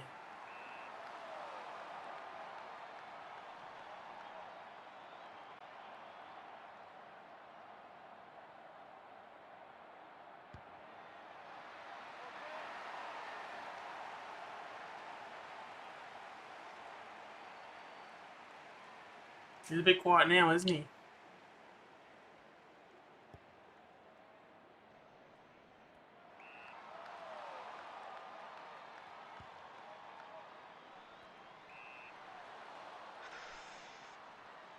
At least I got some entertainment for the day. Again, I'm just shocked on how you can have literal Carlton supporters that think that they've been up at the top, yet they've literally been irrelevant for the last 20 years. Like, you literally Guess who can't make followed this me shit on up. Twitter? What's that? Guess who followed me on Twitter? Who? Brendan Goddard. Really? Yeah, Huh. I'll show you. I'll send it to you on.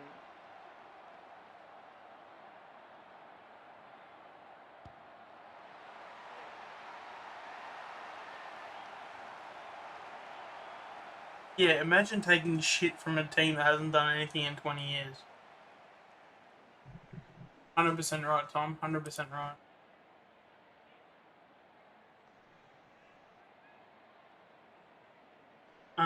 None plays, he said, was the listing Ray Rantel good. In terms of the reasonings why we did it, yes, it is. But I still feel he can be a good player eventually. If that answers your question. Yeah. Because to get someone like Nick Dacos in as a mid, you then need to trade a mid out so you can have a good all-round list. So if a mid goes out, a mid goes in. If you're gonna tell me that Nick Dacos isn't gonna be as good as Rantel, I got two. I don't have a comeback for you because he's clearly going to be better than Jay Rantel. So, in a sense of why we did it and what is going to happen, like from picking Nick Dacos over Rantel, then yes, it was a very good choice because um, you're not gonna get rid of or like not get you know Dacos when you got Rantel because Dacos will be a better player.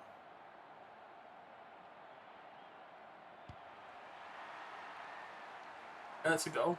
Hey, but Tom, if you're still watching there, alright. How long did it take Richmond to finally win a final? Pretty good only coming from them cunts.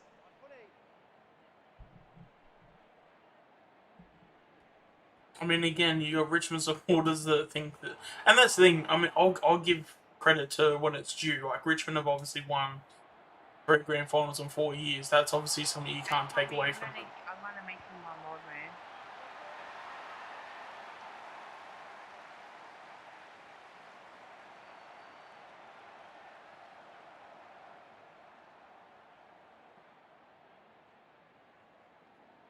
Oh, hi, Pommy.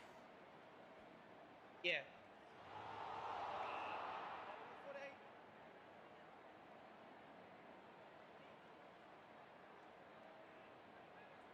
Yeah, Pommy, it's actually it was Aussie Tiger all along. Yeah, it wouldn't surprise me because he even said he was a Richmond supporter too. He actually said, that he's a Richmond supporter. Not too bad, mate.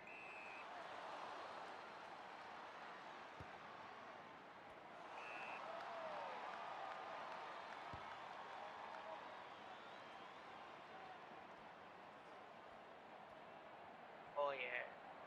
No, I've had a few incidents lately, Pommy, with the fake accounts that's been going around, like fake Bell accounts and all that.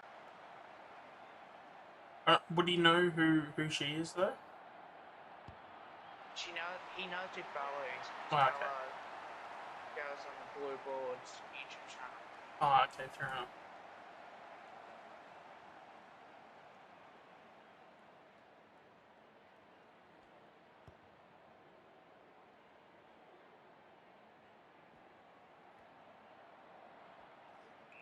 Some place they know me.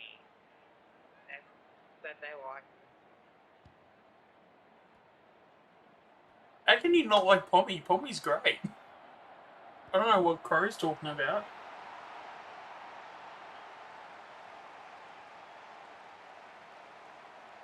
Whoa.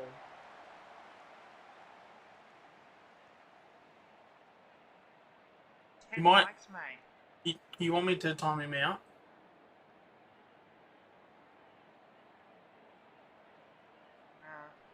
No, he doesn't.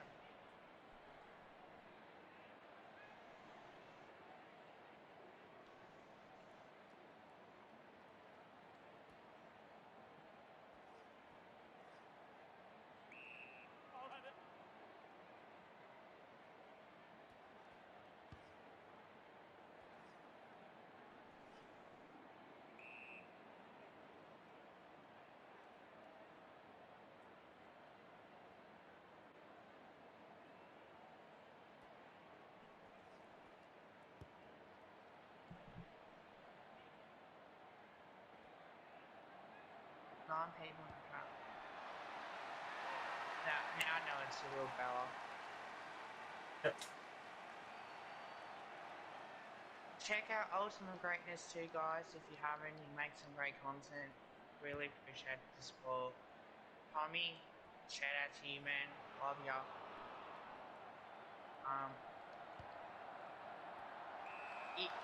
Well, if it's got the mod on there, you know that it is. Yeah, it is the real Bella. Yeah. And Pommy, you're a mod too, mate. My channel, I trust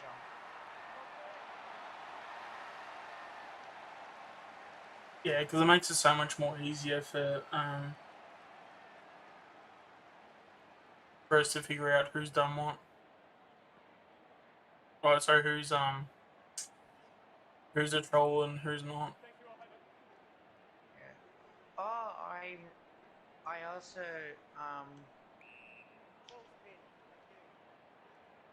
run a small group yesterday too, Pommy, at work.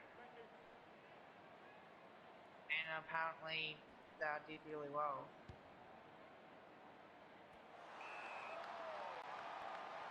And also they one of the HR says I've got potential.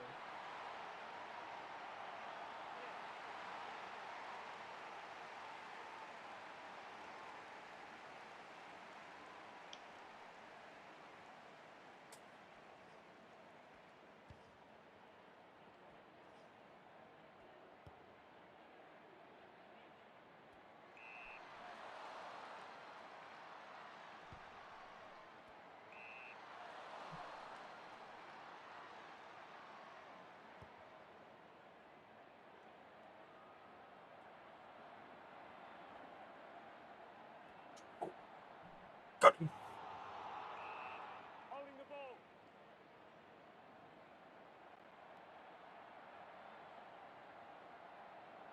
Oh, I don't know if this go. Oh. Geez, you're getting some good views too, man. You had like 7 at one point. Me only dropped 1. I had 8 or 9.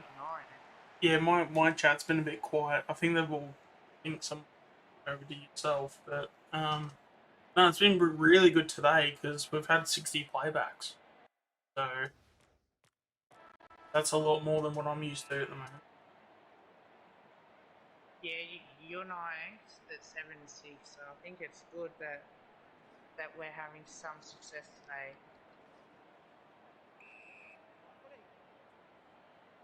It's probably not too surprising because it is a Friday too, so people probably want to know what's going on with us because it's Friday, so it's the start of a weekend. Will do, man. Hopefully I can join in on that.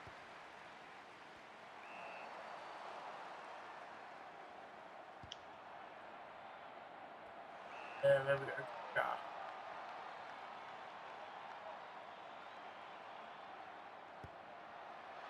You such a better than Aussie Tiger, Pommy.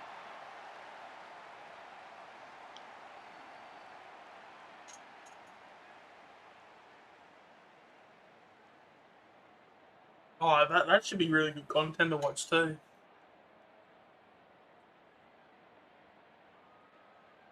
It's so weird to just think that cricket's pretty much here at this point. Because I'm in such a footy mood, I guess, at the moment. Same here, man. Yeah, I can't wait.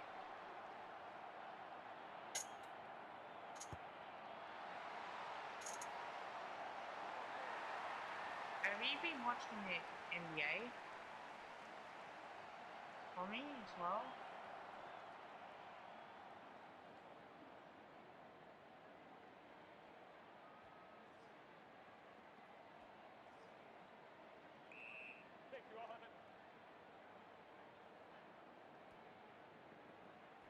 Yeah. Also, just real quick, for those who are mods on myself and Kev's channel, make sure to have a half an eye on the chat too, because there are the last person I just hid ended up giving out some. It definitely looked like a personal address, so it looks like some doxing just happened. So make sure if you guys do see to hide it straight away. Yeah, pretty much. Well, I got 5 each.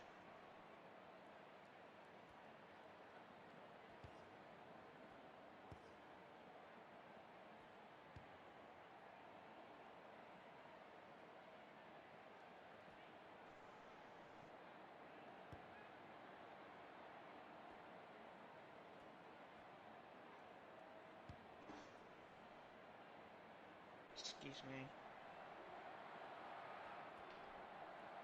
Come on. No giving out addresses first. That's right.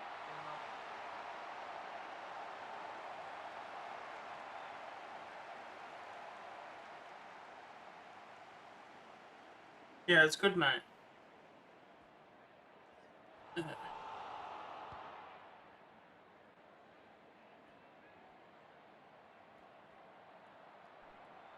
Blue Oh. Board, he loves me.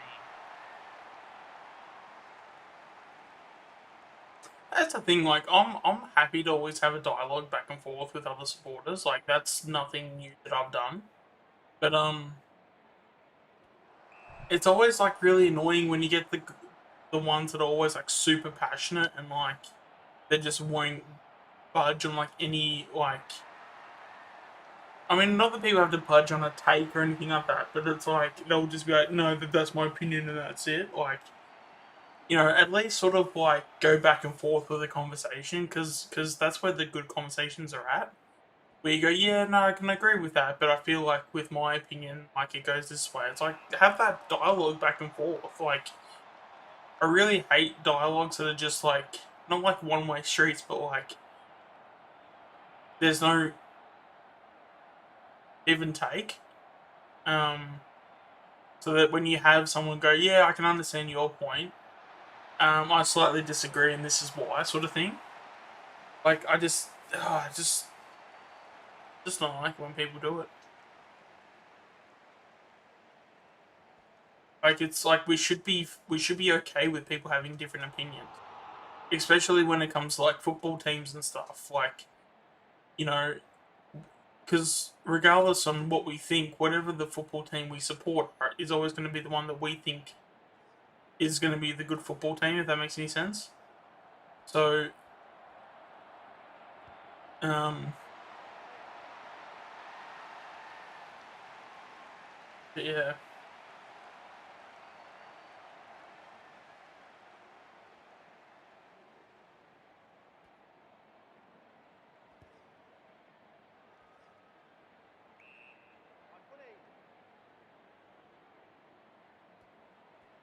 Oh, just get straight to him. Oh, there you go, on the ball.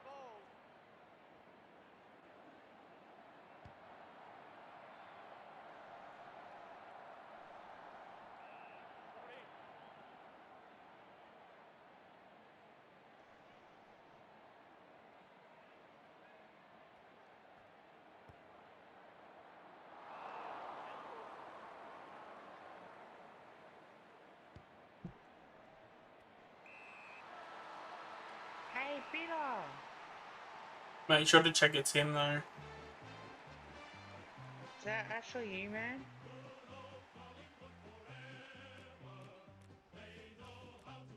There you go. Just want my first one.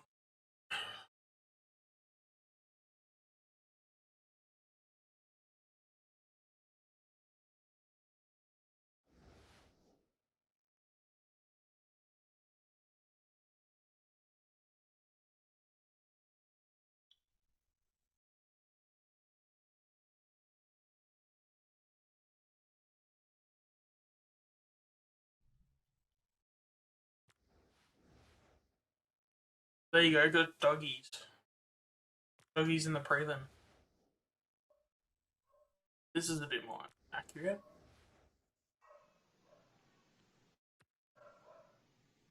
Actually, I'll check to see. I got. Yeah, that's why I wanted to make sure it was you, Peter, because you know who's been making fake accounts.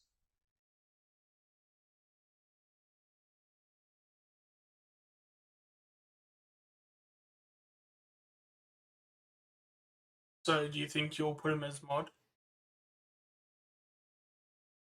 If he says that it is really him, I will make him on. But it's so easy for someone to say that though. Like, if you are the real bidder, I do apologize, but we have had a lot of trolls say that there've been certain people in YouTube, like the AFL YouTube scene, basically.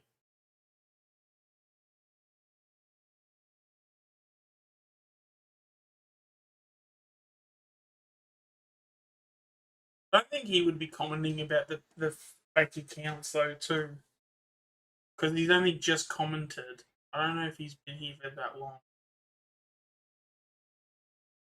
Because I know the last person that we had to deal with, I hit, and I hit him like maybe 5-10 minutes ago. So personally, I'd probably wait a little bit.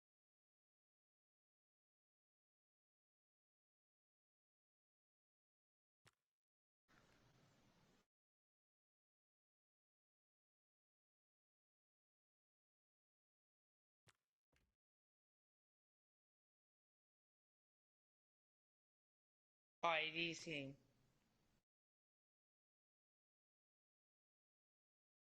Oh, thanks, mate.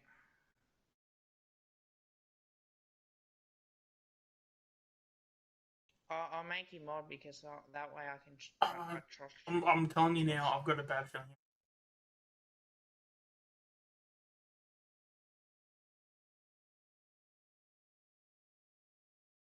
feeling. Tell him to send you a private message. Then. Yeah, I send you a private message. Just respond to my private message on Insta as well. Yeah, but if this is if this is the real you, I do apologize. But as I said, we've had a lot of trolls. So we just need to make sure, because if we do make you mod, then that's if it is a troll, the last thing we need are trolls being modded.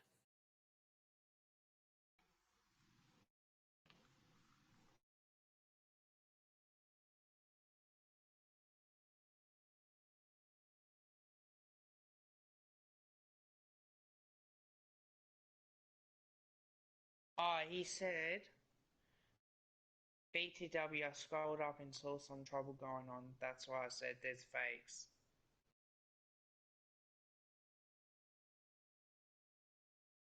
Yeah, but it's pretty self-aware of him to do that. If bidder's going to come in, he's not going to know. Again, No, he just had he scrolled up. telling you now, I've got a bad feeling about it. Well, that's all. I'll leave it. I'll let you decide from here on out. All I'll say is I've got a bad feeling about it. As he at least wait for him to send you a message privately.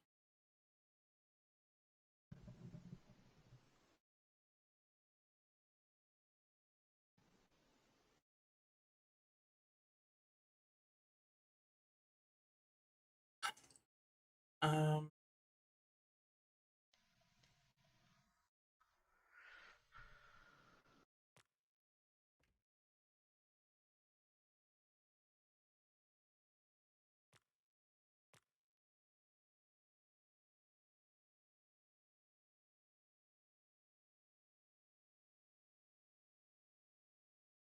It is real. Alright.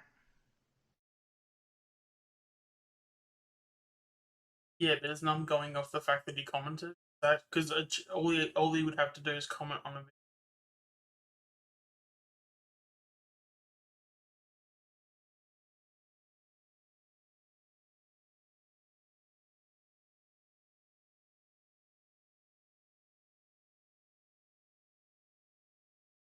cheers, man, if it is, but that's really you.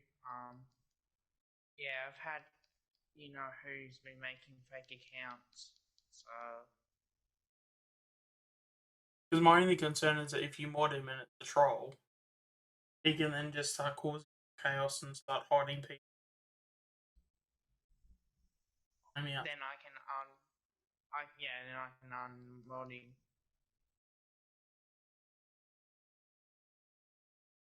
It's just I'm on edge, man. Let's tell you that much. yeah, oh mate, I'm feeling the same way. That's why I'm saying like it doesn't feel right. But anyway, we'll continue on. Yeah, that's it. And that's the thing, like that's why I mean, that's why it's like affected us. Like the fact that we can't even trust who's saying what they're saying and like who's claiming who they actually are. We don't even know if they are actually that person. Gonna have an early night tonight. I'll make you to. I'll make do to join your stream next time. So yeah, cheers, man. Appreciate y'all. Mate, with the amount of fake accounts that we've had to deal with for us and for Ultimate Greatness for his help as well. Yeah, it does put me on edge a lot. There's been fake Bell accounts. There's been like, who's making a Carlton Football Club and saying he's a Richmond supporter. Like he loves causing that much drama, and even about Nick Valerio as well. Like, mate, there's no need to be dick about it. Just be nice to people. It's not that hard.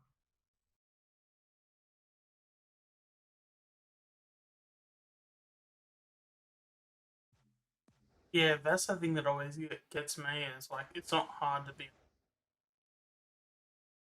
Just don't be a dick. That's all we ask, really. That's all I ask. Like, just help out. But for some reason, just there are obviously people like Aussie Tiger out there that can't comprehend. Like, I had to do it once in a blue moon, but when it's like all the time, that's where it's constantly. Yeah, cheers, man. I'll say this, like, I know I defend myself, is just when I'm playing the game, I don't always check what's going on in chat, I can see in the corner. I don't always answer. I'll answer when I can. So I do always appreciate the support as much as possible.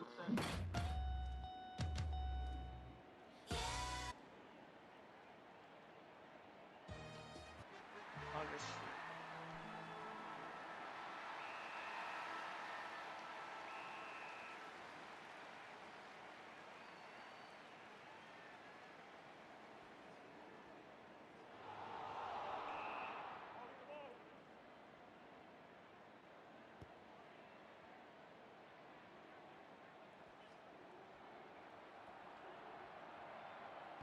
Cameron for first goal. Yeah, around him.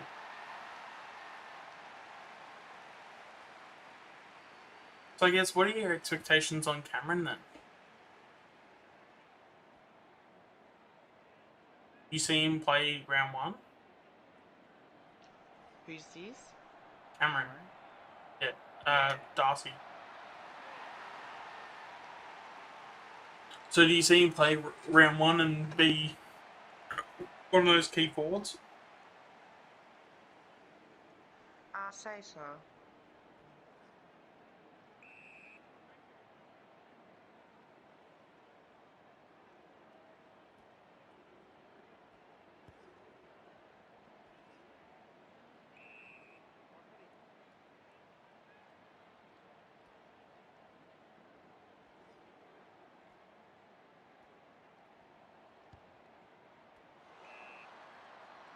Hey, Shannon, my man. The hero we need but don't deserve.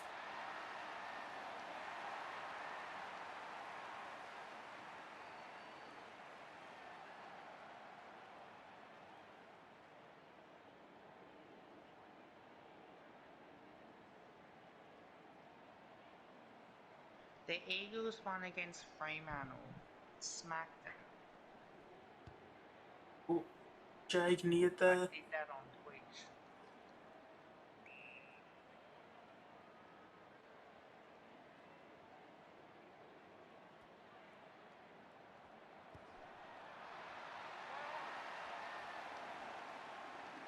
Oh, get him. He's right in the goal square.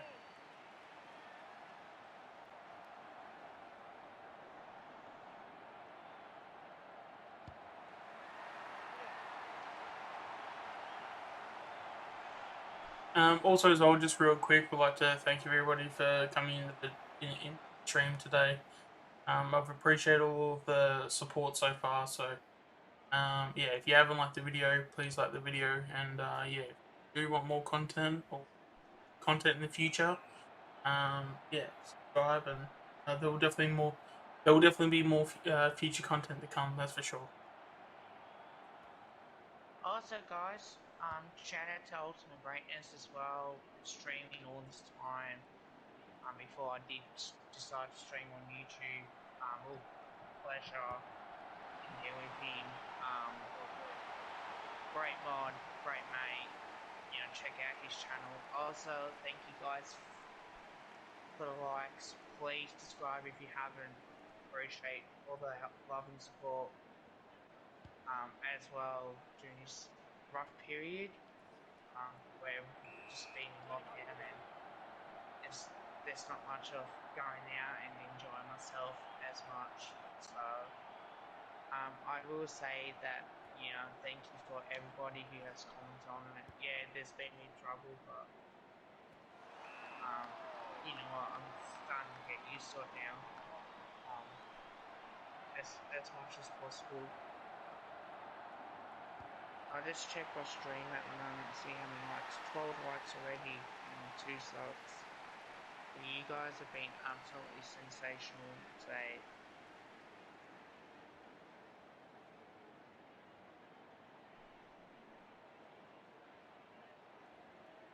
You don't have to be scared of Aussie Tiger. He's just a troll trying to get attention. Nothing more. He already hacked into True Footy's live stream. Yeah, no, but like, it's at the end of the day, even if he does hack into anybody's account, it's not the end of the day.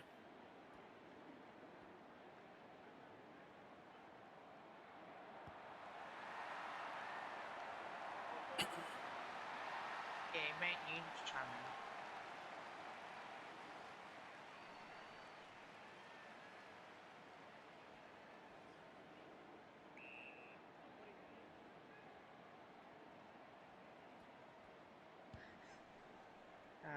Bitter.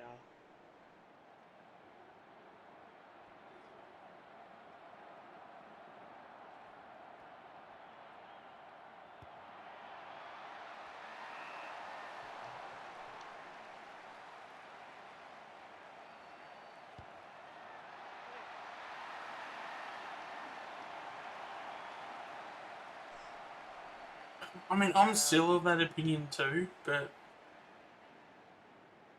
I think we just need to just. That's the thing. I just think he's just burnt so many bridges at this point. Yeah, Probably, I feel like he has. I don't know what makes me think that. well, it's the fact that they've obviously cut him. We know he's had issues with his attitude. Wise probably just looked at him Honest and just question gone, before I we go, can develop someone better. where Carlton finish next season? Probably about 13 to 14. What was the question?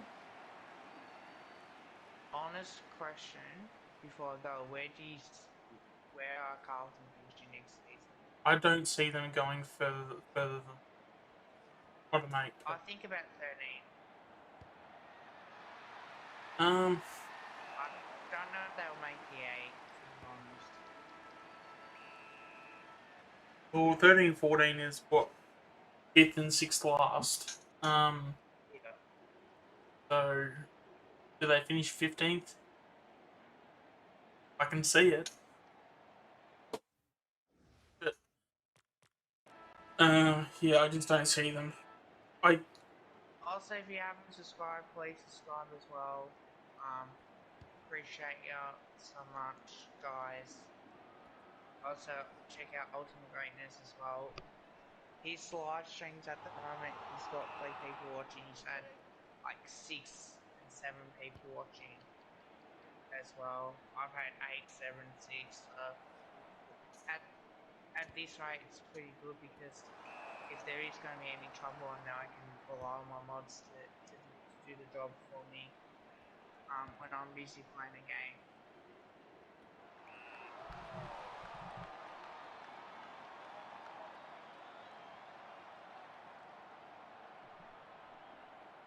Nah, it's been a pretty good day all in all. Or is that hold? No, damn, hit the ball. Hi, AFL Legend. Is this really you, mate?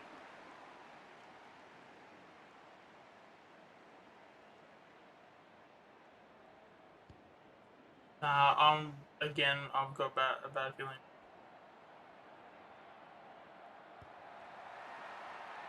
Oh.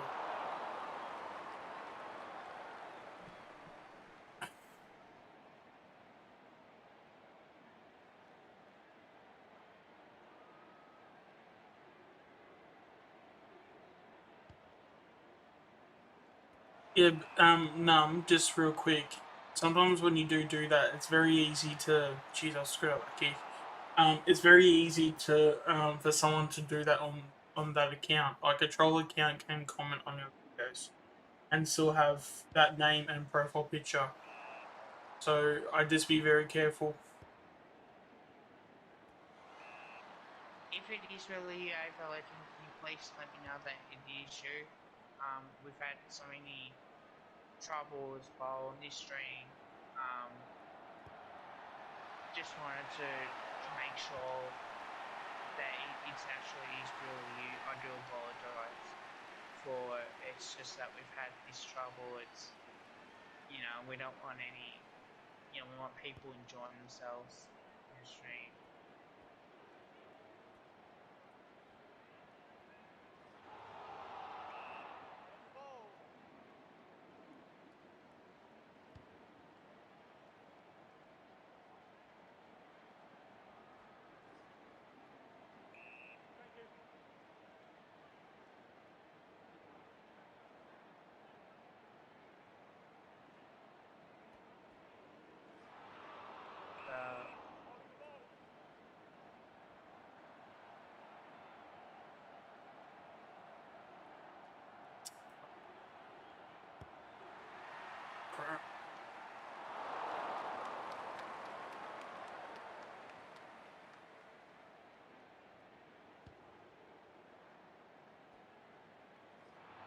It's all AFL Legend said that he's usually nice.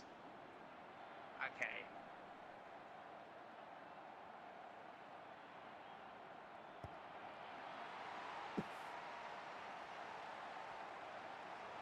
I trust you guys' judgment on this.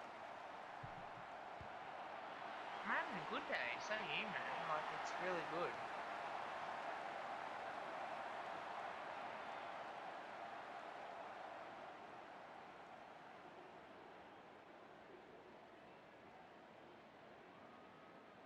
Yeah, apologies to my stream chat if I haven't been too active. I've just been obviously looking at Kev's streams back and forth here and there. So if I haven't been too active, I do apologise for that. Is it really you, AFL Legend 2? Because I'll give you mod if you are.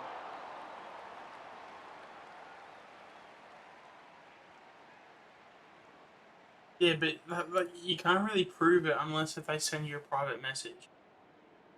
Because even if he says, yeah, it's really me, the hacked account can very easily say that, if that makes any sense. I'll check your Instagram.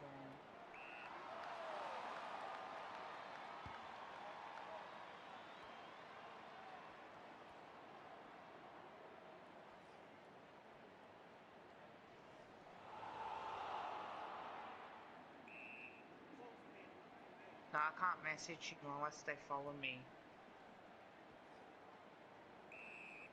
Yeah.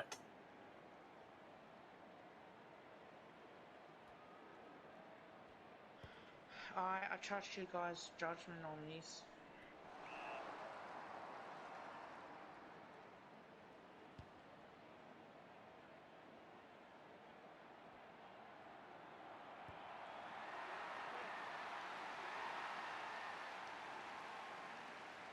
Alright, cool. Just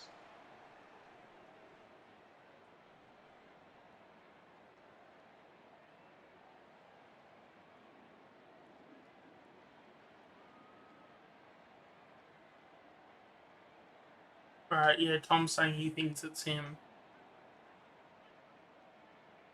yeah, he sent me a friend request on. Alright. In that case, I'll make him mod because he sent me a request on PSN. Yeah, but can't he just make an account? Check the. No, I can't message him on Instagram unless he follows me back. Yeah, but are you able to look at his account and see when the account was made? Because if it was made today, then obviously then it's or within No, say no, a week. it's been like that for a while.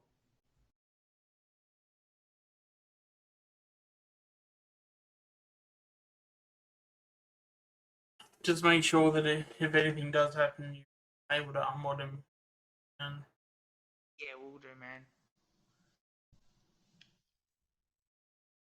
I do apologise to AFL Legend for all this talk, but it really has affected us. And Me, it's just Cameron, or it's just AFL Legend? frustrating. Because I'm on Twitter as well. You probably put your Twitter Yeah, in the. I do apologize for putting you through this, man. Too many fake accounts. It's just so hard to trust people.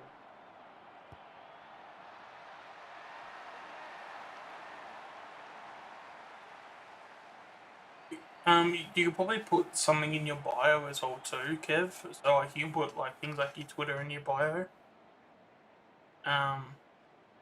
So that when they in the description and stuff. So Yeah, when he's if trying.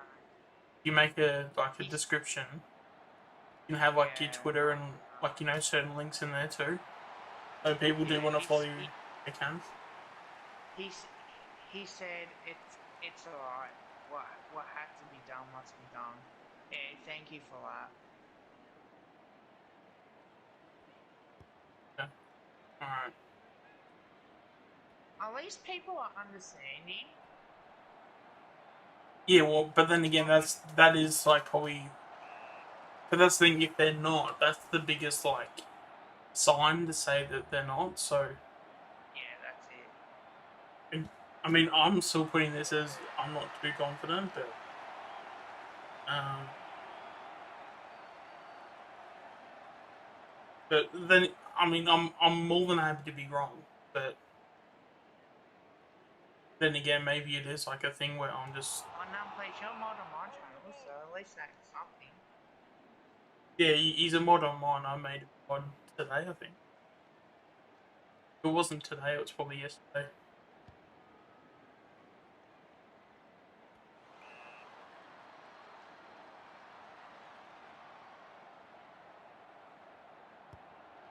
Because mate, you've been on both of our streams and we appreciate that.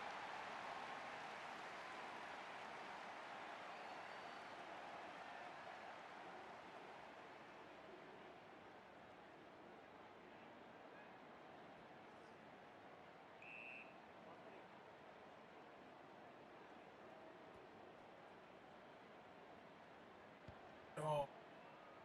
Don't you hate that when you kick it down the ground and instead of going like straight where you want it to go, it goes sideways? Pretty much.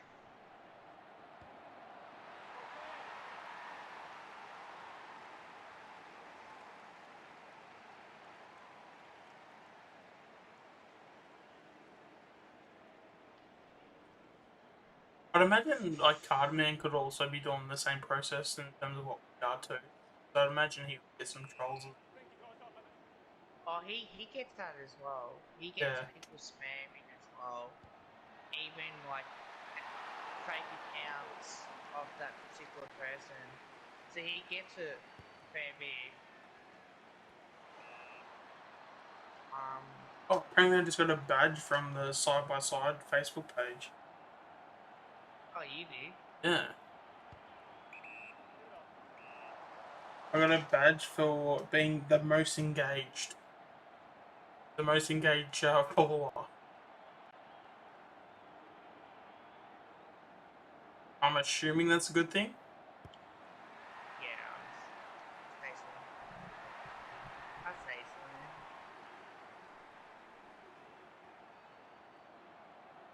Two hours of streaming. Wow. How many am I on then? I'd be surely I'm You've been past. streaming more than me. Yeah. Shit, I just got 5 hours. Shit, it's nearly So 9:30. I streamed for an hour and a bit on Twitch. Oh, is it gonna hold it? It does. Yeah, I'm just past the 5 hour mark. I've got 74 playbacks too.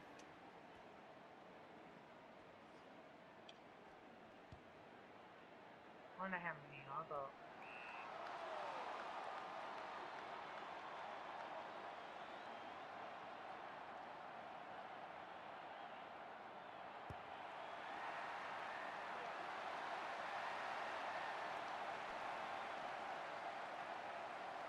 You got 3 people Have you watching. got any small subs today, man? I don't think so. Um,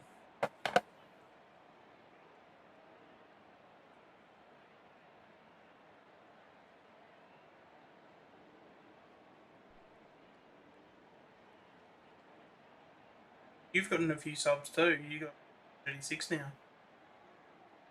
Yeah, I've got 4 people now. yeah, I've got 3 now.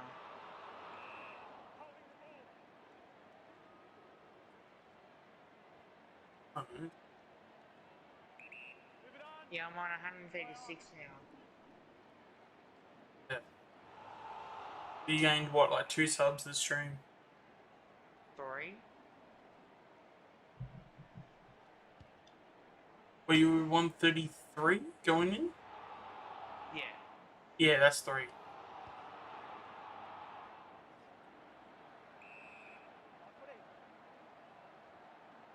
Hard running.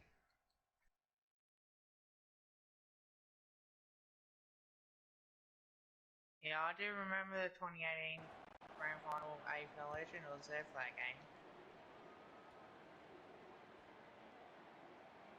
One of the biggest achievements I've been was to go to a Grand Final as a member. Hey, Num, is that true?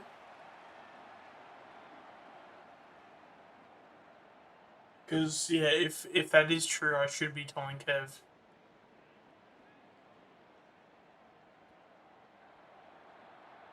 Apparently, Num is telling me that, I think I subbed to Num. yeah, no, Num was saying the AFL Legend, apparently he channel and the channel had 0 Yeah, I'm on that subs. too. Yeah, apparently the channel, apparently the link to that channel didn't have any subs.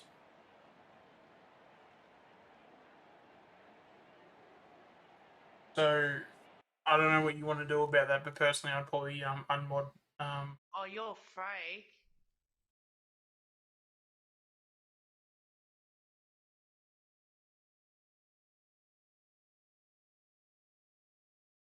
Yeah, unmod him now. AFL Legend right now.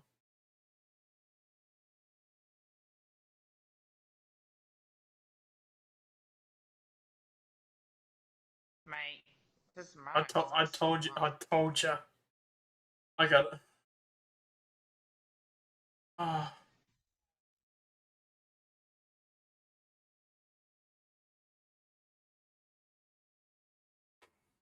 Hmm.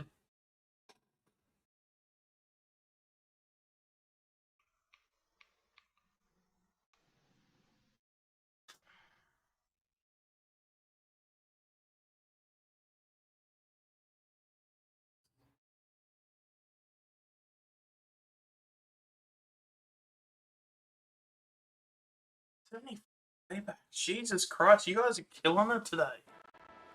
Thanks for the support, everybody. Like, seriously.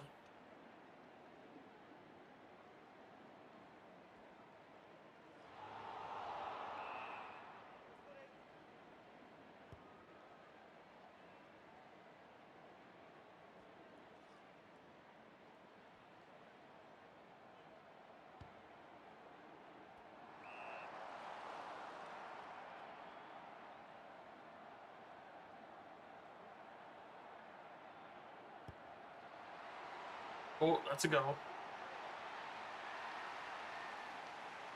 Yeah, it was numb.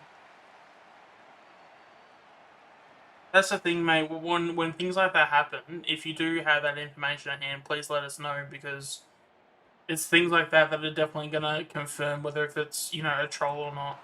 So don't be afraid to tell us at all, because yeah, we should be knowing things like that.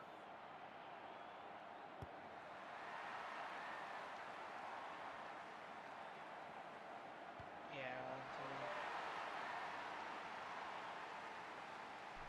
He won't hack you, mate, but it's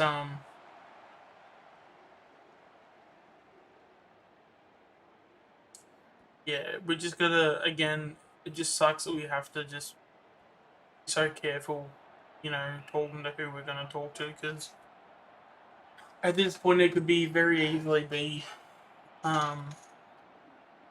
Aussie Tiger at this point.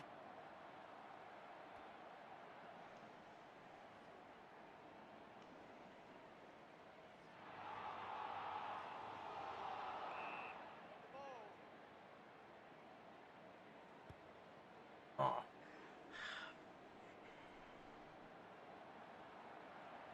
Like, but do you think it's just him doing it, or do you think? Because I know he said that he's had a fan do it, but like it just seems like it's just him.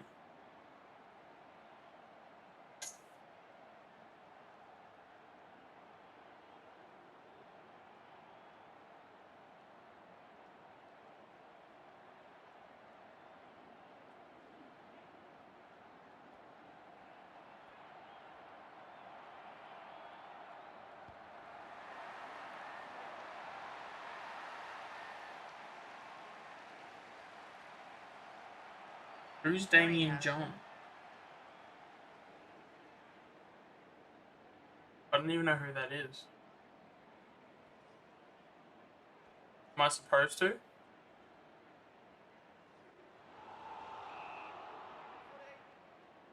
Well, Oh, okay. Oh, jeez, that's a bad kick.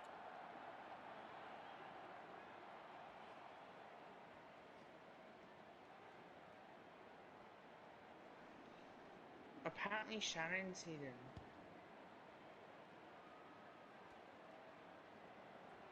Oh, who Shannon, did? if you can, I can't hide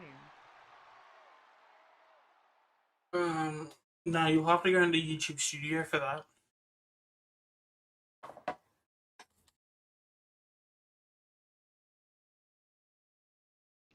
And what do I do for that one? If you go into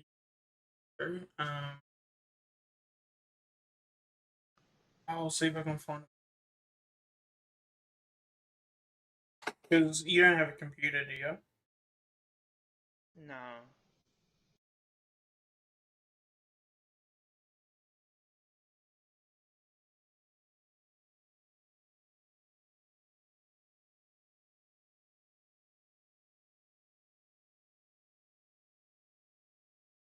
Did he hack into my account?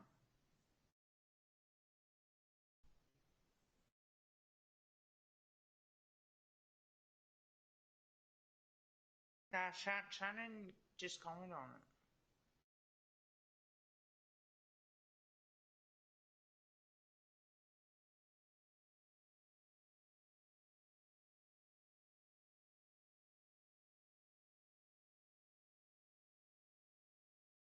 Nah, it's not.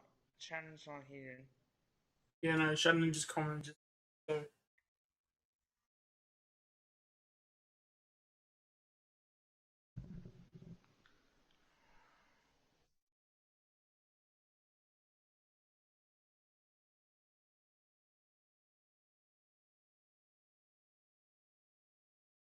Oh, yeah, okay, yeah.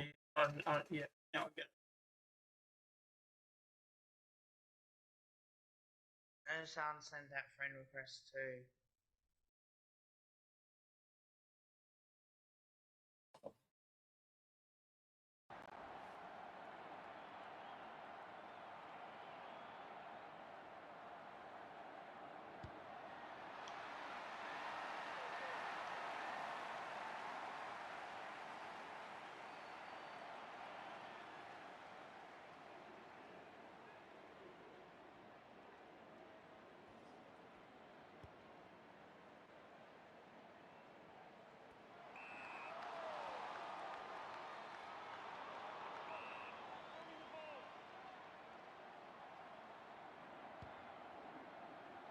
Goey? What, Elliot? Oh, close.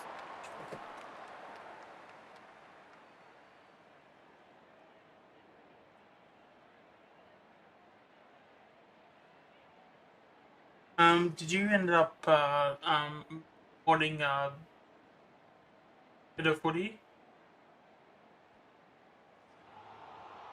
Yeah. Yeah, I modded Beta Footy, but I modded AFL Legend. You might need to unmod bit of footy then, because that was another one where I felt like that kind of didn't feel right either.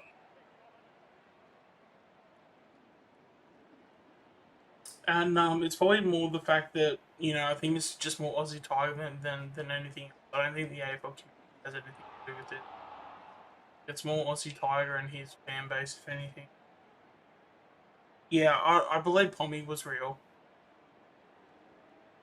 You believe what was real? Yeah, Pommy.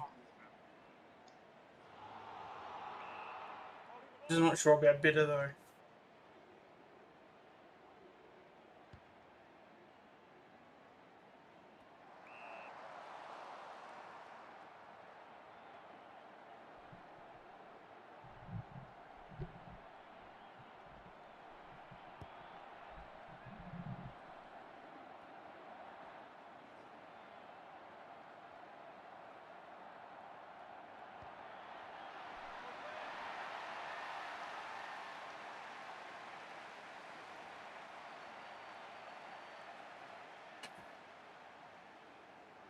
It's just annoying because you just can't trust anybody. Like, as much as we want to just have fun and enjoy ourselves, but it's like we also want to know that if we're talking to someone, we want to know that it's actually them. Or if it's like, they are who they are in the audience. Any accounts that he makes, just hide him.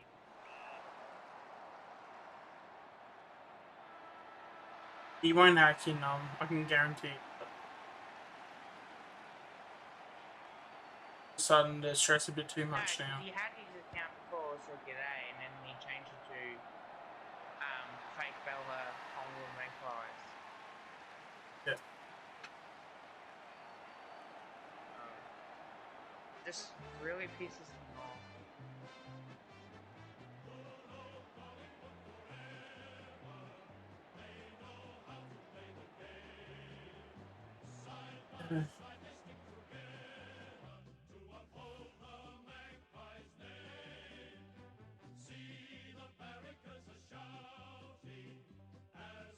Yeah, but no, Num's just in my chat saying he's scared that he might get hacked now. You hope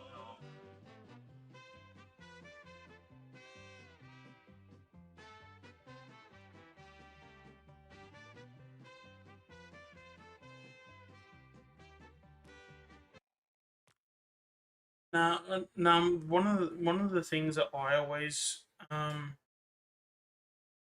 go by too is that I personally believe whatever you put out into the world is what the world is giving back to you. If you put out positive energy and you sort of have like a positive outlook on life, life will then cater towards a more of a positive outlook. But if you do go the other way and you put out bad energy in the world, then the repercussions will happen to you. Whether if it happens straight away or eventually, basically it's the process of karma. Basically, if you know what that is, um, and yeah, we just gotta eventually the world becomes even at some point.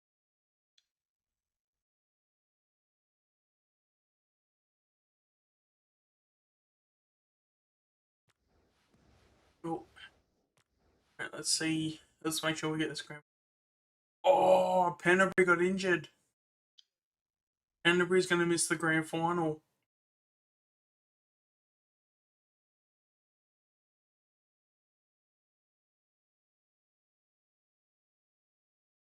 Singing.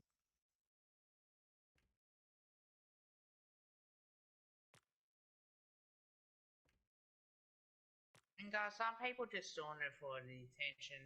They know that we're in lockdown. It's easy to make fake accounts on YouTube and cause drama for people because they're in lockdown. Exactly. They're just looking for people something to do.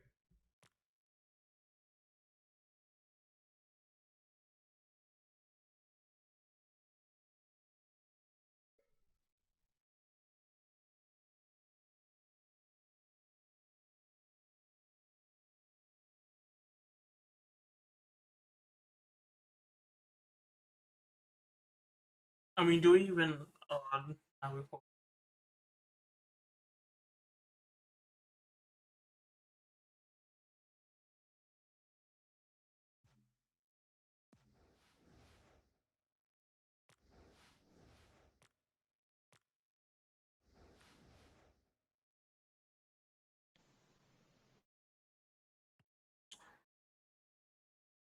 I'm probably going to be finishing streaming about probably 20 minutes anyway, so I'll probably finish off this game. And that probably might be it for me because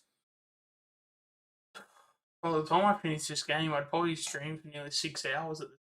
So,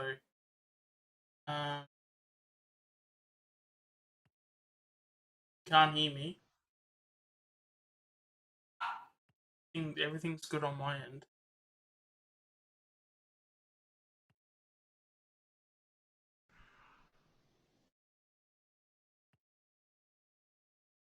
Thank you, Shannon.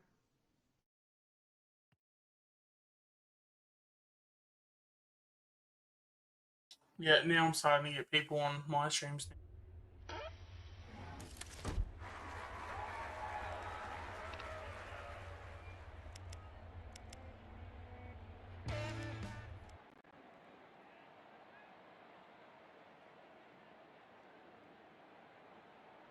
Oh, thank you, Shannon.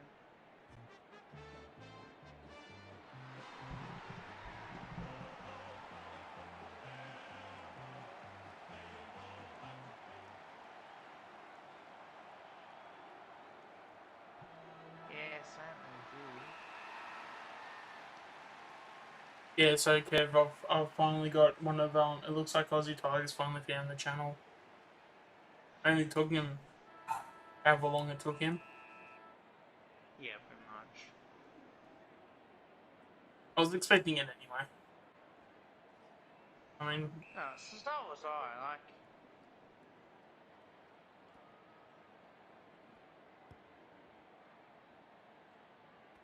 just 16 likes. what Kruger? Like Kruger's gonna kick the first goal. Oh, you got a sub.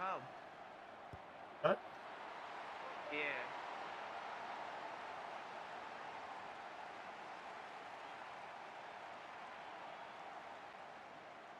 I did too.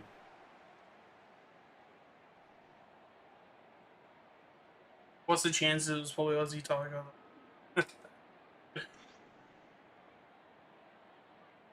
It wouldn't surprise me to be. Oh, for sure. Well, at least you can stay up to date with my streams and be a loyal viewer. So, cheers, mate. Yeah, that's how I see it. Support me either way.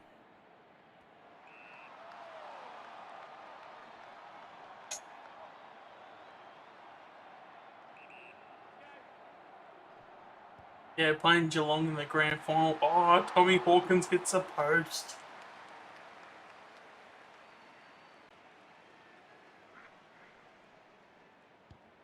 Right there to key it back in. Or Howe's on the move. He goes on for a bit of a trot. Good mark. Tackle. Higgins is injured. I don't know what's happened to him.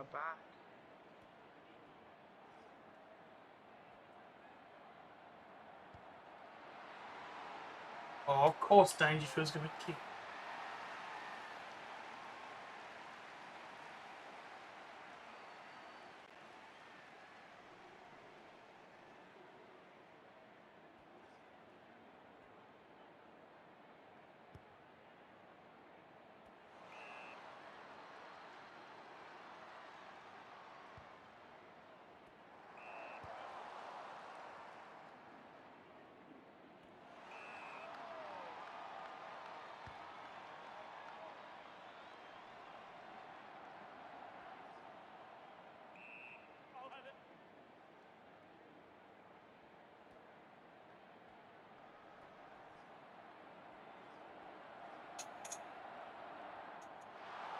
Oh, Stewart rushes up behind. Oh, I didn't realise that they were in front before that. Hey, how can I check earlier? That? How can I check earlier?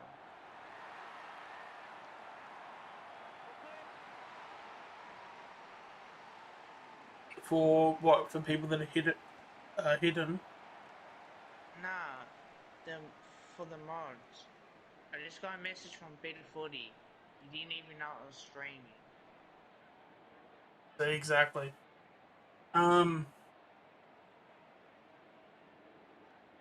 You can scroll up for comments. You'll see. Oh, sorry guys, I'll just quickly check. Yeah, no, if you actually go to there's you still got some of your comments there. So if you scroll up, are you able to do that? What, on the PlayStation? No, so it'd be on YouTube. Shit. Do you have a phone, obviously? Yeah, Yeah, I've got my phone on. if you go on, so if you go to your It stream, only comes up as the other one. because if you go in your chat, you still got some comments there.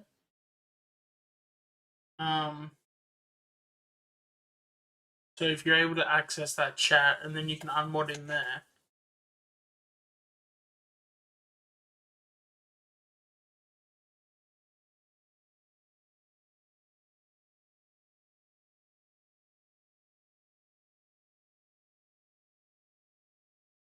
You see, that's another red flag. He's asking how freaking Carlton are going to go next season. Again, yeah. I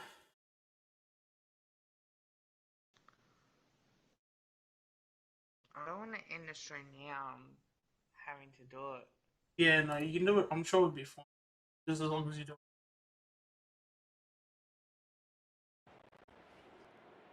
What if, right, I continue playing for now, right, and what I do is when I finish streaming, I can go back onto it and just check it out. Yeah, pretty much.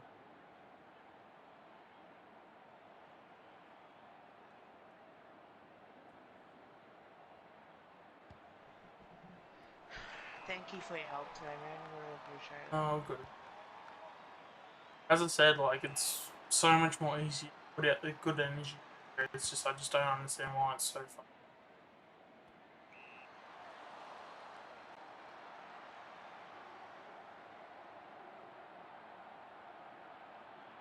No.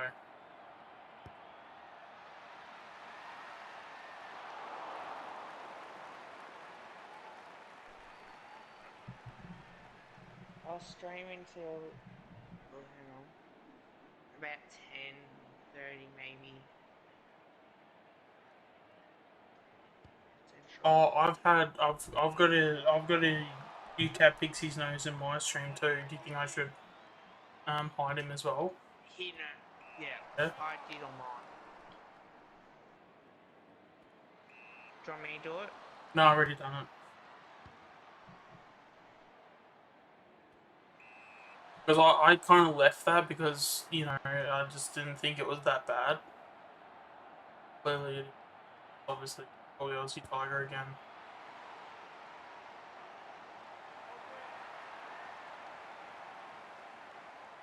Damn, you got 19 likes, Kev. Yeah, I know. That's what I reckon. How many of them do you think are from Aussie Tiger accounts, though? Like, I probably shouldn't be stealing your thunder, but, like... About 7 of them? Yeah, I was about to say. Probably about half, I reckon.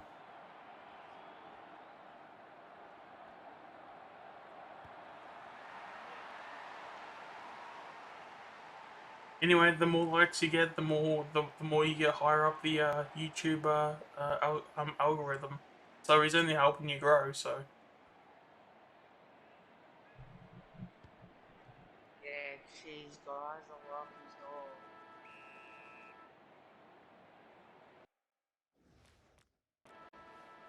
I'll go back to my I stream. beat Carl tonight in the AFLW.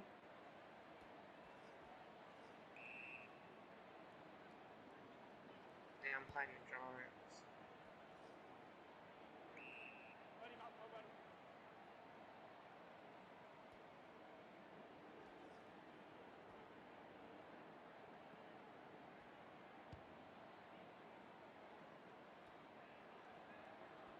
Checkers is roving. Oh, he's got AJ.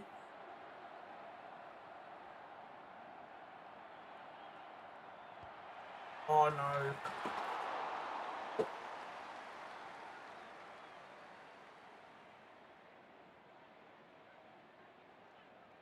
I've got 5 likes on my video at the moment. That's probably about the most I've ever gotten. Or maybe it was tied. I think I had 5 1. Like I've had at least 5 before.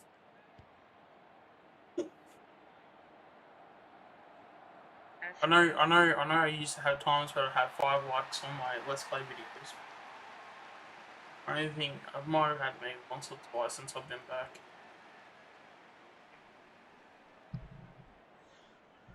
Yeah, same here. Like, I'm grateful. I'm on 92 playbacks as well. It's crazy.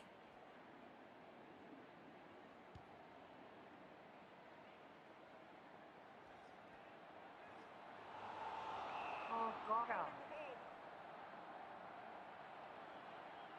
Many if I won the grand final from the position I am. Yeah. I made it. Yeah, no, just on the comment too. I can guarantee Swoop will be here eventually. We just don't. Well, I mean, I can only probably speak for myself at this, but it's probably best to not rush it, and it's better for it to feel like it's normal than anything else. So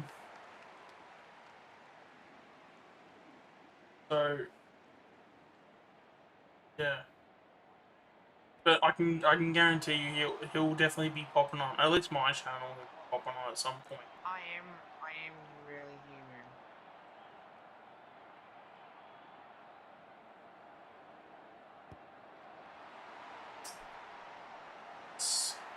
Checkers is on the board. Go around him.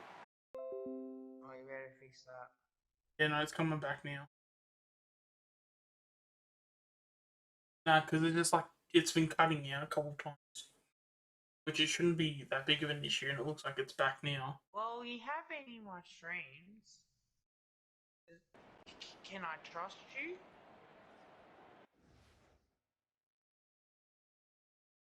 North Express Aurora.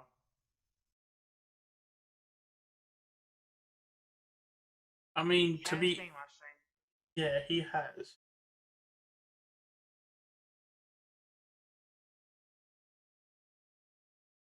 Well, you did stand up. You did well against Aussie Tiger, so I appreciate that one. Not too sure. Because I remember early on when he'd be in the chats, he would be trolling a lot too. Yeah. But not trolling as in like not to what Aussie Tiger would do, but he would still like be in that vicinity of like, you know, probably like mucking around, but a little bit too much. If that makes any sense. Yeah. I'd probably give him a week and see how he goes. Yeah, and what's the As a mod, odd mode, mate? Like, what is that? I'm willing to give you mod under one condition.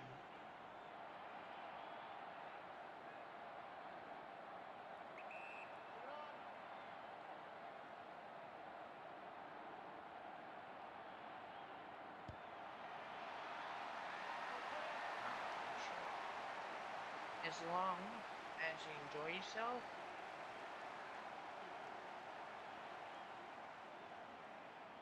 It's on dry and stay.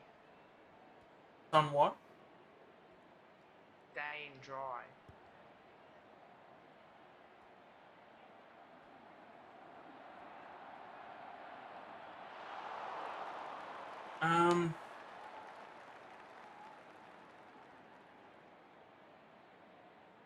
Because I'm playing.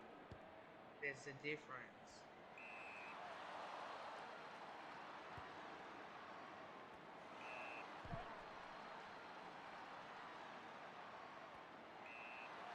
And I love AFLW.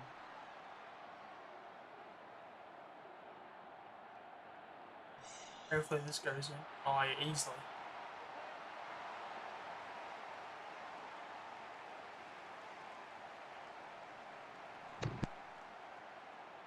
I mean, I think he's had parts where he's done well, and he's like been a part of the community, has done the right thing.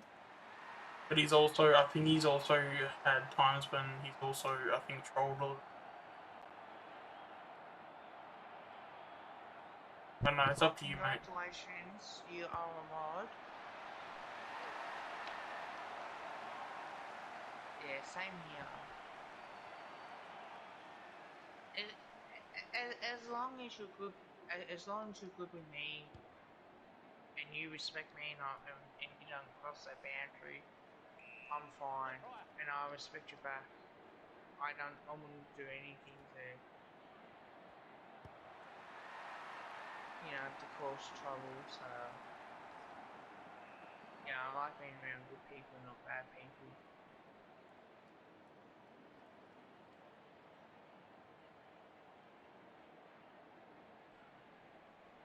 And you've been in the streams a lot too, so I always appreciate Yeah, that. he does turn up a lot. I have noticed.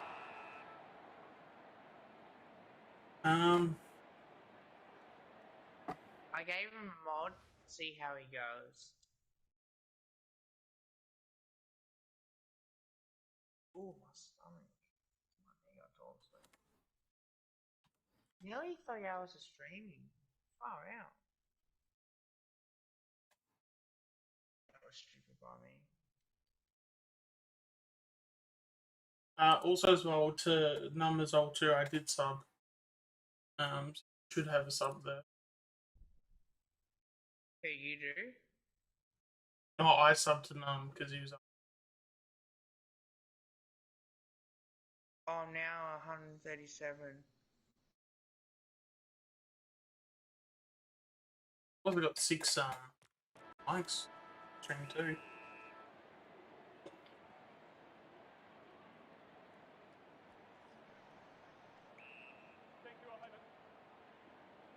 You know, guys, everyone that's in the chat, really appreciate all the support that's been given. I think this has easily been my best stream that I've done. Don't know if the longevity of it probably made a difference. Probably could have, but I mean, we're only what four views away from 100 views. So Yeah, it's obviously pretty good I effort reckon from I'll you be guys. close to 100 views. What, your one? Yeah, I reckon I would be. Because it doesn't tell me on YouTube Studio.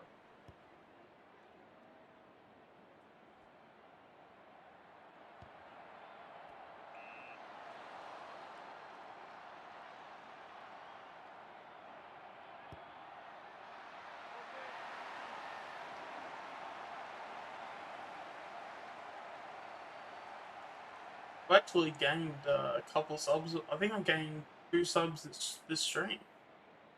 Yeah, I'm on I've gained 79. 4. I thought I had 38, didn't I? Um, Jeez, Tom. 136.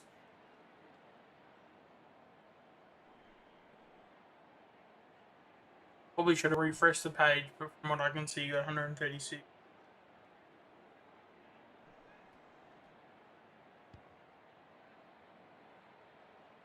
Well, I think I just had a question I should probably get onto as well.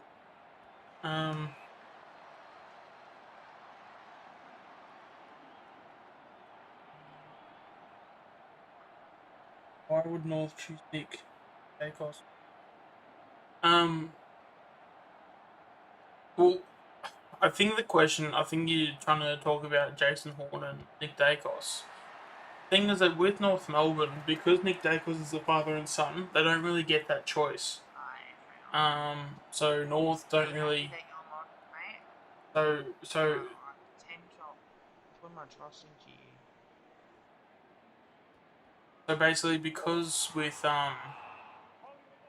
Dacos, because he's tied to us as a father and son, and we're gonna bid on basically anything. It basically just means that we're just gonna get Dacos. So regardless of how North feel about Nick Dacos, that they're not gonna get him.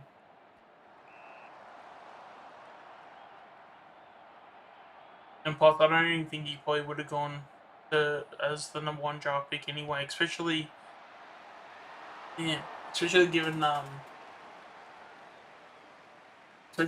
that Horn Francis had that finals, that game of finals as well too. Whoa. Actually, Kev, do you reckon Nick Dacos and Dib would have played if do you reckon they would have played if what's it called, if they 100%. if they like if the VFL made finals, do you reckon that they would have played? Yeah, I think so. Because I know that they would have been definitely like good enough, but whether they were able to, because I know Dacos played in a practice match and did play some actual VFL games. Then again, it was probably best that either of them didn't though, because their values were going to drop a lot further down. So in a sense, it's probably a blessing that they didn't, because now instead of Dacos being the #1 pick, he's probably going to go at like 3 or 4 now. I had 107 that last one.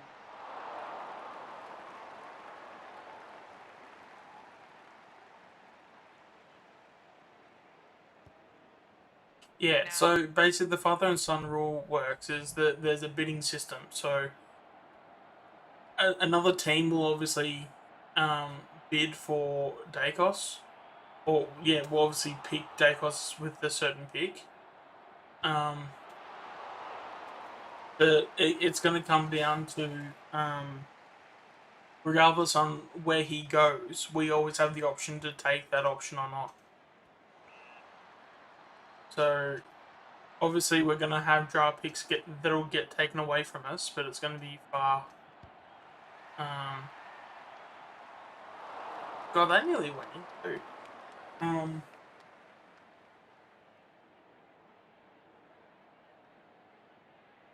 Yeah, no, I know Nick Dacos is better than Horn, like Horn Francis.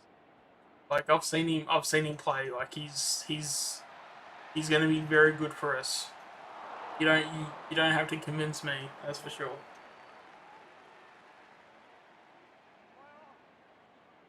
That's actually Kev. That's actually one of the things that kind of confuses me too is that people genuinely believe. Come back. Okay.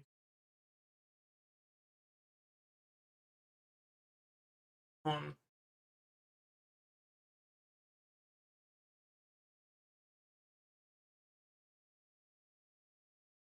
I mean, people kind of have to have Horn Francis as the number one pick because Dacos just isn't on the table.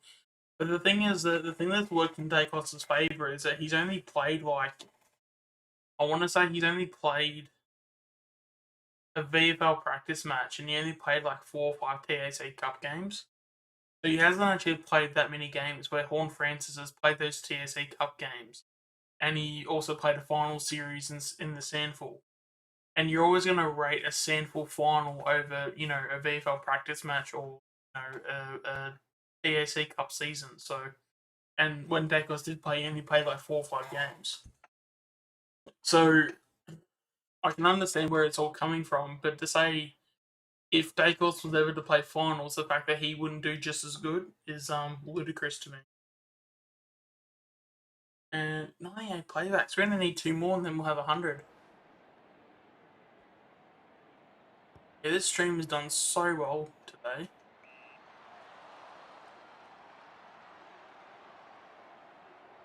And yeah, hopefully the internet doesn't cut out again. But I think I might finish the stream soon anyway, because yeah, we've gone past 10 o'clock now and I've nearly streamed for about 6 hours.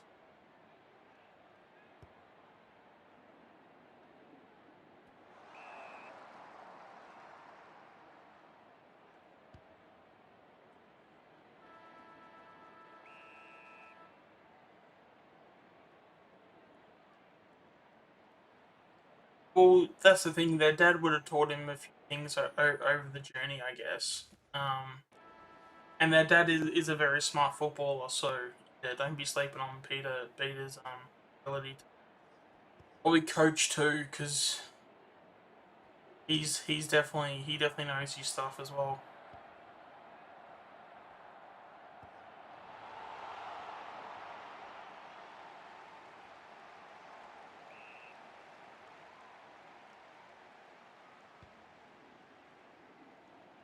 Oh, he fell over.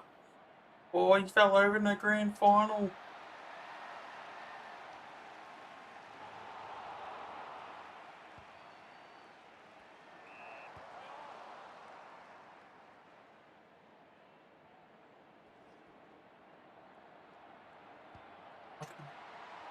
Very good. Get onto it, mate. Then kick a goal.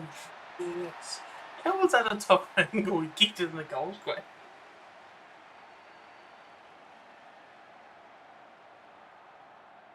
Pretty much.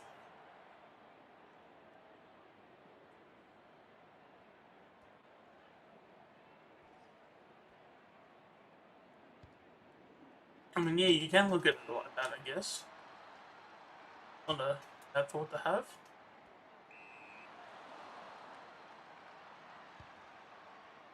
Oh, Kruger. Oh, against his old side, drops it. Elliott runs into goal. Oh, Tom Stewart takes him on.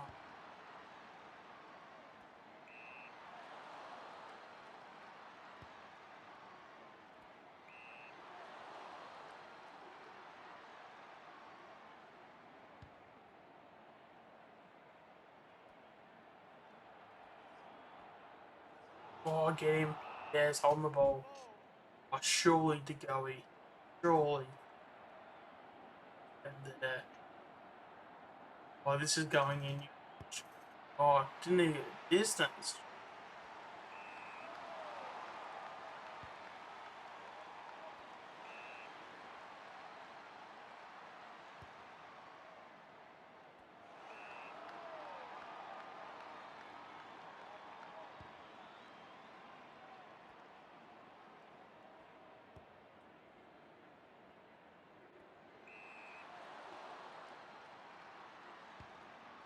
Grundy.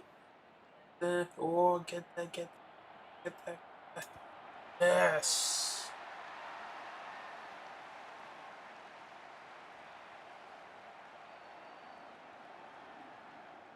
Yeah, you'd imagine Kruger would be Norm Smith, wouldn't you?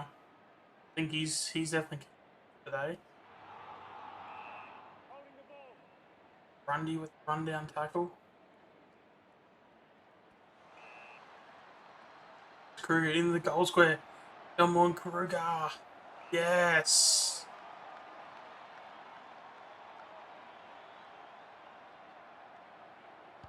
Get. Yeah, boy. Yes. He's kicked 7. Get around him.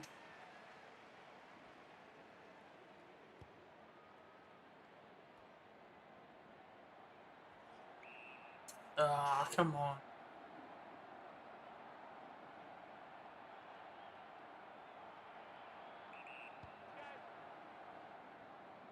Pennery was injured in my career mode. Or not career mode, season mode. Oh no.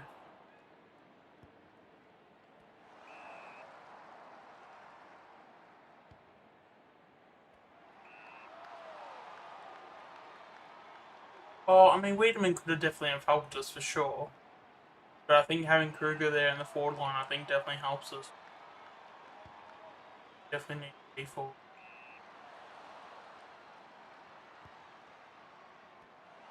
Oh, there you go. 30 seconds to go. 99-point win. Celebrated. Get around him.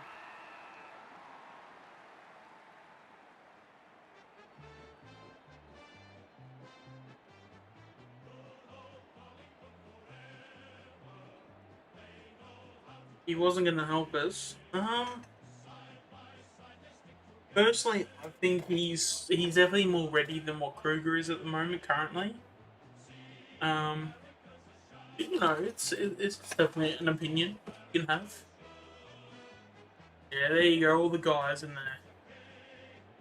Yeah, how good is that? Get around them.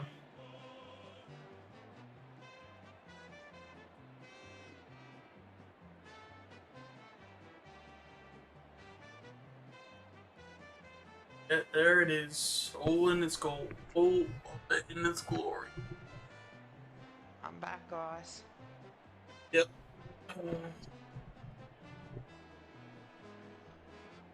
Oh yeah, I was streaming.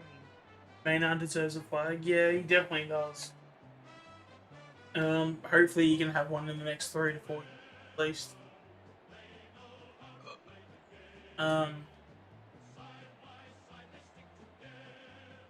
Yep, undefeated the whole season. But I mean, when you put it happen, wasn't necessarily more for that. It was more for just trying to get the high score. I couldn't 3.5 minutes.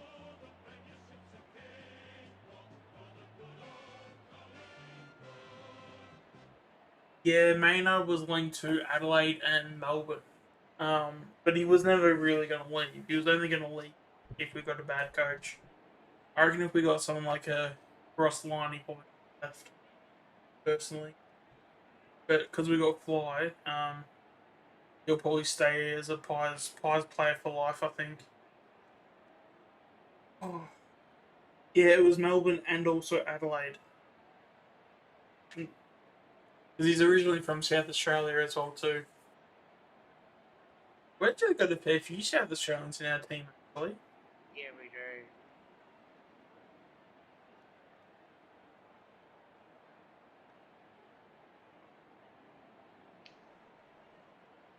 Who's in the green? Tell me, with Ross Lyon. Yeah, Ross Lyon. Like, I don't rate his coaching personally. I think he's a bit. I do.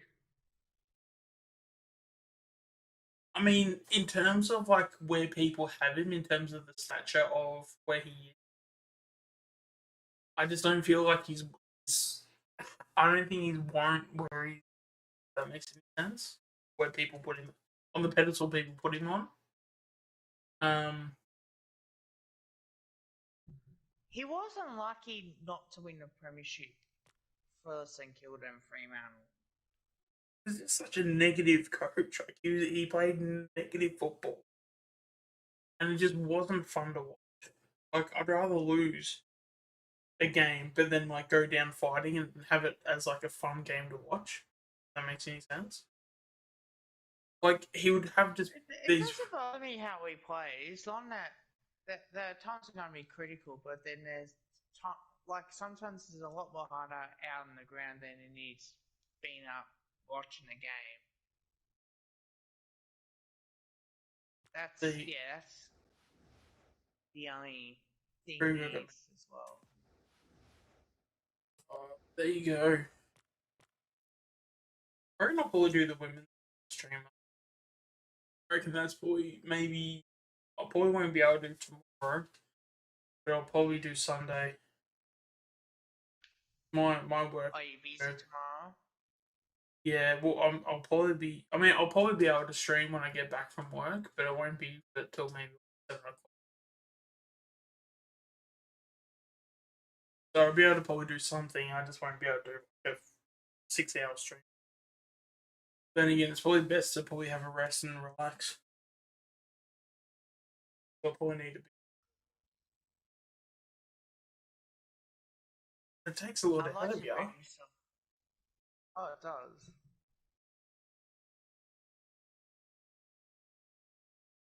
Oh, and I've gone down from 6 to 5. Like,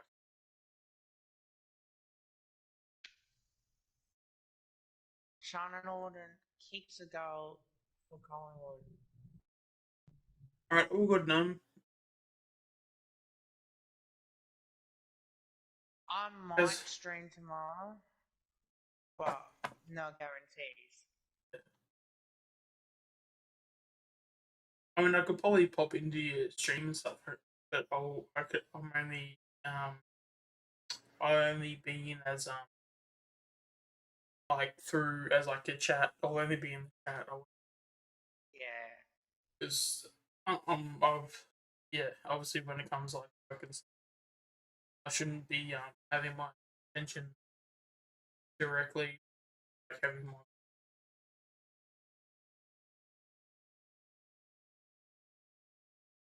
stuff. So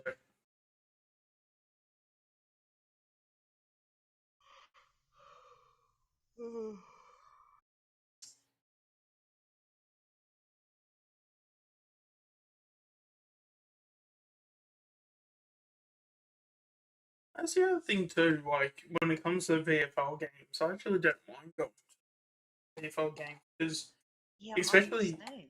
especially this year. Like, oh, sorry, not like the next year. We're gonna have such a good side in the VFL. Like,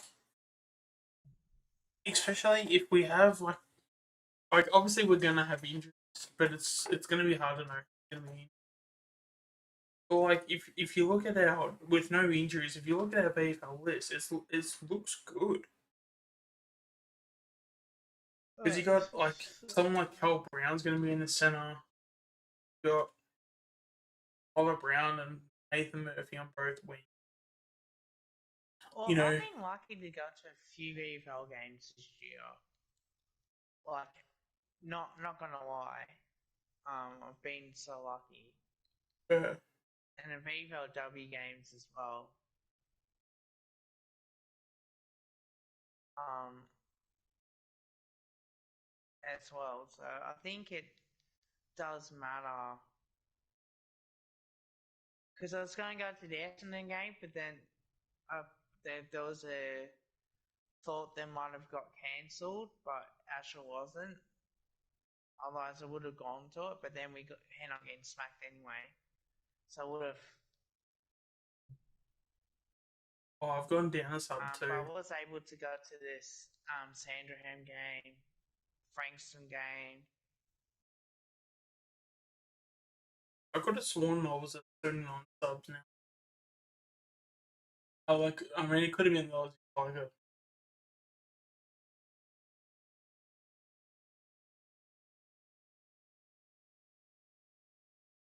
I've had So 128 views in the last 48 hours though. Pretty good. I'm assuming that's also counted yesterday's stream as well. And we reached 100 playbacks. Yeah.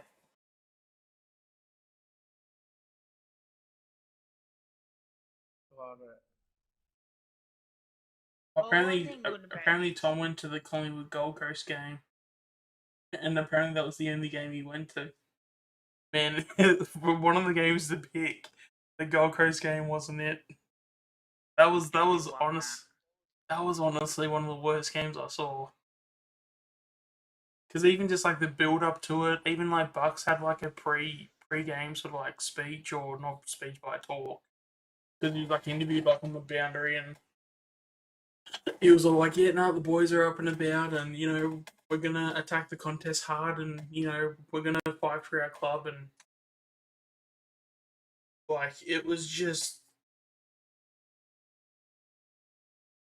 yeah, it was just like the worst game ever. Because it's like it's one thing being beaten by like say Brisbane in round 22. Because you know, yep, they're a top four side. They're trying to get into the top four. They need percentage so they can kick your ass. But you don't say that against Gold Coast though. So like, and then the fact that Gold Coast basically just bitch slapped the fuck out of us too. And Um, they also did to Richmond. uh, I mean, like obviously they played very well, and but, man, like it was just so. It just felt like they just walked through the front door and they just slapped you in the face and like Oh, 100%. 100%.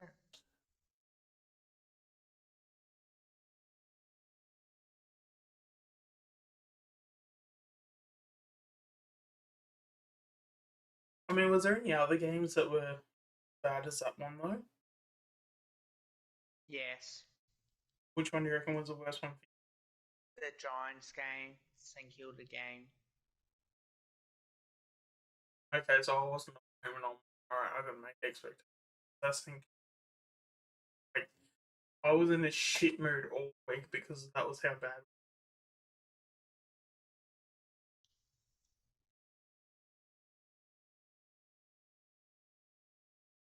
Only with What Geelong games? in what in the grand final. Well, I mean that's who I played in the. No, I reckon that would have been. Yeah, that was. We only lost by 10 points when it was, but yeah, we did not play well at all. We just could not kick accurate.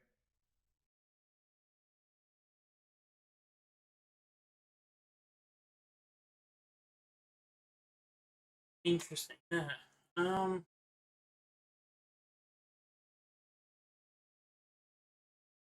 think if there was any.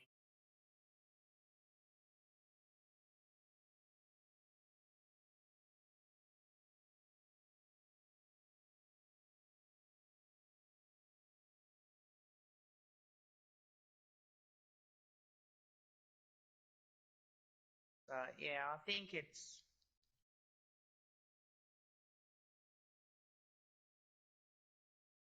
Oh, here we go. This is the playback. It says total number.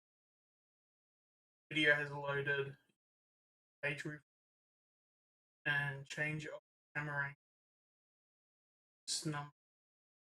Number doesn't.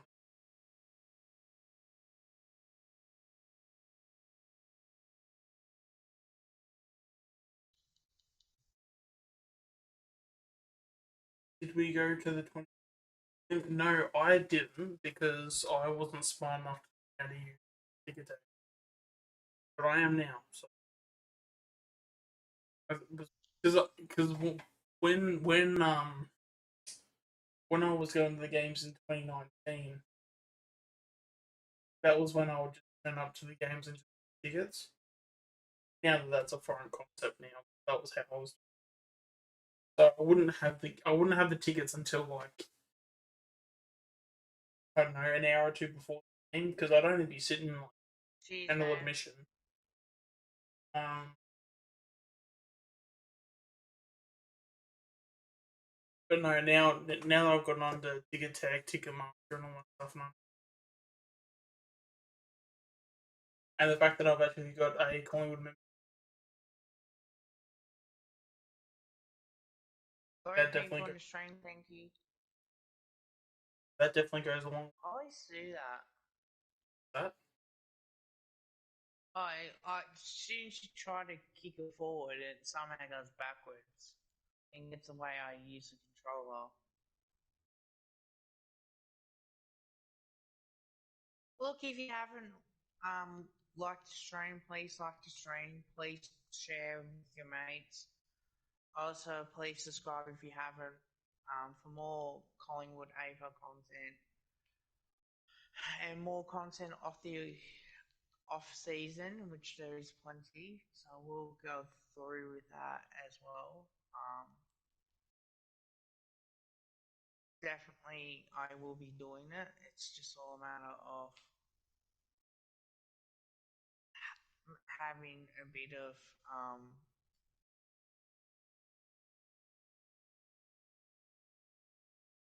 time and not get distracted by anything else as well. So I will do VFLW season review. Obviously the VFL season review is going to be ranked highly out of 10 compared to any other seasons for us. Oh, I did just check because we were undefeated. I did just check my channel before the previous tab I had open. It definitely said.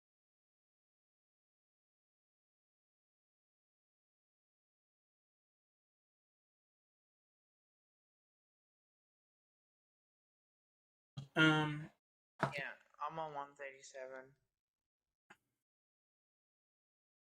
I need to refresh it then. 36. Oh, yeah, it does now. And you got 19 likes too. Good on you. Jeez, man.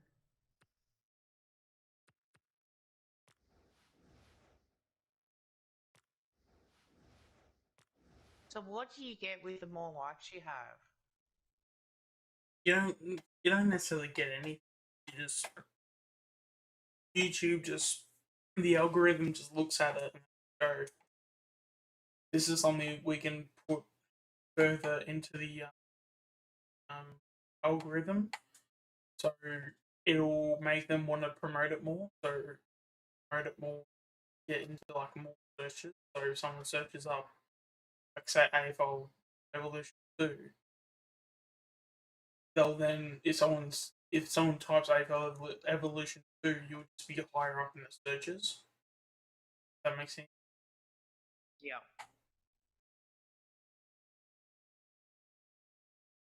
So, yeah, guys, I always appreciate this.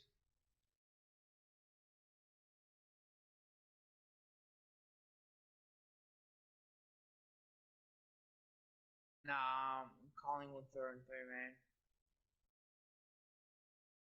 I remember being at that last start.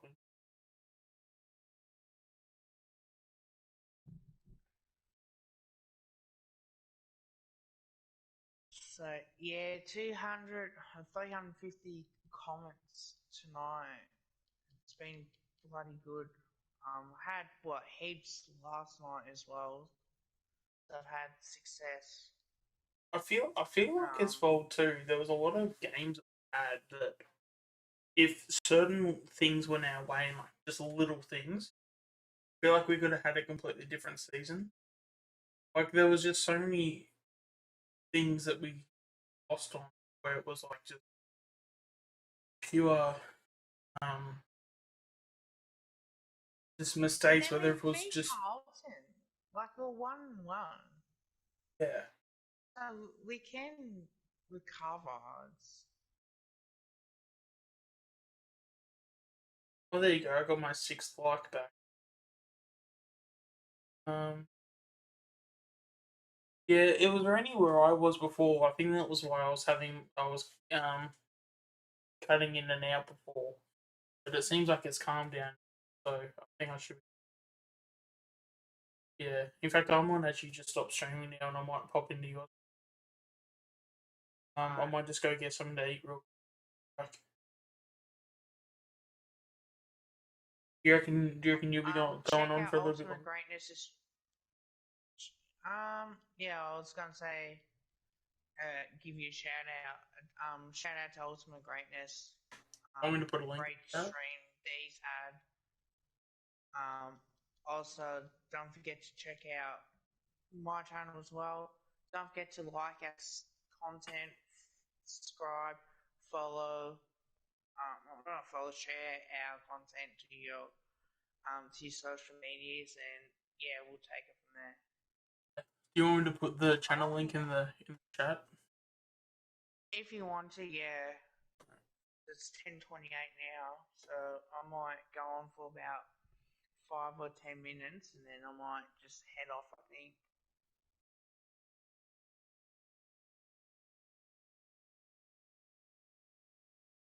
Yeah. No, I'll finish myself. Oh, look who I've got in the grand final. But Kangaroos. This season, that would have been the battle for the wooden spoon.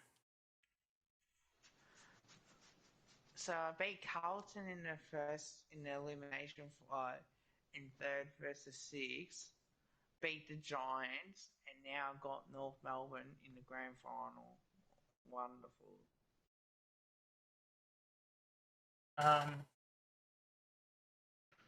Go and get something to eat as well. Will I be on tomorrow? I might be. I don't know Oh, there you yet. go. I got a 79. Alright, so I'm one sub away from 80. So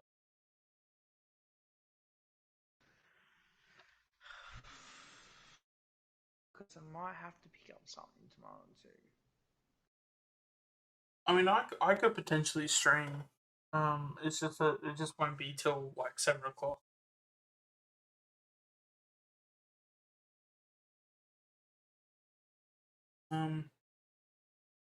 Yeah, no, I'll finish the stream. Sure. Alright, guys. Yeah. For one, thank you everybody for watching. Because this has easily been the best video I've had since my comeback. I'd like to thank everybody for their support. Shout out to all the people that have tuned into the stream from the start till now. And yeah, obviously the stream doesn't happen without you guys. So the fact that you guys have shown all the support and the fact that this has easily been the best stream I've had has been really, really, really, really good. Obviously, want to have a quick shout out to Kev as well too. He obviously does great content, so make sure to go check out his channel. If you wanna put your channel link in the chat, Kev, too, I'm more than happy for you to do My that. phone is charging. Oh, okay, all good. Well, yeah, I'm sure the majority of the people that follow you. But no. So with all that said, I'll now finish my stream. We'll go get something to eat and then come back. Yeah. With that being said, now reached to the end of the video. And stream. So if you like the video, please like the video. For more of my content, please subscribe for more. And with that said, with that said, now end the stream here. All right, see you guys.